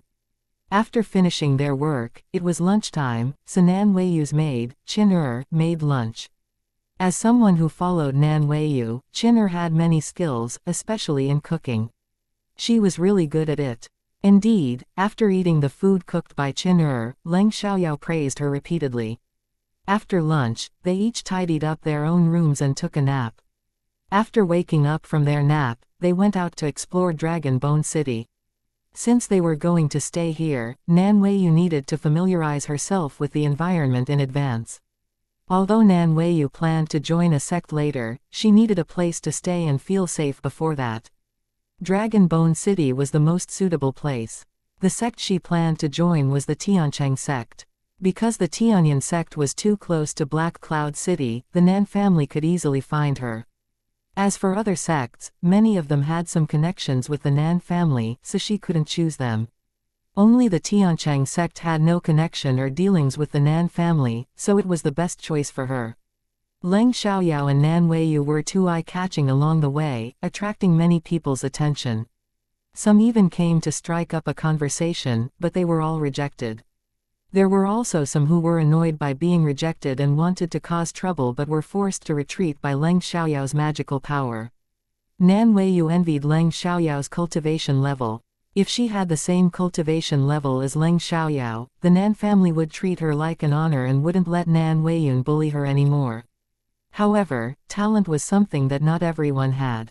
She had cultivated hard enough and had only reached the peak of the foundation building stage. In fact, for ordinary cultivators, her cultivation level was already high. Not many people had such incredible talent. Chapter 3471 Swear an oath as evidence. Next, every day Leng Xiaoyao and Li Mochen would communicate with each other, and Li Mochen would tell Leng Xiaoyao about his situation. Because Li Mochen and the others hadn't arrived yet, Leng Xiaoyao was bored and went to the Dragon Bone Forest. When Nan Weiyu found out, she asked Leng Xiaoyao if she could come along. She also wanted to gain experience. However, she knew her own cultivation level wasn't high and was afraid of being a burden to Leng Xiaoyao, so she didn't want to force it. Leng Xiaoyao was just going to have fun and didn't have any other important matters, so naturally she didn't mind bringing Nan Weiyu along. However, Qin'er stayed at home because her cultivation level was even lower, and Leng Xiaoyao was afraid that she would really drag her down if she went in. It was Nan Weiyu's idea. Since Nan Weiyu didn't take Qin'er with her, Leng Xiaoyao said nothing. When they hadn't gone far into the Dragon Bone Forest, they encountered a group of people arguing about which way to go. Some people wanted to go one way, while others wanted to go the other way. The leaders on both sides wanted to be the captain. One person had 2 people following him, while the other had 4 people following him. As a result, they decided to split into 2 teams and go their separate ways. However, at this moment, one person on the side of the 3 people wanted to defect, and the leader was angry. Li Yao, what do you mean? Lu Chengfeng angrily asked. Li Yao had always been under his leadership, but at this moment he wanted to betray him. It was impossible for him not to be angry. Brother Lu, there are only 3 of us. I'm really scared. Why don't we all follow Brother Yang? Li Yao said awkwardly. He knew that Lu Chengfeng had been kind to him and he should stand by him. However, the Dragon Bone Forest was extremely dangerous. He couldn't risk his own life. Lu Chengfeng was furious, but he wouldn't risk someone else's life, so he looked at the man still standing by his side and asked, Chengzi, you can choose again. If you choose to follow them, I won't say anything. Anyway, he and Ji Yang had a disagreement, so it was impossible for them to go together. Brother Lu, no need to choose again. I'm following you. Chengzi was grateful and had received Lu Chengfeng's kindness a lot. He sincerely stood on Lu Chengfeng's side, so there was no need to choose again. He would go wherever Lu Chengfeng went. After hearing Chengzi's words, Lu Chengfeng felt comforted. At this time, Ji Yang sneered. Lu Chengfeng, just because you don't agree with me, you want to take your brothers to death. Upon hearing Ji Yang's words, Lu Chengfeng hesitated. Seeing that Lu Chengfeng was a loyal person, and since they were just here to have fun, Leng Xiaoyao decided to join them. She interrupted them. Lu Chengfeng, we are willing to be on your team. Leng Xiaoyao revealed her cultivation level as being at the peak of the foundation building stage because these people were all just at the foundation building stage. When everyone heard that, they looked at them. Seeing that they were 2 women, they didn't underestimate them. After all, they could see that they were also at the foundation building stage. In Guiyan, the strong were respected, so there was little gender discrimination. Great. Lu Chengfeng didn't refuse. He could see that Leng Xiaoyao was intentionally helping him, and they were both at the peak of foundation building stage, so it was impossible for them to hold him back. Seeing these 2 beautiful women wanting to join Lu Chengfeng's team, Ji Yang and his group became jealous. 2 fellow Taoists, the Dragon Bone Forest isn't a place for fun. If you follow them, what if something bad happens? We have more people here and it will be much safer. Ji Yang wanted to win Leng Xiaoyao and Nan Weiyu over from Lu Chengfeng to prevent him from succeeding. Leng Xiaoyao sneered. If something bad happens, it's our business. What does it have to do with you? If we really encounter danger, can you really sacrifice yourself to save us? One man who sided with Ji Yang became angry when he heard that. Why should we sacrifice ourselves to save you? Are your lives more valuable than mine? At least, I think my life is more valuable than yours, and you probably feel the same way. So being with you may not be safe. In times of danger, you might choose to sacrifice us to save yourselves, said Leng Xiaoyao. She didn't know who the man was. She just didn't like them. Upon hearing Leng Xiaoyao's words, some of them looked embarrassed, indicating that they had such thoughts. It wasn't directed towards Leng Xiaoyao and Nan Weiyu, but rather it was just their nature. The man was struck dumb and didn't know what to say. All right, let's stop wasting time arguing. If you're brave enough, let's have a competition. We'll return to the forest entrance before dark and see who catches more magical beasts regardless of their grade. The losers must give half of their magical beasts to the winners. How about that? Do you dare? Leng Xiaoyao said. Although it would be unfair to compare her skills with theirs, so what? She just couldn't stand them and wanted to challenge their courage. Everyone, except for Nan Weiyu, was shocked. Ji Yang and his companions showed contempt, believing that Leng Xiaoyao was ignorant. While Lu Chengfeng and Cheng Zi showed concern as they felt their chances of winning were slim. They were only 4 people while the other side had 6. Cheng Zi wanted to say something, but was stopped by Lu Chengfeng. Although he also felt that Leng Xiaoyao was bragging, since the words had been said aloud, they couldn't go back on them. If they did, they would embarrass themselves. He could take out 2 magical beasts from his storage bag to make up for it. Anyway, during such a short time, they could defeat about 8 magical beasts at most. Lu Chengfeng, do you agree with what she said? Ji Yang asked Lu Chengfeng provocatively because he was also interested in it. Although Lu Chengfeng didn't object and thus agreed, he couldn't help feeling angry at Ji Yang's provocation. Of course I agree. Words are just words. Let's make an oath to seal the deal, Ji Yang said, afraid that Lu Chengfeng and his companions would back out later. Sure. Leng Xiaoyao agreed. She was just about to say that herself because she was also worried that Ji Yang and his companions might back out later. After everyone introduced themselves by name, they began making the oath, starting with Leng Xiaoyao. When Lu Chengfeng heard that the spoils of war had to be won by those who participated in the bet and that they had to be hunted today and couldn't be taken out of storage rings or storage bags beforehand, he was taken aback. That meant he couldn't use the magical beasts in his storage bag to make up for their lack of numbers. Then he thought that Ji Yang's group might have had the same idea, so he didn't think it was such a bad thing to make that rule. Therefore, everyone followed Leng Xiaoyao's lead and made oaths. Chapter 3472. One after they took an oath, a purple light entered their foreheads, which was the formation of the oath. If they broke it, they would suffer the consequences. After the oath was taken, they went their separate ways. Once they were far away, Cheng Zi voiced his concerns. Brother Lu, there are only 4 of us. I'm afraid we don't stand a chance. Although he didn't blame Leng Xiaoyao outright, he was indeed dissatisfied with her behavior. Why did she have to make a bet, and such a harsh one at that? He even began to suspect that Leng Xiaoyao was sent by Ji Yang to embarrass them. Lu Chengfeng wasn't suspicious of Leng Xiaoyao, but he was genuinely worried. Don't worry, I don't usually do things without confidence. Leng Xiaoyao reassured them. How can we be at ease? We are all foundation building cultivators, and so are they. Moreover, they have the advantage in numbers. Cheng Zi finally complained. Who told you I'm a foundation building cultivator?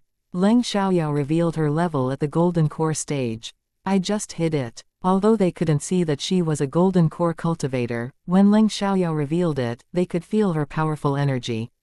It was far beyond theirs. Although Cheng Zi was only in the middle stage of the foundation building stage, Lu Chengfeng was at the peak of the foundation building stage. Therefore, if Lu Chengfeng felt that Leng Xiaoyao was stronger than himself, then she must be above the golden core stage. I didn't know you're a senior. It's such an honor to meet you. And thank you for your help, Lu Chengfeng immediately said respectfully. I didn't know it either. I apologize if I've offended you, senior. Cheng Zi also apologized at once. It's fine, but don't reveal my cultivation level. Otherwise, Ji Yang won't be convinced, Leng Xiaoyao reminded them. Sure, Lu Chengfeng and Cheng Zi agreed. Even if Leng Xiaoyao didn't say so, they wouldn't reveal it. Usually, foundation building cultivators only dared to stay on the outskirts of the forest. Even if it was the outskirts, it didn't mean it was safe. It was just less dangerous than the deep mountains. However, the magical beasts on the outskirts were relatively scarce because they had been hunted by people. Therefore, they could only go deeper into the forest. Knowing that Leng Xiaoyao was a golden core cultivator, Lu Chengfeng and Cheng Zi were no longer as worried as they were before. Soon, they encountered two magical beasts.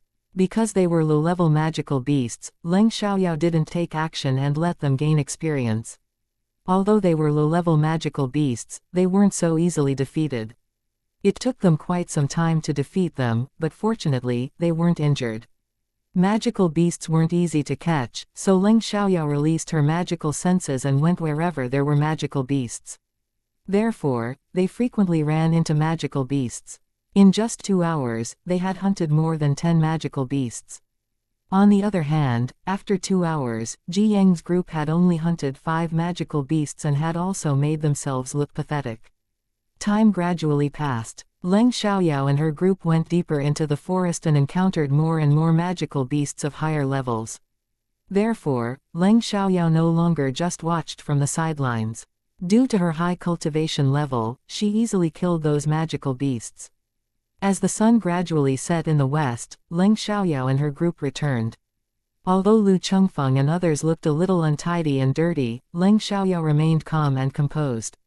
Lu Chengfeng and Cheng Zi were glad that they didn't oppose Leng Xiaoyao's bet from the beginning. They had hunted many magical beasts. Even if Ji Yang's group was more powerful, they couldn't have hunted more than them. So this time they had won for sure. The result hadn't yet been announced, but Lu Chengfeng and Cheng Zi already felt triumphant. When they returned to the entrance of the forest, Ji Yang's group hadn't yet returned. However, it wasn't yet dark outside, so they weren't in a hurry. "Let's roast some magical beast meat to eat," Leng Xiaoyao suggested. Sure, everyone agreed and started to make a fire to roast the meat. Lu Chengfeng let Leng Xiaoyao and Nan Weiyu sit and rest, while they went to roast meat. Leng Xiaoyao sat down without hesitation and rested. By the time the meat was done and they ate half of it, Ji Yang and his group returned. Although they were all untidy and dirty, they were happy when they saw Lu Chengfeng and his group because they had also caught many magical beasts. They believed that they had won. When they saw Lu Chengfeng and his group eating the magical beast meat, they also wanted to eat it, but they had many magical beasts themselves, so they didn't need to eat Lu Chengfeng's. "Hey, you killed magical beasts to eat meat already. It seems that you have caught many," Ji Yang said, but he was being sarcastic and didn't believe that they had caught many magical beasts, at least not as many as they had. "We did catch many. Since you're back, let's see the results," Lu Chengfeng said and took out the 15 magical beasts he had caught. Ji Yang and his group thought that it was all that Lu Chengfeng's group had caught. Only 15. They believed that Lu Chengfeng's group had lost. "Well, you just have 15. Sorry, we caught 22. Ji Yang said proudly and released the 22 magical beasts they had caught. "Only 22. Then we can only get 11. Lu Chengfeng frowned and looked disdainful. Upon hearing that, Ji Yang and his companions were displeased. Ji Yang asked, "What do you mean? Did it mean that Lu Chengfeng's group had caught more than 15? Suddenly, Ji Yang and his group had a bad feeling. "These 15 are the ones I caught alone. I haven't counted theirs yet," Lu Chengfeng said innocently but was actually very happy. Ji Yang and his group weren't happy to hear that. "I only caught 10. Cheng Zi took out the magical beasts he had caught and scratched his head. Apologetically because he had caught the least among them. "I caught 17. Nan Weiyu also took out the magical beasts she had caught. "No, it's impossible. You cheated." Ji Yang couldn't accept that each of them could catch so many magical beasts. They lost even before Leng Xiaoyao took out the magical beasts she had caught. "Cheated? Ha! We made an oath. If we cheat, we'll be punished," Leng Xiaoyao mocked. Ji Yang and his group were taken aback. It was true that they had made an oath. Even if they were reluctant, they couldn't break their promise. He regretted agreeing to this bet. If he had known that Lu Chengfeng's group would win, he wouldn't have agreed to it. In fact, if Leng Xiaoyao didn't have confidence in winning, she wouldn't have proposed this bet. As a result, Ji Yang and his group could only fulfill their promise. Seeing Ji Yang and his group's unhappy faces, Lu Chengfeng and Cheng Zi were extremely satisfied. Li Yao regretted not following Lu Chengfeng. He followed Ji Yang and was seriously injured. Chapter 3473 Help Lu Chengfeng, I'm puzzled. Our cultivation levels are similar, so how come you guys can hunt so many and not get injured? Ji Yang asked curiously, feeling that something wasn't right. However, they had indeed caught these magical beasts. They had all made an oath, so it couldn't be fake. It was precisely because it couldn't be fake that he was so curious. Sorry, I can't tell you. Anyway, we caught these magical beasts and there is no doubt about it, Leng Xiaoyao said. Ji Yang was speechless, realizing that Leng Xiaoyao wouldn't tell him the truth. Ji Yang didn't stay any longer and left with his companions. However, when leaving, Ji Yang glanced at Leng Xiaoyao and the others, his eyes dark and unclear. Leng Xiaoyao squinted. If Ji Yang dared to make a move against them, she would make him regret it. Li Yao didn't leave with Ji Yang and the others. Instead, he stayed behind with Lu Chengfeng. After Ji Yang and the others left, Li Yao weakly said to Lu Chengfeng, "Brother Lu, I'm sorry for leaving you just then. Can you forgive me?" Before Lu Chengfeng said anything, Cheng Zi opened his mouth. "Li Yao, when you chose Ji Yang, you already betrayed Brother Lu. Now you want Brother Lu to forgive you. Just because Brother Lu won. If Brother Lu had lost, would you still come to ask for forgiveness?" Li Yao was struck dumb, not knowing how to answer because Cheng Zi was right. If Lu Chengfeng had lost, he might not have come to ask for forgiveness. If Lu Chengfeng lost, Li Yao would only keep his distance from him. "Li Yao, actually there's no need to talk about forgiveness. Although we are friends, we are individuals and no one can interfere with each other's decisions. So if you choose to be with Ji Yang, that's your business. I have no right to blame you," Lu Chengfeng said. He didn't blame Li Yao, but he was honestly disappointed. So he wouldn't turn against Li Yao, but he couldn't treat him the same as before. At most, they would just be normal friends. Li Yao realized that his relationship with Lu Chengfeng could never go back to how it was before. He regretted it a lot, but it was useless. "Let's go. We're already past the city gate closing time, so we can only camp outside," Leng Xiaoyao said. Although she didn't like what Li Yao had done, she didn't judge him either. Because the city gate was already closed, Ji Yang and the others couldn't enter the city and could only camp in the nearby woods. To avoid conflict, Lu Chengfeng didn't approach them, but stopped 30 meters away from them. Originally, Ji Yang thought Lu Chengfeng would come over to criticize him, but unexpectedly he didn't. Lu Chengfeng was different from Ji Yang. If Ji Yang had won, he would constantly make fun of Lu Chengfeng, spreading it everywhere and turning Lu Chengfeng into a joke. However, Lu Chengfeng didn't have that idea. Winning just meant shutting Ji Yang up and nothing more. Moreover, he could win this time thanks to Leng Xiaoyao, so he had nothing to be proud of. Even if he had won purely by his own ability, he would just say a few words on the spot and wouldn't go back to laugh at anyone afterwards. Not only did the sect recruit disciples, but major families also recruited disciples.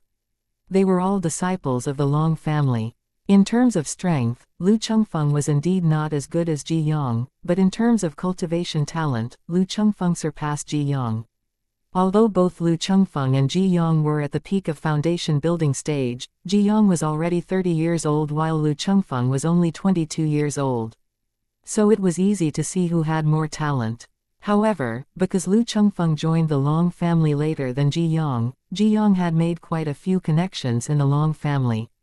On the contrary, there were only a few people who were close to Lu Chengfeng, and Li Yao had betrayed them now. Currently, the only person who had a good relationship with him was Cheng Zi. Although Lu Chengfeng said he didn't blame Li Yao, there was already a sense of distance between them. It made Li Yao feel very uncomfortable.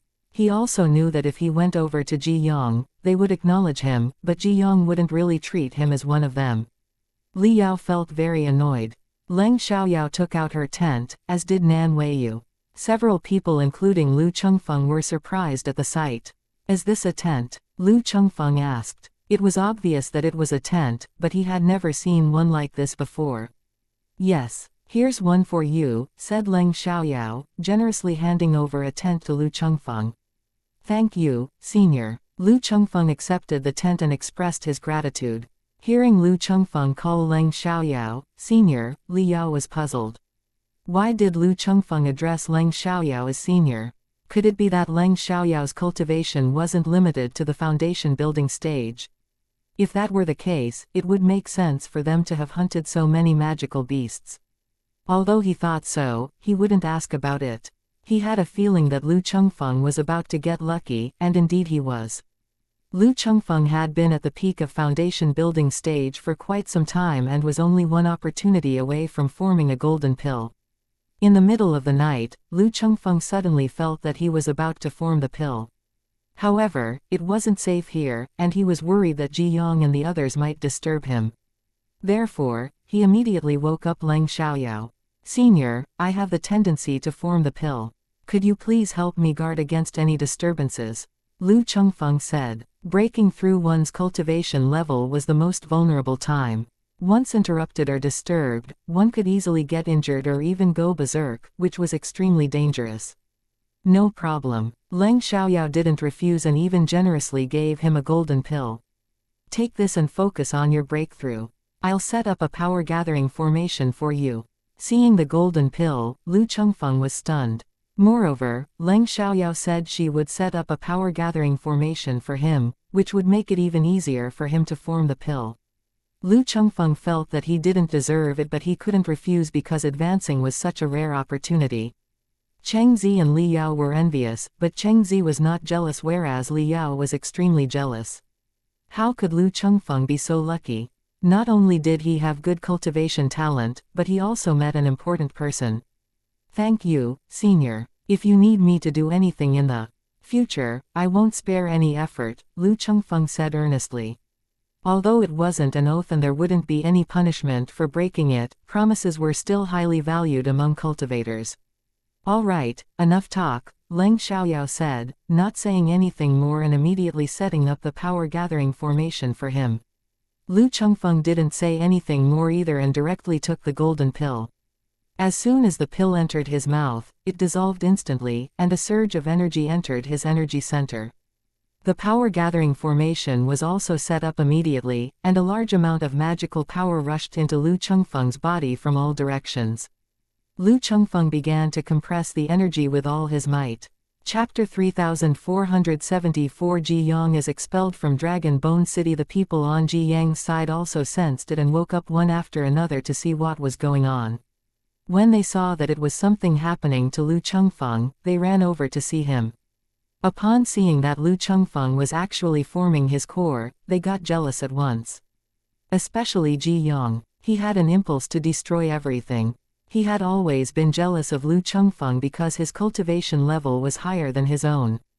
As soon as he joined the Long family, he received attention, so he had always been ostracizing Lu Chengfeng. Now that Lu Chengfeng was about to form his core, as long as he succeeded, his position in the Long family would rise because there were only 20 or so golden core cultivators in the entire Long family. The more Ji Yang thought about it, the more jealous he became, and his rationality began to disappear bit by bit.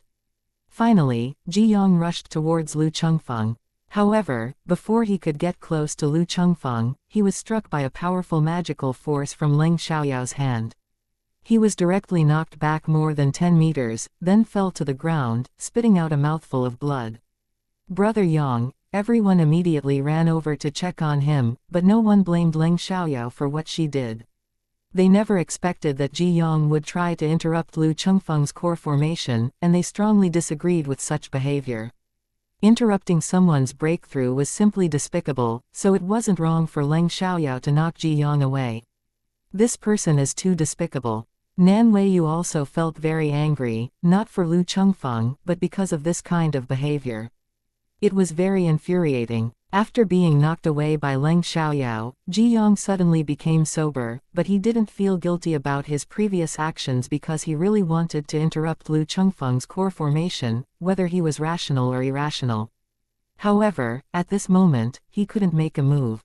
Lu Chengfeng's body began to swell violently, and a tiny crack appeared in his energy center. At this moment, every bone in his body felt like it was being stimulated by warm currents. It hurt and itched, but it was also comfortable. In his energy center, energy gathered little by little, and white lines kept moving around inside his body. He looked inside his body and saw everything about himself.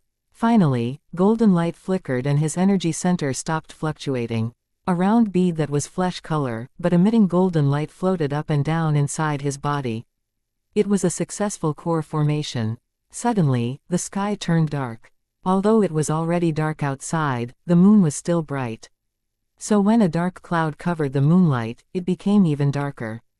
They all had to leave Lu Chengfeng's side as soon as possible, otherwise they would be mistaken for helping with the heavenly tribulation and make it even more powerful. Everyone retreat. Leng Xiaoyao shouted. No one dared to stay, so they ran away until they were 40 or 50 meters away from Lu Chengfeng before stopping.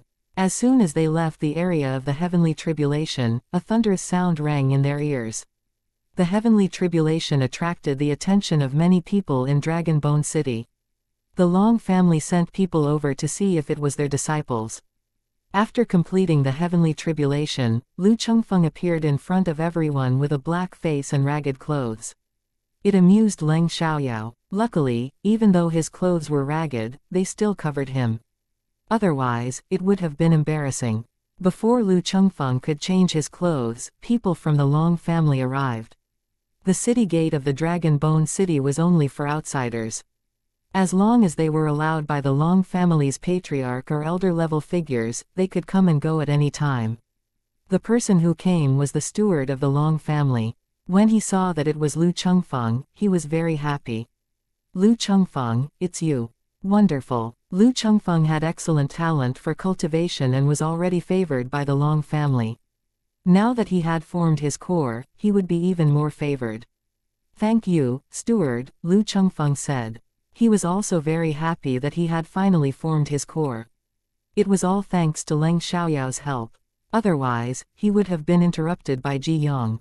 Interrupting someone's breakthrough was very dangerous, so he hated Ji Yang more than ever. Ji Yang was very worried when he saw the steward. If the steward knew that he had tried to interrupt Lu Chengfeng's breakthrough, he would definitely report it to the patriarch and kick him out. The Long family had a rule that disciples couldn't harm one another. However, what he worried about most still happened. It wasn't Lu Chengfeng who reported it, but Cheng Zi. Steward, just now Ji Yang directly intervened and tried to interrupt Lu Chengfeng's breakthrough. If it hadn't been for Taoist friend Leng who stopped him, Lu Chengfeng would have been in great danger. Although Lu Chengfeng hesitated to say it, Cheng Zi revealed it, and he didn't stop him. After all, what Ji Yang did was indeed unforgivable. What? The steward was shocked. He immediately looked at Ji Yang with a sharp gaze, which frightened Ji Yang and sent a chill down his spine. Because everyone had witnessed it, Ji Yang couldn't deny it. However, he was also terrified, so he immediately pleaded. Steward, I was wrong. I lost control of myself and attacked Lu Chengfeng. I now realize my mistake and sincerely ask for a chance to change. Being able to become a disciple of the Long family was an honor for his entire family. If he were expelled from the Long family, he would surely become a laughingstock. Only at this moment did he truly regret it. Ji Yang, who do you think you are? Do you think a simple apology can absolve your mistakes? If everyone acted like you, who would follow the rules of the Long family? Considering that Lu Chengfeng is unharmed, you will only be expelled from Dragon Bone City, but if something really happened to Lu Chengfeng, the consequences wouldn't be so simple, the steward said sternly. Steward, Ji Yang wanted to plead further, but he knew that it was useless at this point. The others who used to be with Ji Yang distanced themselves from him when they saw him being criticized by the steward. They were afraid of being dragged into trouble by Ji Yang. Ji Yang was deeply disappointed. He had done something wrong, but he had never harmed them. On the contrary, he often protected them. However, now that he was in trouble, they immediately turned their backs on him. He didn't need them to plead for him, but at least show some concern. Leng Xiaoyao and the others saw their behavior and looked down on them. Because of that, when they tried to please Lu Chengfeng later on, he didn't get close to them and only maintained a polite relationship as disciples. The steward no longer paid attention to Ji Yang, but turned to Leng Xiaoyao. He didn't ignore what Cheng Zi had said. If it hadn't for Leng Xiaoyao, Lu Chengfeng would have fallen into Ji Yang's hands. "May I know how to address you?" the steward asked politely. Although the steward held a high position, he wasn't an arrogant person. It could be said that he treated people according to what they did. Lu Chengfeng owed Leng Xiaoyao a big favor. He was also a disciple of the Long family. Therefore, the steward should treat her with courtesy. Chapter 3475. Make it difficult on purpose. It's my pleasure. Leng Xiaoyao said, "Since you have come out of the city, would it be possible for you to take us into the city? My friend bought a house there a few days ago, and I have been staying with her lately." "Sure, I'll take you guys back together." The steward didn't refuse. Since they originally lived in the city, there was no problem bringing them in. Then they followed the steward back. "How should I address you two?" the steward asked Leng Xiaoyao and Nan Weiyu. Seeing that she was only about 19 years old and already at the peak of the foundation building stage, the steward believed that she was truly a rare talent in cultivation. Although the other woman was almost 30 years old, it was still impressive to reach the peak of the foundation building stage at that age. If they hadn't joined a sect, they could be recruited into the Dragon Bone City and become disciples of the Long family. "My name's Leng Xiaoyao," Leng Xiaoyao said. "My name's Nan Weiyu said. "Have you two joined a sect yet?" the steward asked. "I haven't joined any sect, but my friend is from the Tiancheng sect," Leng Xiaoyao said, realizing that the steward probably wanted to recruit them into the Long family. After all, there weren't many 19-year-old foundation building peak cultivators. Lu Chengfeng was one. It was rare to reach the golden core stage at 25 years old. Most people wouldn't reach it until after 30 years old. That's a shame. The steward felt it was a shame upon hearing that. Although Leng Xiaoyao hadn't joined any sect, Li Mochen was in the Tiancheng sect, so she would have to join it too as his Dao partner. "I haven't joined either, but I plan to join the Tiancheng sect," Nan Weiyu said. There were taboos between families about having people from other families join their own, as there might be spies sent by other families. The steward was a bit displeased.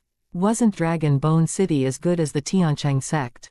Thinking that, he asked, "Oh, you plan to join the Tiancheng sect because you think Dragon Bone City is inferior to them?" "Of course not. I don't want to join Dragon Bone City simply because I'm from the Nan family in Black Cloud City. Although I'm being chased by the Nan family now, it doesn't change the fact that I'm from the Nan family," Nan Weiyu said, not hiding anything. She would be living in Dragon Bone City for a long time. If she tried to hide it, it would make people suspicious and they might do something to her. The steward gave up on recruiting her into the Long family. However, since she was from the Nan family, he still needed to investigate her further just in case. After all, nobody knew if what she said about being chased by the Nan family was true. Leng Xiaoyao and her group followed the steward back to Dragon Bone City smoothly. After entering the city, Leng Xiaoyao and Nan Weiyu separated from the others. On the way back with the steward, Lu Chengfeng was asked how he met and got to know Leng Xiaoyao and Nan Weiyu. Lu Chengfeng didn't dare to hide anything and told them everything. When the steward learned that Leng Xiaoyao wasn't a foundation building cultivator but possibly a golden core cultivator, he was surprised. A 19-year-old golden core cultivator was truly an extraordinary talent. Moreover, she knew how to set up formations. It was truly a shame that they couldn't recruit such a genius into their sect. Qingfeng Town. Mu Hongcheng and his group only returned from Black Cloud Forest today, looking disheveled and wounded. After they were injured, they found a place to heal and came back after they were better. However, on their way back, they encountered magical beasts again and returned with injuries all over. The news of Shen Yanqing's request for a divorce had spread throughout Qingfeng Town. So when Mu Hongcheng and Shen Yulin returned home, they heard about it. Both of them were overjoyed. Although it made Mu Hongcheng lose face, he didn't care as long as he could get rid of the engagement. Mu Hongcheng didn't even have time to take a shower or change his clothes before going to the Shen family's house with Shen Yulin. Concubine Lu was also in a good mood these days because she had always wanted Shen Yulin to steal Mu Hongchang, and Shen Yulin had finally succeeded. The Mu family heard about it, but they hadn't yet come forward. They knew their son's thoughts and supported him. Although Shen Yanqing was the legitimate daughter, she had no mother.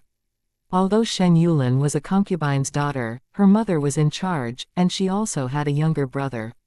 In the future, the Shen family would be taken over by Shen Yulin's younger brother. Therefore, the Mu family also hoped that Mu Hongchang and Shen Yulin would get together, but it would be dealt with when he came back. During these days, Shen Yanqing had been cultivating. There were people outside saying that Mu Hongchang wasn't good enough for her or that Shen Yanqing wasn't good enough for him. She didn't hear nor care about that. Although Mu Hongchang wanted to cancel the engagement, he didn't want to be the one at fault. So when he met Patriarch Shen, Mu Hongchang said resignedly, "Mr. Shen, I have always treated Yulin as a sister, but Yanqing insists that there is something indecent between us and wants to cancel the engagement. Since Yanqing wants to cancel the engagement, I naturally respect her decision. Moreover, things have developed to this point. Even if we force ourselves to be together, there will be a gap between us, which is not good for anyone." Patriarch Shen naturally believed in Shen Yanqing and wouldn't believe Mu Hongchang. Although he didn't want to pursue anything, Mu Hongchang's attitude still made him very angry, so he intended to make things difficult for him. "Yanqing misunderstood it because you were too close. Since there is no indecent relationship between you and Yulin, it's better to keep your distance. After all, men and women are different. If you get too close, others may misunderstand. Yulin isn't young. If outsiders misunderstand, how can we explain it to her? Isn't that right, Hongchang?" Patriarch Shen said, staring straight at Mu Hongchang to see what his reaction would be. As soon as Mu Hongchang heard that, he got scared and anxious. "Mr. Shen," Mu Hongchang wanted to say something but didn't know how to say it. Patriarch Shen pretended to know nothing. "What do you want to say?" Obviously, there was something indecent going on, but he still denied it. If Mu Hongchang had admitted it openly and honestly, he would have looked upon him a bit better and wouldn't have stopped him from being with Shen Yulin. However, he didn't even dare to admit it. "No, no," Mu Hongchang immediately replied. At this time, he really dared not admit it because if he did, he would lose face. He was even more afraid of angering Patriarch Shen and making it even harder to cancel the engagement. Therefore, he decided to wait until the engagement was cancelled. "Since there isn't, then you can go back. I'll take Yanqing to your house to cancel the engagement," Patriarch Shen said. Since it was Shen Yanqing who wanted to cancel the engagement with Mu Hongchang, they would have to take the initiative to avoid gossip. Chapter 3476 Just a Sister. Although the engagement was called off, gossip was inevitable. However, it was different for the Shen family to visit the Mu family or for the Mu family to visit the Shen family. After all, the Shen family had to maintain their reputation, so they didn't reveal Mu Hongchang and Shen Yulin's relationship. Outsiders only knew that Shen Yanqing and Mu Hongchang were rarely together and had no feelings for each other, so they wanted to call off the engagement. Nevertheless, many people still speculated whether Mu Hongchang did something bad to Shen Yanqing, or whether Shen Yanqing did something bad to Mu Hongchang. However, since it was Shen Yanqing who brought up the cancellation of the engagement, more people believed that it was Mu Hongchang who did something wrong to her. After all, everyone knew that Shen Yanqing liked Mu Hongchang. On the contrary, Mu Hongchang didn't care that much about Shen Yanqing. As a result, if the Mu family came to call off the engagement, more people would think that it was Shen Yanqing who did something bad to Mu Hongchang. Why should Shen Yanqing bear the consequences of Mu Hongchang's mistake? Mu Hongchang hesitated to say something and could only leave. As soon as he came out, he saw Shen Yulin. She asked with concern, "Brother Hongchang, how is it going? Did my father scold you?" "No, your father said he would take Shen Yanqing to see my family to call off the engagement." Mu Hongchang replied. "Did you mention our relationship?" Shen Yulin asked. She wanted Mu Hongchang to confess their relationship so they could be together openly. At the mention of that, Mu Hongchang frowned. "I said that I only treat you as a sister. There is nothing inappropriate between us." Your father asked me to keep my distance from you. Shen Yulin's face turned pale. Why didn't you say that we, Yulin? Mu Hongchang interrupted her. It's not appropriate to talk about it now. If your father knows that it was because of our close relationship that Shen Yanqing and I called off the engagement, he may be angry and won't let us off easily. So I want to wait until I cancel the engagement with Shen Yanqing. Shen Yulin felt helpless and thought that Mu Hongchang was stupid. Brother Hongchang, you're wrong. Since Shen Yanqing wants to cancel the engagement with you, she must have already given a reason. My father will believe her words. If you had admitted that we really like each other just now, my father might have scolded you, but he might not have stopped us, but since you denied it, my father will think that you are fooling him and won't let us be together. Mu Hongchang was struck dumb for a second and felt that what Shen Yulin said made sense. However, he had already denied it. What could he do now? At this moment, Patriarch Shen came out and saw Mu Hongchang and Shen Yulin talking in the yard. He was instantly mad. What are you doing over there? Hearing Patriarch Shen's voice, both of them were startled. Mu Hongchang immediately explained, we were just chatting. I'm leaving now. After he finished speaking, he turned and left. The way he hastily avoided their relationship not only made Patriarch Shen look down on him but also made Shen Yulin feel depressed. Father, Shen Yulin looked at her father and called out weakly, waiting for his anger to erupt. Mu Hongchang said that there is nothing inappropriate between you two. He only treats you as a sister, but if you hadn't been too close, Yanqing wouldn't have misunderstood. So from now on, you should keep your distance from each other to avoid misunderstandings. You're not young. It's time for you to get married. I'll ask your mother to pay more attention to it. Patriarch Shen didn't get angry. Since they didn't admit it, he didn't point it out either because he didn't want Shen Yulin and Mu Hongchang to be together. If Shen Yulin and Mu Hongchang were together, whether now or in the future, everyone would think that Shen Yanqing and Mu Hongchang called off their engagement because Mu Hongchang liked Shen Yulin. Shen Yulin would also be criticized by everyone. The fact that she was also a daughter of the Shen family would be shameful. Shen Yulin was shocked. What? Father, I don't want. Are you planning to never get married? Patriarch Shen was mad. No, I just. Shen Yulin wanted to admit it, but she didn't dare because Mu Hongchang denied it. If she admitted it, things would become even more troublesome. Patriarch Shen never really liked Shen Yulin, and began to dislike her even more. Starting today, you are grounded for a month. Father, Shen Yulin was shocked and anxious. Mu Hongchang was about to return to the Tianyan sect soon. If she was grounded, they wouldn't be able to see each other anymore. She knew that her father was doing this on purpose, but she didn't dare defy him. Shen Yulin immediately went to find her mother and told her about the situation.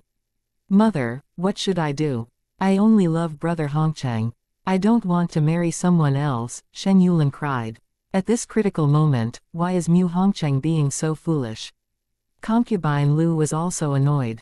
Actually, what Mu Hongchang said wasn't wrong. After all, everyone had his own thoughts. Who knew what Patriarch Shen was thinking? But what should I do now? Shen Yulin asked anxiously. Don't worry, mother won't find another man for you, but for now, keep some distance from Mu Hongchang to avoid angering your father. Concubine Lu comforted her. Over the years, Concubine Lu had always been cautious in her actions because her husband didn't like her.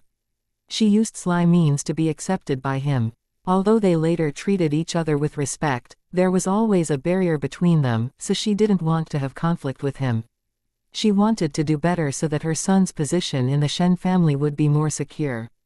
That was why she never openly troubled Shen Yanqing, even if she couldn't stand her in many ways. And for the sake of her son and herself, what was wrong with letting her daughter suffer a little? Shen Yanqing didn't know about it until a servant came to inform her that Mu Hongchang had returned and that her father wanted her to prepare to break off the engagement with the Mu family. Shen Yanqing sighed heavily. She felt a bit sad in her heart, but this was something that had to be done, so she immediately packed up and went to visit the Mu family with her father. The Mu family was aware that their son was at fault, so they treated Patriarch Shen and Shen Yanqing very well. Even if Patriarch Shen said something harsh, they didn't argue against him. Moreover, they still wanted to establish a relationship with the Shen family. So it was even more impossible for them to fall out with Patriarch Shen. It was just that the daughter-in-law changed from Shen Yanqing to Shen Yulin. Chapter 3477. Such a well-rounded man. The steward of the Long family quickly found out Nan Weiyu's background. She was indeed from the Nan family, and also the elder daughter of the Nan family, but she had a very unlucky life. Not only was she not favored, but when her stepsister died, her stepsister tried to take over her body. Patriarch Nan even imposed a restriction on Nan Weiyu, forcing her to share a body with Nan Weiyun. Nan Weiyu was a good person, but Nan Weiyun wasn't. She did many bad things using Nan Weiyu's body and caused a lot of embarrassment. A few days ago, Nan Weiyu met a powerful person who helped her lift the restriction. She then devoured Nan Weiyun's soul and became the target of the Nan family's pursuit. What the Nan family did to Nan Weiyu was really unkind. Patriarch Long only had one wife, 2 sons, and 1 daughter. All of whom were loved. They didn't suppress the children of their siblings, and everyone received the same resources according to their cultivation level. With a large family and many siblings, conflicts were inevitable. Usually, they would resolve them on their own when they were young. If Patriarch Long was involved, it would be dealt with fairly. After staying in Dragon Bone City for 10 days, Li Mochen and the others finally arrived. They all changed their identities, except for Song Qingling. Leng Xiaoyao couldn't recognize the others at first glance and they had to introduce themselves. They all took over the bodies of cultivators in the foundation building stage, so their cultivation level was currently common. I plan to take them to cultivate first before going to the Tiancheng sect. We also need to cultivate and inquire about the situation in the Tiancheng sect. Li Mochen said, although Ling Feng has taken over as the sect leader, the Tiancheng sect cannot be completely controlled by him. What we need to know now is who is not on good terms with Ling Feng and has the power to become the sect leader. We will join forces with them to replace Ling Feng. Do you really have no interest in becoming the sect leader? That represents high power. Leng Xiaoyao joked. Li Mochen suddenly leaned in close to her. A warm breath sprayed on her ear, making her feel ticklish. I'm only interested in you. Leng Xiaoyao's cheeks immediately turned hot, and her heart began to race. She glared at Li Mochen. There were other people here. How could he say such things? Leng Xiaoyao didn't continue the conversation and changed the topic directly. Since you've all changed your appearances now, why don't you just join the Tiancheng sect directly and look for opportunities there? That's what I'm thinking too, but before that, they still need to cultivate. They won't be accepted by the Tiancheng sect if they are not strong enough. After all, I don't plan to continue as the sect leader. At most, I'll just be an elder. And I want to take you to see more places, so we can't stay in Tiancheng sect all the time. By then, they have to rely on themselves, Li Mochen said. Leng Xiaoyao agreed. They still needed to work hard on their cultivation. It's getting dark now. Let's find an inn to stay in and enter Dragon Bone Forest for training tomorrow, Li Mochen said. Dragon Bone Forest wasn't only for hunting beasts, but also for improving cultivation through battles. To improve cultivation, one needed enough practical experience. However, it wasn't feasible to practice with others since one would always worry about hurting them and couldn't exert their full strength. That kind of restraint couldn't bring about good improvement. Okay. Leng Xiaoyao agreed and suddenly thought of something else. She said to Li Mochen, by the way, when I was in Black Cloud City, I saved the daughter of the Black Cloud City Lord, Nan Weiyu. She is now being pursued by the Nan family and wants to join the Tiancheng sect. She may need to bring her maid with her. Should we take them with us? Nan Weiyu and Qin'er were like sisters to each other, so Nan Weiyu wouldn't leave Qin'er behind. However, if they were both rejected by the Tiancheng sect, they would return to Dragon Bone City together. Although Tiancheng sect was on a mountain, there was a town at the foot of it because they also needed to purchase daily necessities such as rice, oil, and salt. The town was called Tianshui Town. Although it wasn't as big as Dragon Bone City, it was still a large town. If Nan Weiyu could join the Tiancheng sect, but Qin'er couldn't, she could arrange for Qin'er to stay in Tianshui Town. The reason why they didn't go to Tianshui Town at first was because Tianshui Town was different from Dragon Bone City. Dragon Bone City was the territory of the Long family and had many constraints. The Nan family dared not mess around in Dragon Bone City. Tianshui town wasn't under the control of the Tiancheng sect. Although the Tiancheng sect would protect it, if the Nan family harmed Nan Weiyu in Tianshui town, it would only be their private revenge and the Tiancheng sect had no right to interfere. Therefore, if they lived in Tianshui town, they would be in greater danger. However, if Qin was alone, as long as she was careful, there was no big danger. If possible, Nan Weiyu hoped that both of them could join the Tiancheng sect. You can decide, but you have to make it clear to her that going to the Tiancheng sect may not be safe. If we have to fight, we may not be able to protect everyone, Li Mochen said. Bringing one more person wasn't a problem. Since it was suggested by Leng Xiaoyao, she must want to help them. No. I'll go talk to her. Whether she wants to come with us or not, she can choose for herself, Leng Xiaoyao said. After all, it might not be safe to be with them, so it was natural for them to choose. After Leng Xiaoyao, Li Mochen and the others had finished their meal, they let the others rest in the inn, while Li Mochen went out with Leng Xiaoyao for a walk and some alone time. It had been a long time since they last met, and they both missed each other. Because both of them were good-looking enough, they often attracted the attention of many people. Suddenly, Leng Xiaoyao and Li Mochen felt that they were being stared at by two pairs of eyes. Although there was no hostility in the eyes, these two pairs of eyes made them feel very uncomfortable. The source of the gaze was two beautiful women standing in front of the second-floor window of the tea house ahead. Both of them had beautiful looks and their eyes were full of admiration. One of them was even more exaggerated, revealing greed, and it seemed that saliva was about to flow out of her mouth. Then they heard one of the women say, "Oh my God, this man is so handsome. From his body to his appearance and air, he perfectly matches my aesthetic standards. It's the first time I've seen such an outstanding man. It would be great if I could become his Dao partner.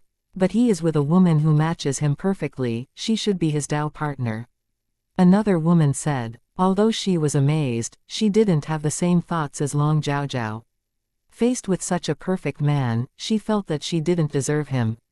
Chapter 3478 Long Zhaozhao apologizes, maybe not.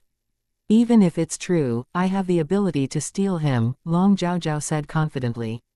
Her confidence didn't come from her abilities, but from her status.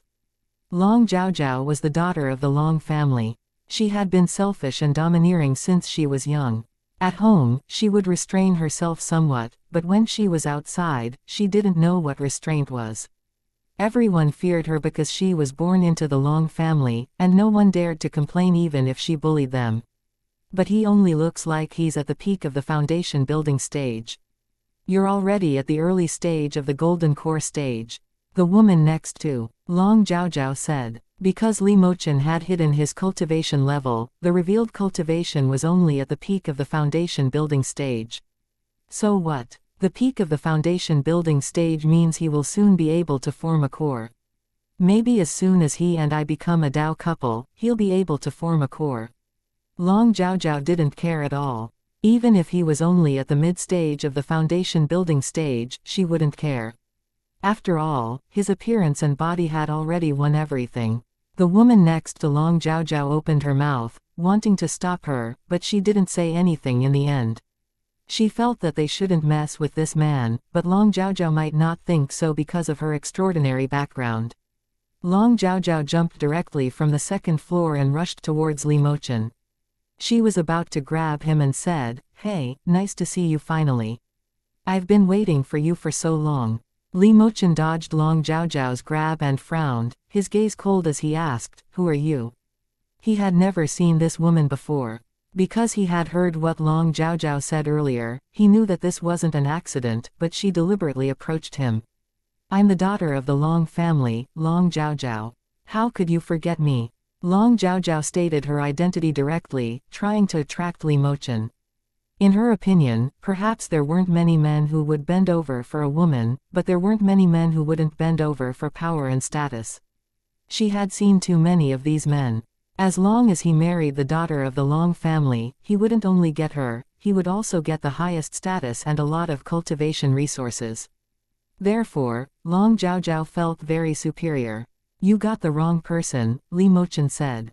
No way, how could I get the wrong person? Long Zhaozhao said with a grievance.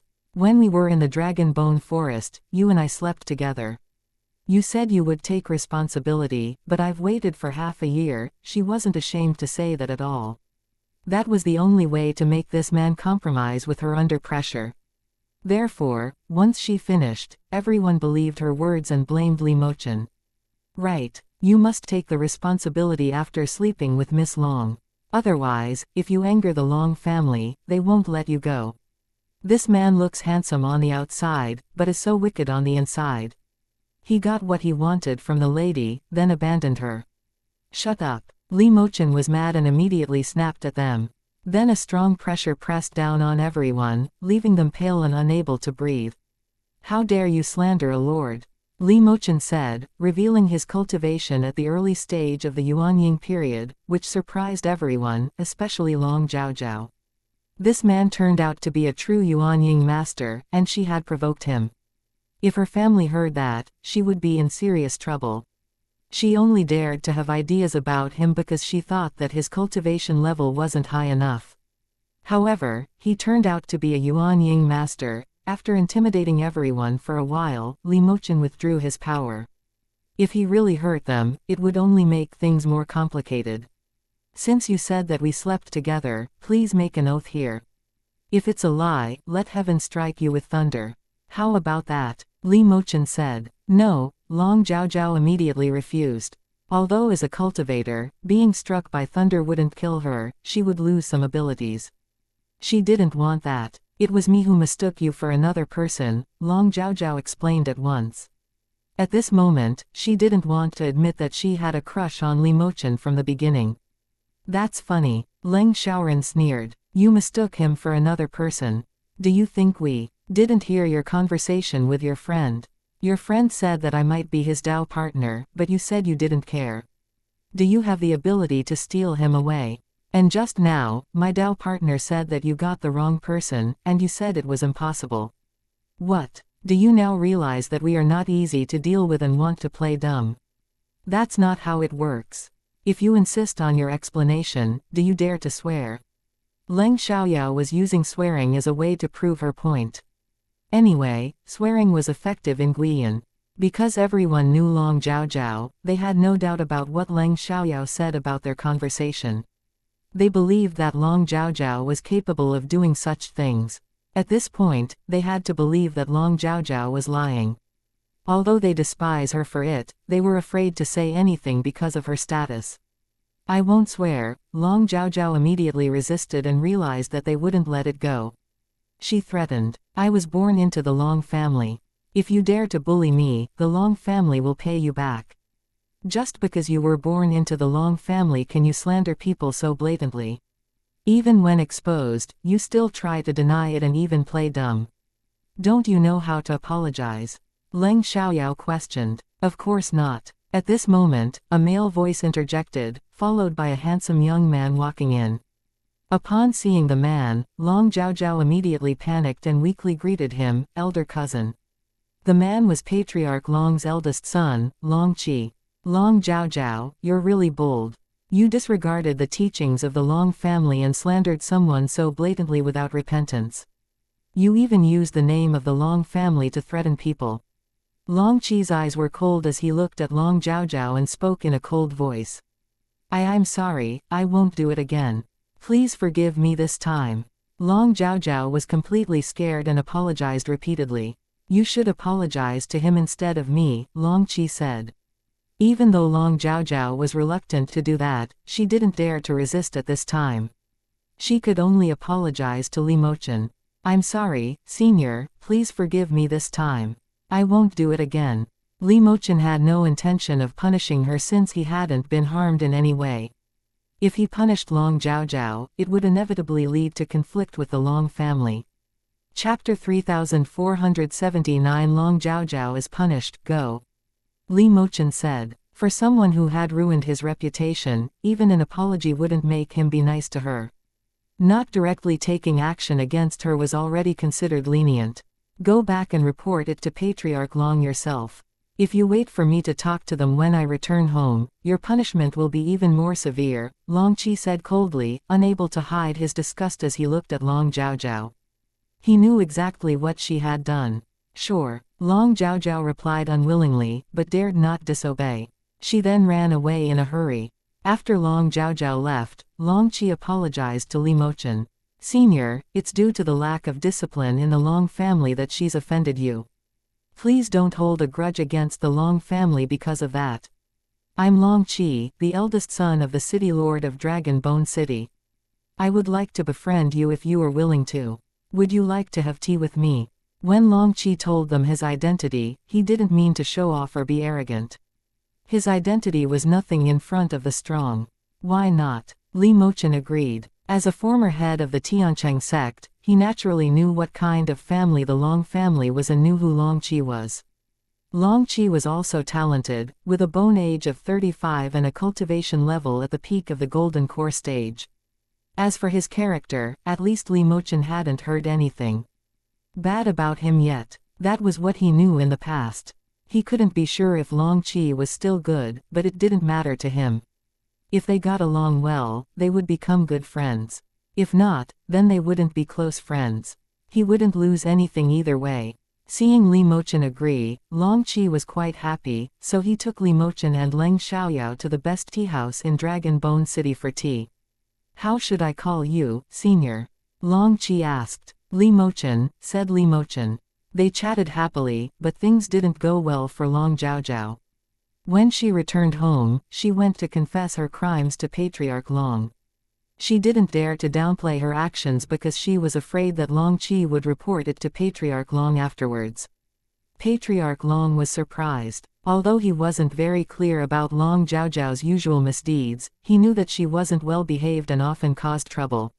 Therefore, he had criticized her many times, but as the patriarch, he had many things to do and didn't have much time to pay attention to the words and deeds of his children. However, her confession surprised him this time. When he learned that she was caught by Long Qi and sent back to repent, he understood everything. Such a serious matter couldn't be easily forgiven by the Long family. Therefore, he punished her to kneel in front of the ancestral hall for 3 days, confined her for a month, and forbade her from using any cultivation resources within 3 months. The Long family didn't know what had happened outside yet, but news of Long Zhaozhao's punishment spread quickly within the family. Her parents immediately went to see Patriarch Long. Brother, what's going on? Why did Zhaozhao suddenly have to kneel in front of the ancestral hall for 3 days and be confined for a month? And why can't she use any cultivation resources within 3 months? What did Zhaozhao do? Patriarch Long's younger brother, Master Long, asked angrily. Do you think I would punish her for no reason if she hadn't caused trouble? Patriarch Long said coldly. Master Long was struck dumb, while his wife felt slightly guilty.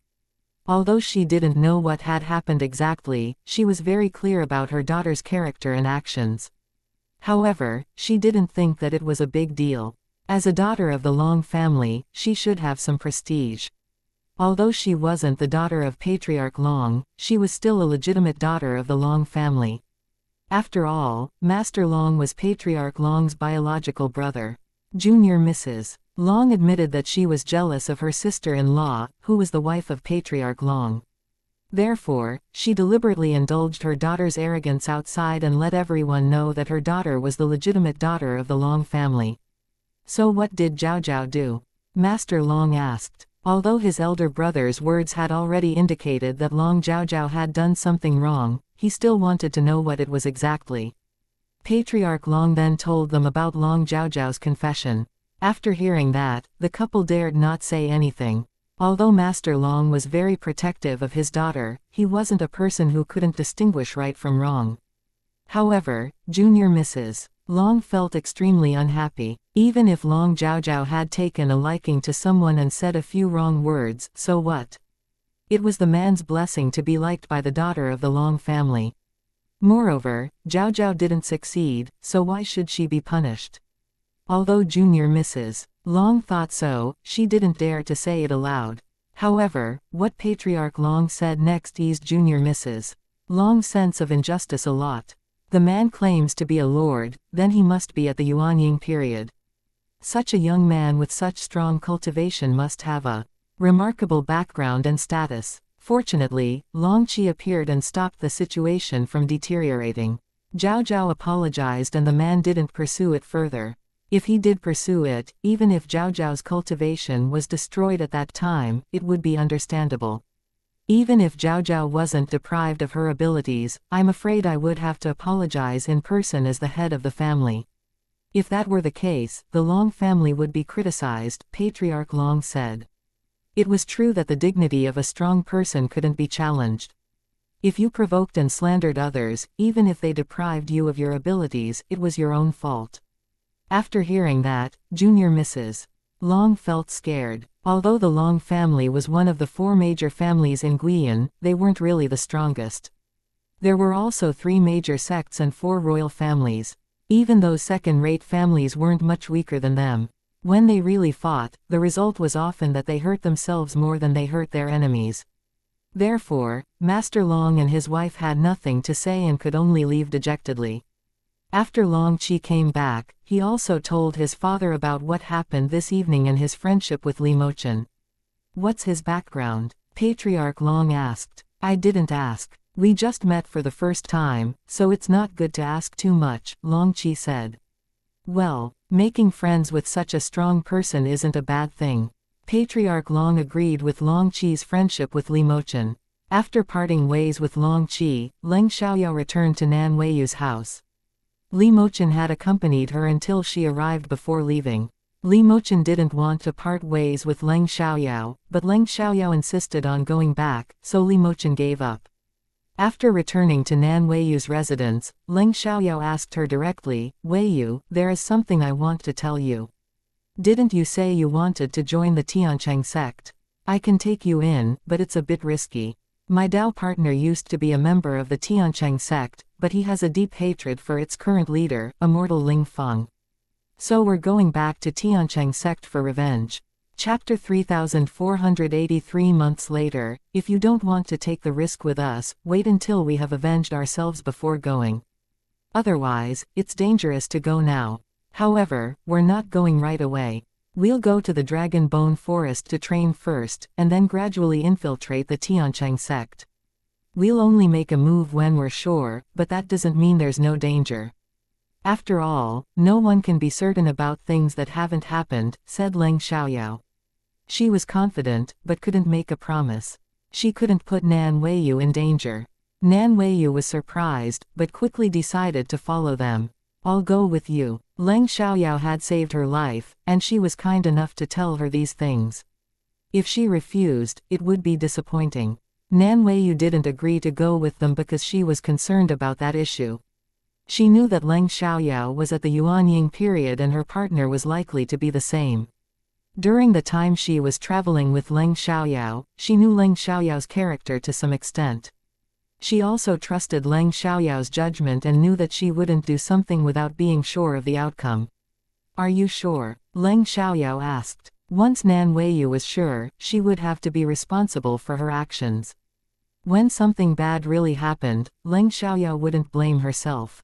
All she could do was protect her as much as she could. I'm sure, but I want to take Qin'er with me. Is that okay? Nan Weiyu asked. She couldn't leave Qin'er behind. Of course, Leng Xiaoyao said, knowing that they couldn't be separated. There was no way she would do anything to separate them. Therefore, Nan Weiyu and Qin'er packed their luggage happily. The next day, they went to the inn where Li Mochen and the others were staying. They introduced themselves and had breakfast. Afterwards, they left Dragon Bone City. However, they happened to meet Long Qi on the street. Senior, where are you going? Long Qi asked curiously. We're going to the Dragon Bone Forest for training. Li Mochen was honest. Long Qi's eyes lit up at once and he asked, can I go with you? I also want to go. He had always wanted to go to the Dragon Bone Forest, especially the deep part, but his cultivation level wasn't high enough to dare to go there alone, unless he was led by a senior from his family. The Dragon Bone Forest was divided into outer, inner, and deep areas. The outer area was generally for foundation building cultivators or cultivators at the Golden Core stage. After reaching the golden core stage, they could enter the inner area, but it was only the first half of the inner area. Few golden core cultivators dared to enter the second half near the deep area because no one knew if there were high-level magical beasts active in the deep area. However, it was different for Li Mochen and his group. Li Mochen's cultivation level was relatively high. Even if he didn't protect them, at least when they encountered danger with him around, it wouldn't be as dangerous. Sure, Li Mochen didn't turn him down. After all, they were just going for training and it wouldn't be inconvenient to bring Longqi along. They didn't need to investigate the Xianxia sect, and even if they did, Li Mochen would go alone. He could disappear for a short time without being noticed. With Li Mochen's agreement, Longqi happily followed them without bringing anyone else. Leng Xiaoyao couldn't help but joke. "You're following us alone. Aren't you afraid we'll harm you?" Longqi was taken aback. He hadn't thought about that question at all. Anyway, he really wasn't afraid. "Then will you harm me?" Longqi joked. "That's hard to say. After all, you're the eldest son of the Long family and have a great use." Leng Xiaoyao said. It was true, but she said it in a joking tone because they had no intention of using Longqi. "That's true, but I'm really not afraid." Longqi laughed. Although he had just met Li Mochen and Leng Xiaoyao, he felt that they weren't malicious people. Li Mochen saw Leng Xiaoyao and Longqi talking and laughing and immediately felt jealous. He grabbed Leng Xiaoyao's hand tightly and his power was openly released. Everyone felt it and couldn't help but feel speechless. Was he really that jealous? Longqi smiled awkwardly and didn't dare to talk to Leng Xiaoyao any longer. The group left the city and flew directly to the Dragon Bone Forest on their flying swords. Only Li Mochen, Leng Xiaoyao, and Longqi had magic weapons. Longqi could take 2 people with him, and Leng Xiaoyao could take 2 people with her, so Li Mochen took the other 3 people with him. They flew all the way to the inner boundary of the Dragon Bone Forest before landing. Li Mochen and Leng Xiaoyao wouldn't take action against low-level magical beasts because they would kill them too easily. They let Nan Weiyu and the others take action to gain practical experience. Even if they were injured, as long as it wasn't serious, Li Mochen and Leng Xiaoyao wouldn't take action and would only heal them later. Only through actual combat could they accumulate experience, strengthen their meridians, absorb more magical energy, and improve their cultivation level. 3 months later, Leng Xiaoyao broke through to the early stage of the out-of-body stage from the peak of the Yuanying period. Longqi broke through to the early stage of Yuanying stage. From the Golden Core stage, Leng Yan reached the peak of the Golden Core stage. Nan Weiyu also broke through and became an immortal at the early stage of Golden Core stage. Qin went from the early stage of the foundation building stage to the middle stage. The others also reached the early stage of the Golden Core stage. Although Li Mochen was still at the peak of out-of-body stage, his previous performance wasn't stable enough, so he had stabilized it. Longqi only knew about their true levels after following Li Mochen's group. He was amazed by their strength. In the entire Guiyan, there were probably no more than 100 out-of-body cultivators. Therefore, out-of-body cultivators had high status in Guiyan. Longqi envied Li Mochen very much. Li Mochen wasn't even 30 years old yet and had already reached the peak of out-of-body stage. With so much time ahead of him, it probably wouldn't take him many years to reach the achievement stage. During these 3 months, they also investigated the Xianxia sect. Li Mochen had even reached an agreement with his junior brother Immortal Ling Chen. Immortal Ling Chen would assist Li Mochen in killing Ling Feng, and Li Mochen would assist Immortal Ling Chen in becoming the sect leader. Li Mochen didn't reveal that he was Ling Yin in front of Immortal Ling Chen. He just said that he was Ling Yin's clone. As for Ling Yin himself, Li Mochen said that he didn't know where he was. He only received instructions from Ling Yin to come and kill Ling Feng. Because Li Mochen had something from Ling Yin as evidence, Immortal Ling Chen believed him. Immortal Ling Chen was an elder of the Xianxia sect. Although he had a common relationship with Ling Yin in the past, he had a grudge against Ling Feng. Chapter 3481 Arrive at Tianshui town. Moreover, Ling Feng's domineering style in the Xianxia sect didn't win the hearts of the people. It was time to visit the Xianxia sect, and Ling Chen had already prepared everything. Long Qi, we are leaving the Dragon Bone Forest to deal with something, so we have to say goodbye to you here. Li Mochen bid farewell to Long Qi. If so, I wish you a smooth journey. When you have time or if you come back to Dragon Bone City, be sure to come and see me. Long Qi said. We will. Li Mochen replied. After 3 months of getting along, they had become real friends. Even though Long Qi didn't know Li Mochen and his companions' real identities, it wasn't important, as long as they were close. He was able to successfully break through to the next level because Li Mochen had set up the power-gathering formation and isolation formation for him.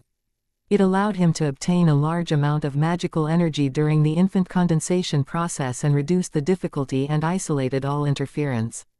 Long Qi left on his sword. Li Mochen and his companions did the same. Li Mochen had many magical instruments in his space, so he took them out and gave them to Leng Yan and the others. Therefore, when they left, they all flew away on their swords. They passed Dragon Bone Forest and went to the Tiancheng sect's place. Cultivators often disappeared for a year or more, or even several years. They wouldn't be considered dead because cultivators often needed a year or more for their closed cultivation. Therefore, Long Qi's 3-month absence didn't have any impact on the Long family. When Long Qi returned and had successfully condensed the infant, Patriarch Long was overjoyed.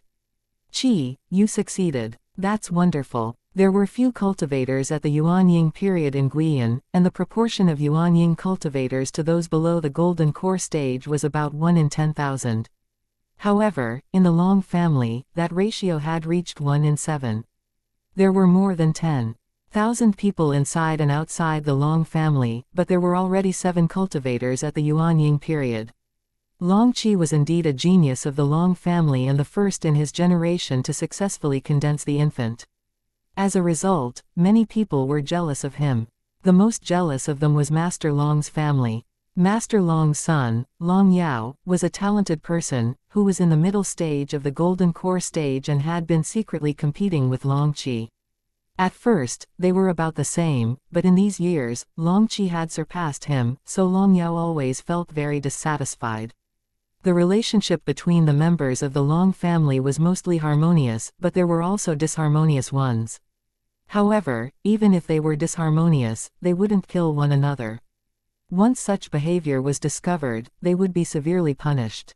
Those who were lightly punished would be deprived of their cultivation and expelled from the Long family, while those who were seriously punished would directly be killed.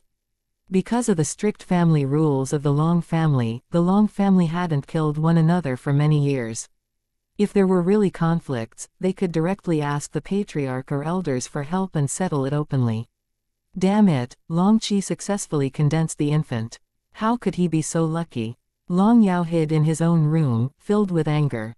Cultivation indeed required not only talent but also opportunities and luck. Some people had already reached their peak. No matter how they cultivated, they still couldn't break through. At this time, what they needed was an opportunity and luck, so Long Yao's thoughts weren't entirely unreasonable. Long Qi was indeed fortunate to have met Li Mochen and his companions. He entered the depths of the Dragon Bone Forest with them and gained this opportunity and luck, otherwise he wouldn't know when he would be able to successfully condense the infant. Li Mochen and his companions arrived at Tianshui town, but didn't immediately visit the Tiancheng sect. Instead, they found an inn to stay in. The specific time to go up the mountain still needed to be discussed with Ling Chen.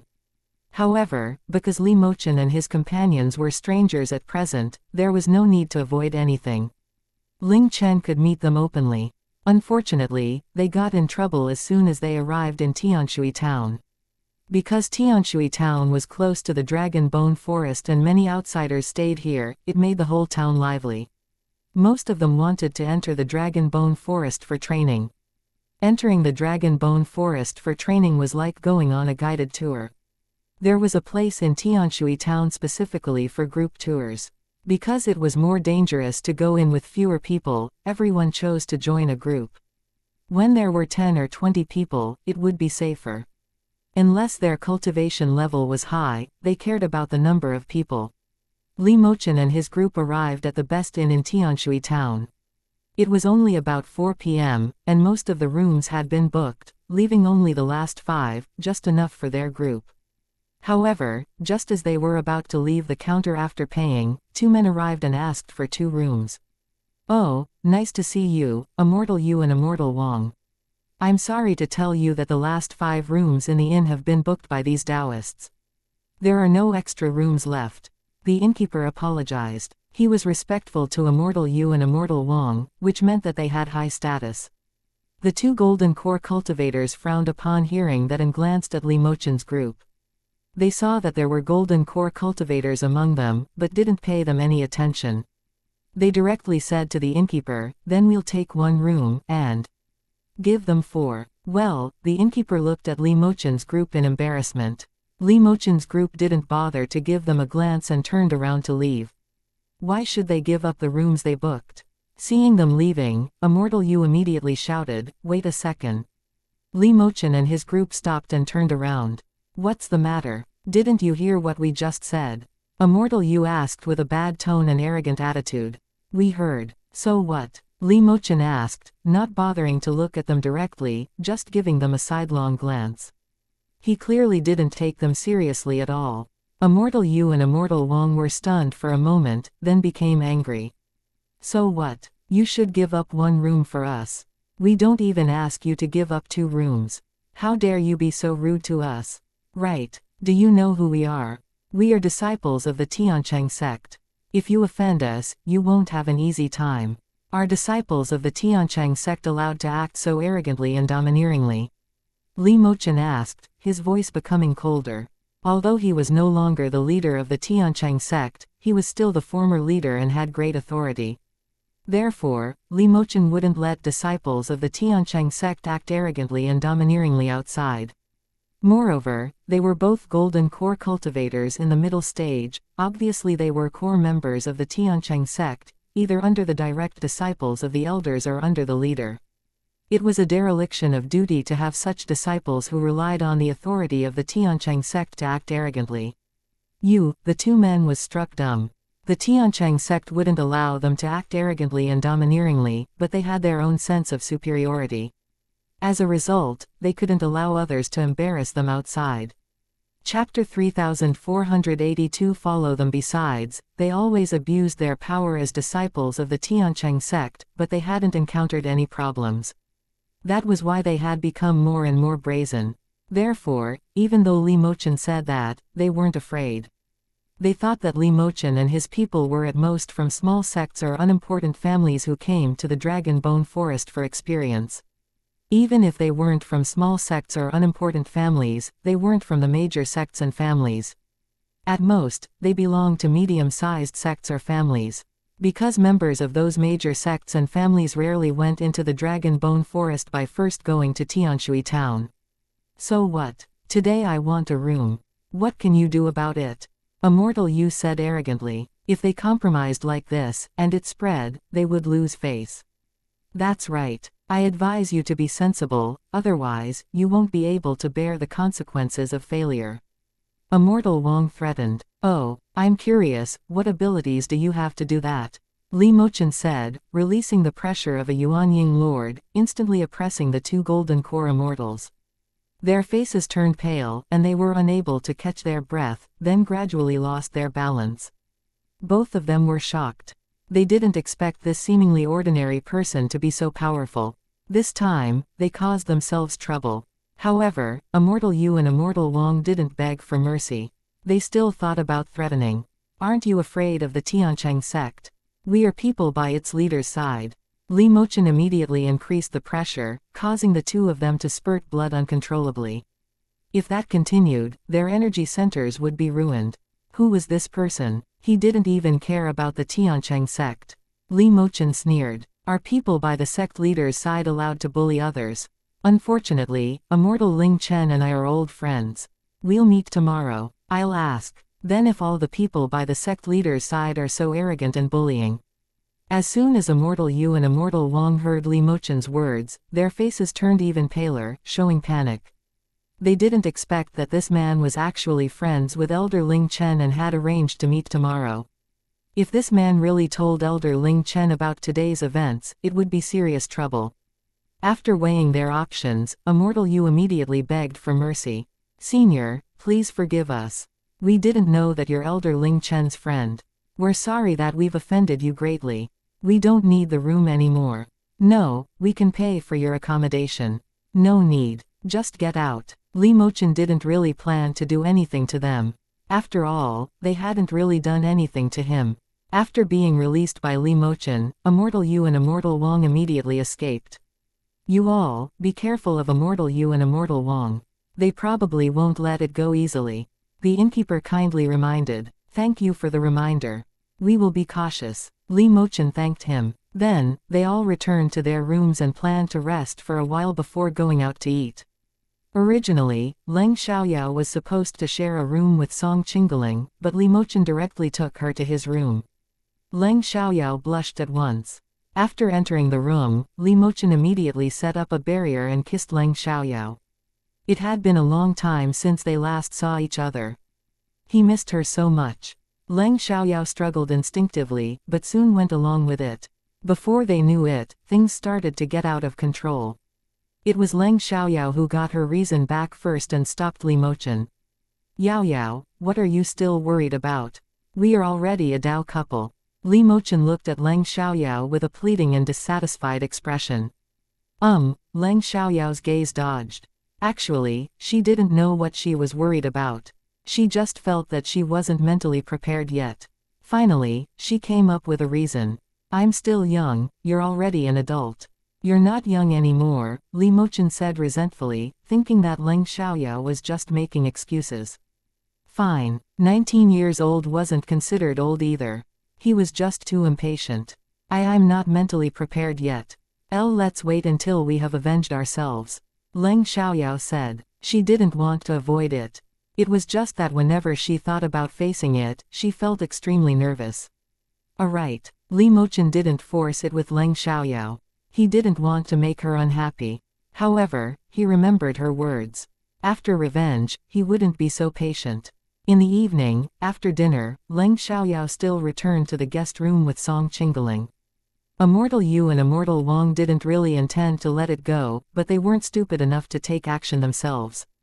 Instead, they immediately returned to Tiancheng sect and found the sect leader Ling Feng. Ling Feng looked 40 years old, but he had a bone age of 70 years. However, he was at the peak of the Yuanying period and could live for several hundred years. Immortal Yu and Immortal Wang didn't know about the relationship between Li Mochen and Ling Chen, but they wanted Ling Feng to help them. They deliberately told Ling Feng that they had discovered that Ling Chen had dealings with a mysterious expert who had come to Tianshui town and would meet with Ling Chen tomorrow. Because the man knew that they sided with the leader of the Tiancheng sect, he attacked them. It seemed that he was deliberately targeting them. Ling Feng was angry when he heard that news. He didn't doubt Immortal Yu and Immortal Wang's words because he had long discovered that Ling Chen wasn't behaving properly, especially in recent months. Therefore, he also had some doubts, but he just couldn't find any evidence. Since they were going to meet tomorrow, he had to follow them. The next morning, as soon as Ling Chen left Tiancheng sect, Ling Feng also left with him.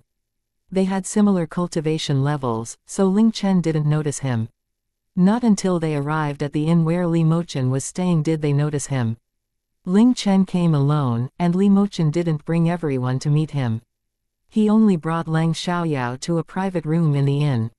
Ling Chen was also alone because their plan couldn't be known to others, even those around him. It wasn't that he didn't trust them, but this matter wasn't yet confirmed. Therefore, the fewer people who knew about it, the safer it would be. Ling Chen looked about 30 years old on the surface and had a bone age of about 60 years. He was at the peak of the Yuanying period. After entering the private room, Li Mochen set up an isolation formation, so when Ling Feng arrived, he couldn't sense Ling Chen's presence. In an instant, Ling Feng was even more suspicious of Ling Chen's meeting with this mysterious person and wondered if he had ulterior motives. Senior brother Ling Chen, this is my Dao partner, Leng Xiaoyao. Li Mochen introduced Leng Xiaoyao to Ling Chen. Although his current identity was only a clone of Ling Yin, it wasn't wrong to call Ling Chen senior brother. Nice to meet you, Taoist friend Leng.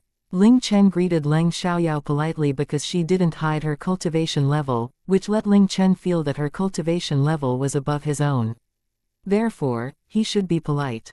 Chapter 3483, Do You Dare to Swear? Nice to meet you too, Elder Ling Chen. Leng Xiaoyao replied. Then, Li Mochen told Ling Chen about what had happened yesterday. Li Mochen didn't pay much attention to those two people at first, but he mentioned Ling Chen yesterday, so he casually mentioned it to Ling Chen today. However, Ling Chen looked mad after hearing about it. They won't let it go and will seek revenge, but they know they are no match for you, so they have probably told Ling Feng that we colluded and asked him to come forward. If that's the case, by the time I came out, Ling Feng might have already followed me, Ling Chen said. He didn't blame Li Mochen. Based on his understanding of them, he thought that they would tell Ling Feng. I have set up a barrier, so even if he comes, he won't be able to find us, Li Mochen said. He had underestimated those two golden core cultivators. Anyway, he's already suspicious of me. So even if he finds out, it doesn't matter. I have already made all the necessary arrangements and can strike at any time, Ling Chen said. As someone who wanted to become the sect leader, Ling Chen was naturally eager. Once he became the sect leader, he would be in charge of all the resources of the sect, and even he would have a lot of resources. Although being a sect leader involved many responsibilities, not everything needed to be handled by the leader. The sect was divided into various departments, and many things were handled by the department heads. Only major issues required the sect leader's decision. If the sect leader went on retreat, the elders would discuss and make decisions on behalf of the sect. Therefore, even as a sect leader, there would still be time for cultivation. In that case, let's visit Tianchang sect directly as your honored guests today. Li Mochen said eagerly. He couldn't wait to get revenge. Although killing Ling Feng was easy for him, he couldn't do it directly. He wanted him to admit his crimes in front of everyone so that the disciples who died because of him could rest in peace. The deployment was to prevent Ling Feng's supporters from rebelling and to keep them in check. Okay, Ling Chen agreed. After discussing it, Li Mochen removed the barrier and took Leng Yan and others with him to visit Tianchang sect with Ling Chen. After not finding Ling Chen in Tianshui town, Ling Feng returned to Tianchang sect because he didn't want Ling Chen to find out that he was following him. Soon, someone reported that Elder Ling Chen had brought a group of golden core cultivators to the Tianchang sect's place. Ling Feng hurried over to see what was going on. When he saw that it was just a group of golden core cultivators brought back by Ling Chen, his guard was immediately lowered. It seemed that he had thought too much this time. He ignored them and was about to leave. However, as soon as he turned around, he felt a terrifying pressure coming from behind him. He looked back and saw the person he thought was a golden core cultivator, then got angry. The man wasn't a golden core cultivator at all, but out-of-body lord. It seemed that he had thought too little. Ling Chen really colluded with masters and came for him. What do you mean by doing this? Ling Feng angrily asked. Ling Chen didn't stop him, so their intentions were clear. Just want you to stay for a while longer, Li Mochen said calmly, but he couldn't help feeling resentful towards Ling Feng. Humph. Keep me here for a while. Ling Feng snorted coldly. It was obvious that the man was unkind to him. What do you want to do by keeping me here? I want to practice with you, Li Mochen said. Although he looked calm, facing Ling Feng, he still harbored hatred in his heart. You, an out-of-body lord, want to spar with me, a Yuanying immortal. Are you sure you are not bullying me? Ling Feng said coldly, then he looked at Ling Chen. Elder Ling Chen, are you bringing someone back to seize the throne? Many people rushed over because they felt the pressure and they heard what Ling Feng said by chance.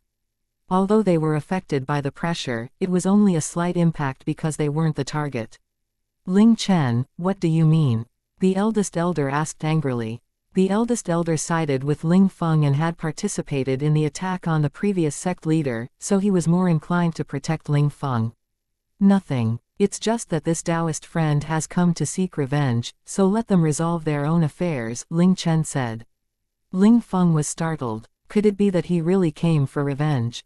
Ling Feng also knew that he had offended many people, so it wasn't impossible for someone to come seeking revenge, but he still felt that things weren't that simple. I don't know what grudge I have with this Taoist friend. Ling Feng asked. Ling Yin, Li Mochen said in a flat tone. Upon hearing that, Ling Feng and the eldest elder were both angry. They never thought that this man had come for Ling Yin.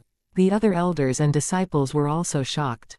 Some people had suspected that the destruction of Ling Yin was related to Ling Feng, but they had no evidence. Over time, they forgot about it. Ling Yin suddenly disappeared back then, and they couldn't find any trace of him on Guiyan, so who did it to him couldn't be verified. Suddenly, a man came to see them. It seemed that Ling Feng was really related to Ling Yin's death. What does it have to do with me? Ling Feng refused to admit it. Your clone did it. What do you mean it has nothing to do with you? Li Mochen sneered. And, I'm Ling Yin's clone. So I know who did it to him. Upon hearing that, everyone was surprised. This man turned out to be the former sect leader's clone. And it was Ling Feng's clone who went to kill the former sect leader. No wonder he had an alibi. Do you need to explain it? Li Mochen asked. You are slandering me. I didn't attack the former sect leader. Who knows who he offended that caused him to be attacked? Ling Feng wouldn't admit it. Even if Li Mochen was Ling Yin's clone, he couldn't just say whatever he wanted. Can you swear to it? Li Mochen said. Ling Feng's face turned pale. He didn't expect Li Mochen to make him swear. He surely didn't dare to swear. Humph. Who do you think you are? Why should I listen to you? Ling Feng said. If you dare not swear, then you are guilty, but I dare to swear, Li Mochen said. Then he took an oath. I, Li Mochen, swear that if it isn't for Ling Feng's clone bringing people to interrupt Ling Yin's promotion that caused Ling Yin's destruction, I'll be punished by the heavenly thunder. Chapter 3484, Try the best to find you. A purple light descended from the sky and entered Li Mochen's mind, indicating that the oath had taken effect. However, there was no thunder after Li Mochen made his oath, indicating that he didn't lie. The attention of the crowd then turned to Ling Feng. The second elder directly asked, Leader Ling Feng, is what he said true? Ling Feng didn't answer it, but looked at Li Mochen and said, Humph. You said your name is Li Mochen, but who knows if that's really your name? Many people also began to question Li Mochen's identity.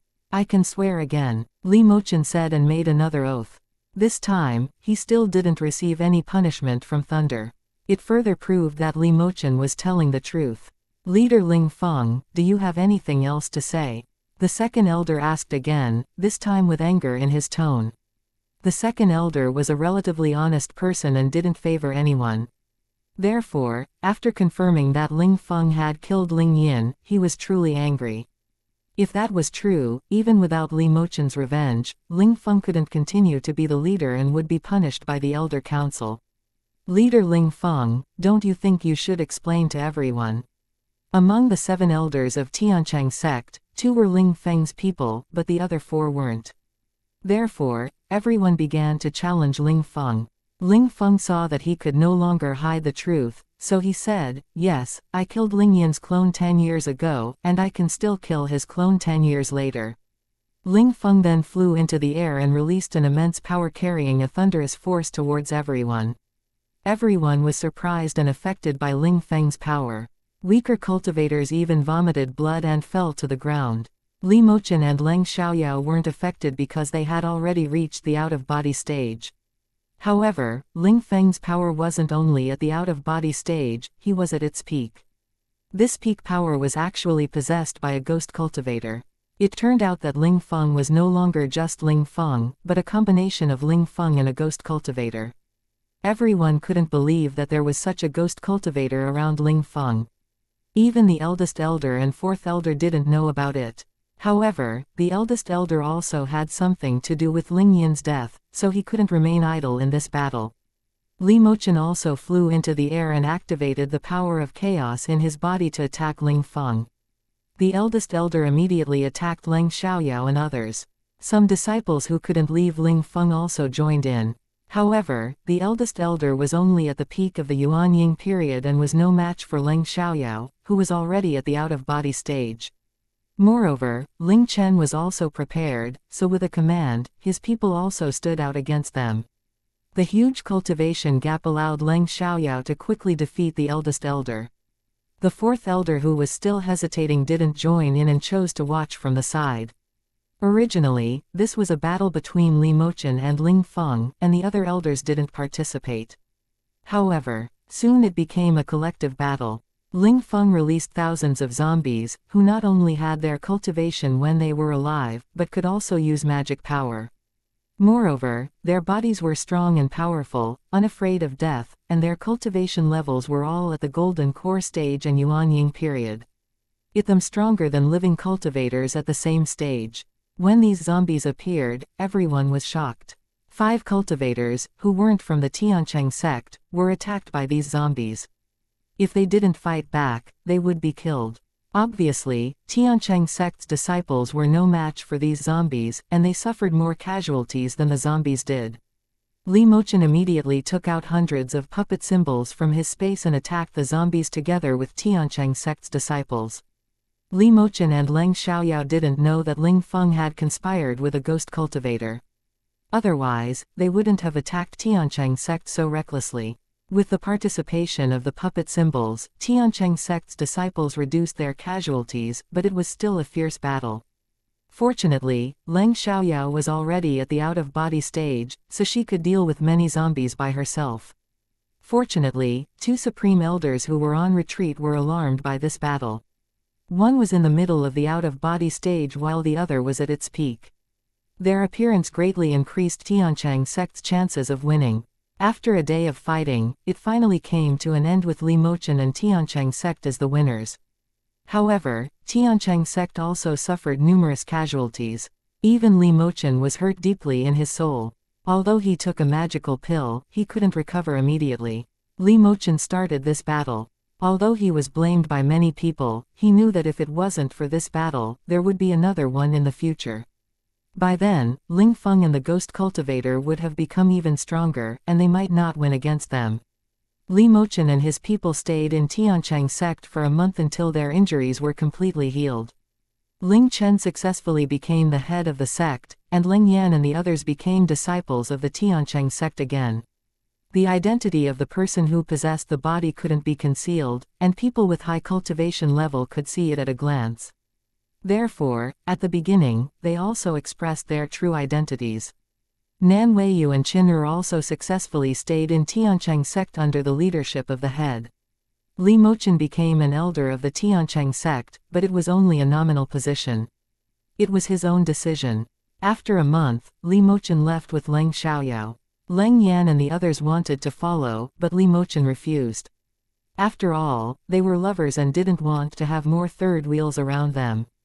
They didn't cultivate anymore, but had fun all the way. Wherever there was something fun, they would go there to enjoy themselves.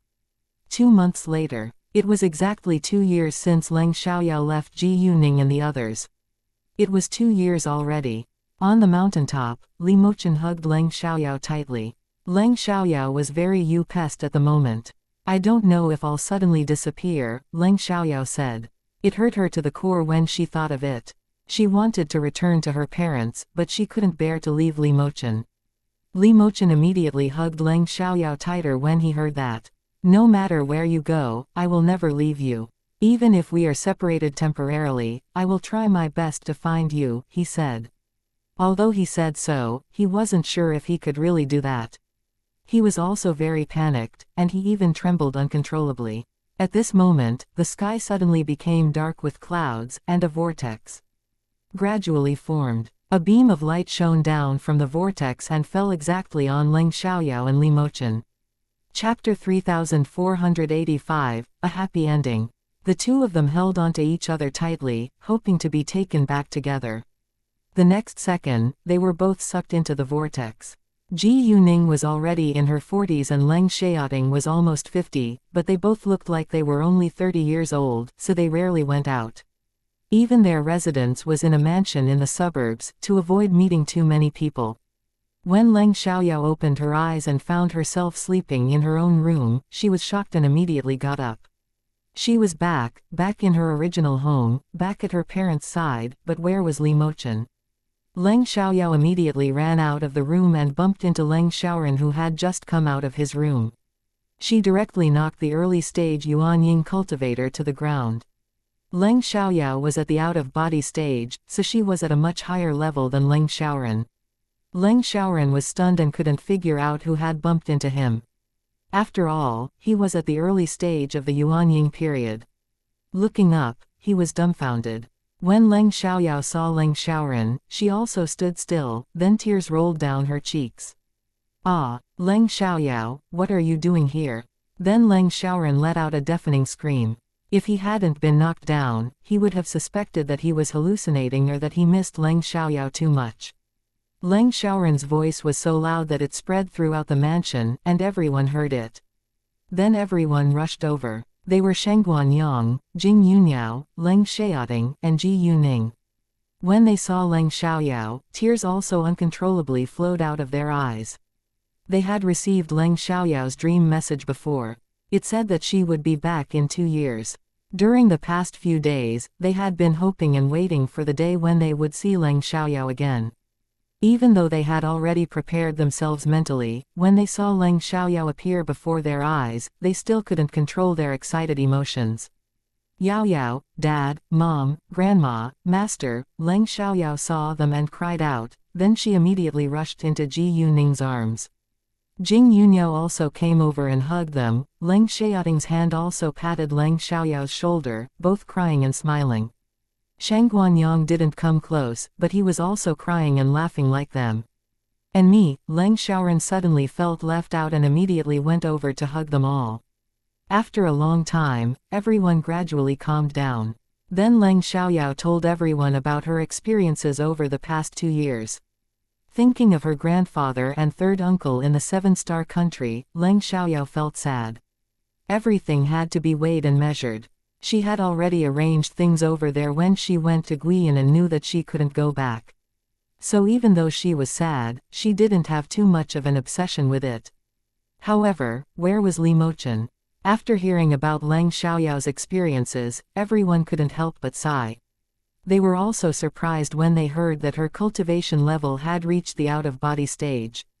For decades, Shengguan Yang couldn't break through the out-of-body stage because he hadn't continued to cultivate. Leng Xiaoting was at the peak of the out-of-body stage, while Ji Yuning was in its middle stage. Jing Yuniao was at the peak of the Yuanying period, while Leng Xiaoran had just reached the early stage of Yuanying period. Their cultivation speed was slow because they didn't have many resources left. Leng Xiaoyao had plenty of resources and would certainly help them get to a higher level. "You've already become a Dao couple with that Mr. Li, right? You can try to sense. If you can feel his presence," Shengguan Yang said. Upon hearing that, Leng Xiaoyao tried to sense Li Mochen's presence, but couldn't feel anything at all. "I can't sense him." Leng Xiaoyao was so anxious that she almost cried. "Maybe there is no cultivation path here," Shengguan Yang said, because it had been a long time since cultivators had become Dao couples here because it was impossible to do so. Therefore, it could be related to the path of cultivation here. Leng Xiaoyao became even more disappointed. "Do you have a photo of him? If you do, we can advertise," Leng Xiaoran said. He was curious about his brother-in-law. What did he look like? Because Li Mochen and Leng Xiaoyao were a couple for 2 incarnations, Leng Xiaoting and Ji Yuning didn't feel that their daughter had been stolen away by another man. Instead, they felt that this kind of 2-incarnation fate was rare and must be cherished. Right. Why didn't I think of that? Leng Xiaoyao finally came back to her reason. She immediately took out her phone, which had photos of Li Mochen. If Li Mochen really came here with her, it should be easy to find him once the advertisement was released. She was only afraid that Li Mochen didn't come with her. No matter what, she had to try. Back home, seeing her parents and loved ones, Leng Xiaoyao was very happy, but she couldn't help but think about Li Mochen. Days passed, but there was still no news from Li Mochen. Leng Xiaoyao was more and more anxious, not knowing if he had really traveled with her. In the past week, not only did Leng Xiaoting send many people to search for Li Mochen, but Leng Xiaoyao also searched for him tirelessly. During the day, she drove around aimlessly, releasing her magical power. At night, she flew on her sword directly. After a week, Leng Xiaoyao finally saw Li Mochen's figure in her magical mind. When Leng Xiaoyao's magical senses fell on him, Li Mochen sensed it, and they saw each other through their magical mind. For a moment, Li Mochen wanted to fly towards Leng Xiaoyao on his sword, but reason told him that it wasn't possible, so he could only run in Leng Xiaoyao's direction. He came with Leng Xiaoyao, but he was transported to a place far from the capital city. He didn't have identification here, so he couldn't take a plane. He flew on his sword, but didn't know the direction, so he took many wrong paths before finally arriving in the capital city today. He didn't know where Leng Xiaoyao lived, so he could only blindly search for her. Finally, he found Leng Xiaoyao. Soon, the two finally met. Disregarding their appearances and the gaze of others, they embraced and cried on the street. Although they had only been apart for a week, it felt like a lifetime for both of them. It wasn't wrong because they had traveled through time and space. One careless move could have meant never seeing each other again. Fortunately, he came with her. The two just embraced in silence. After a long time, they let go of each other, then Leng Xiaoyao took Li Mochen home. Fortunately, this was a happy ending. Fortunately, they both found happiness. Fortunately, they had each other. The end. Thank you for listening and supporting the Cultivation audiobook channel. If you'd like to support us, 1 cup of coffee can make a big difference. Please check the PayPal link in the YouTube description.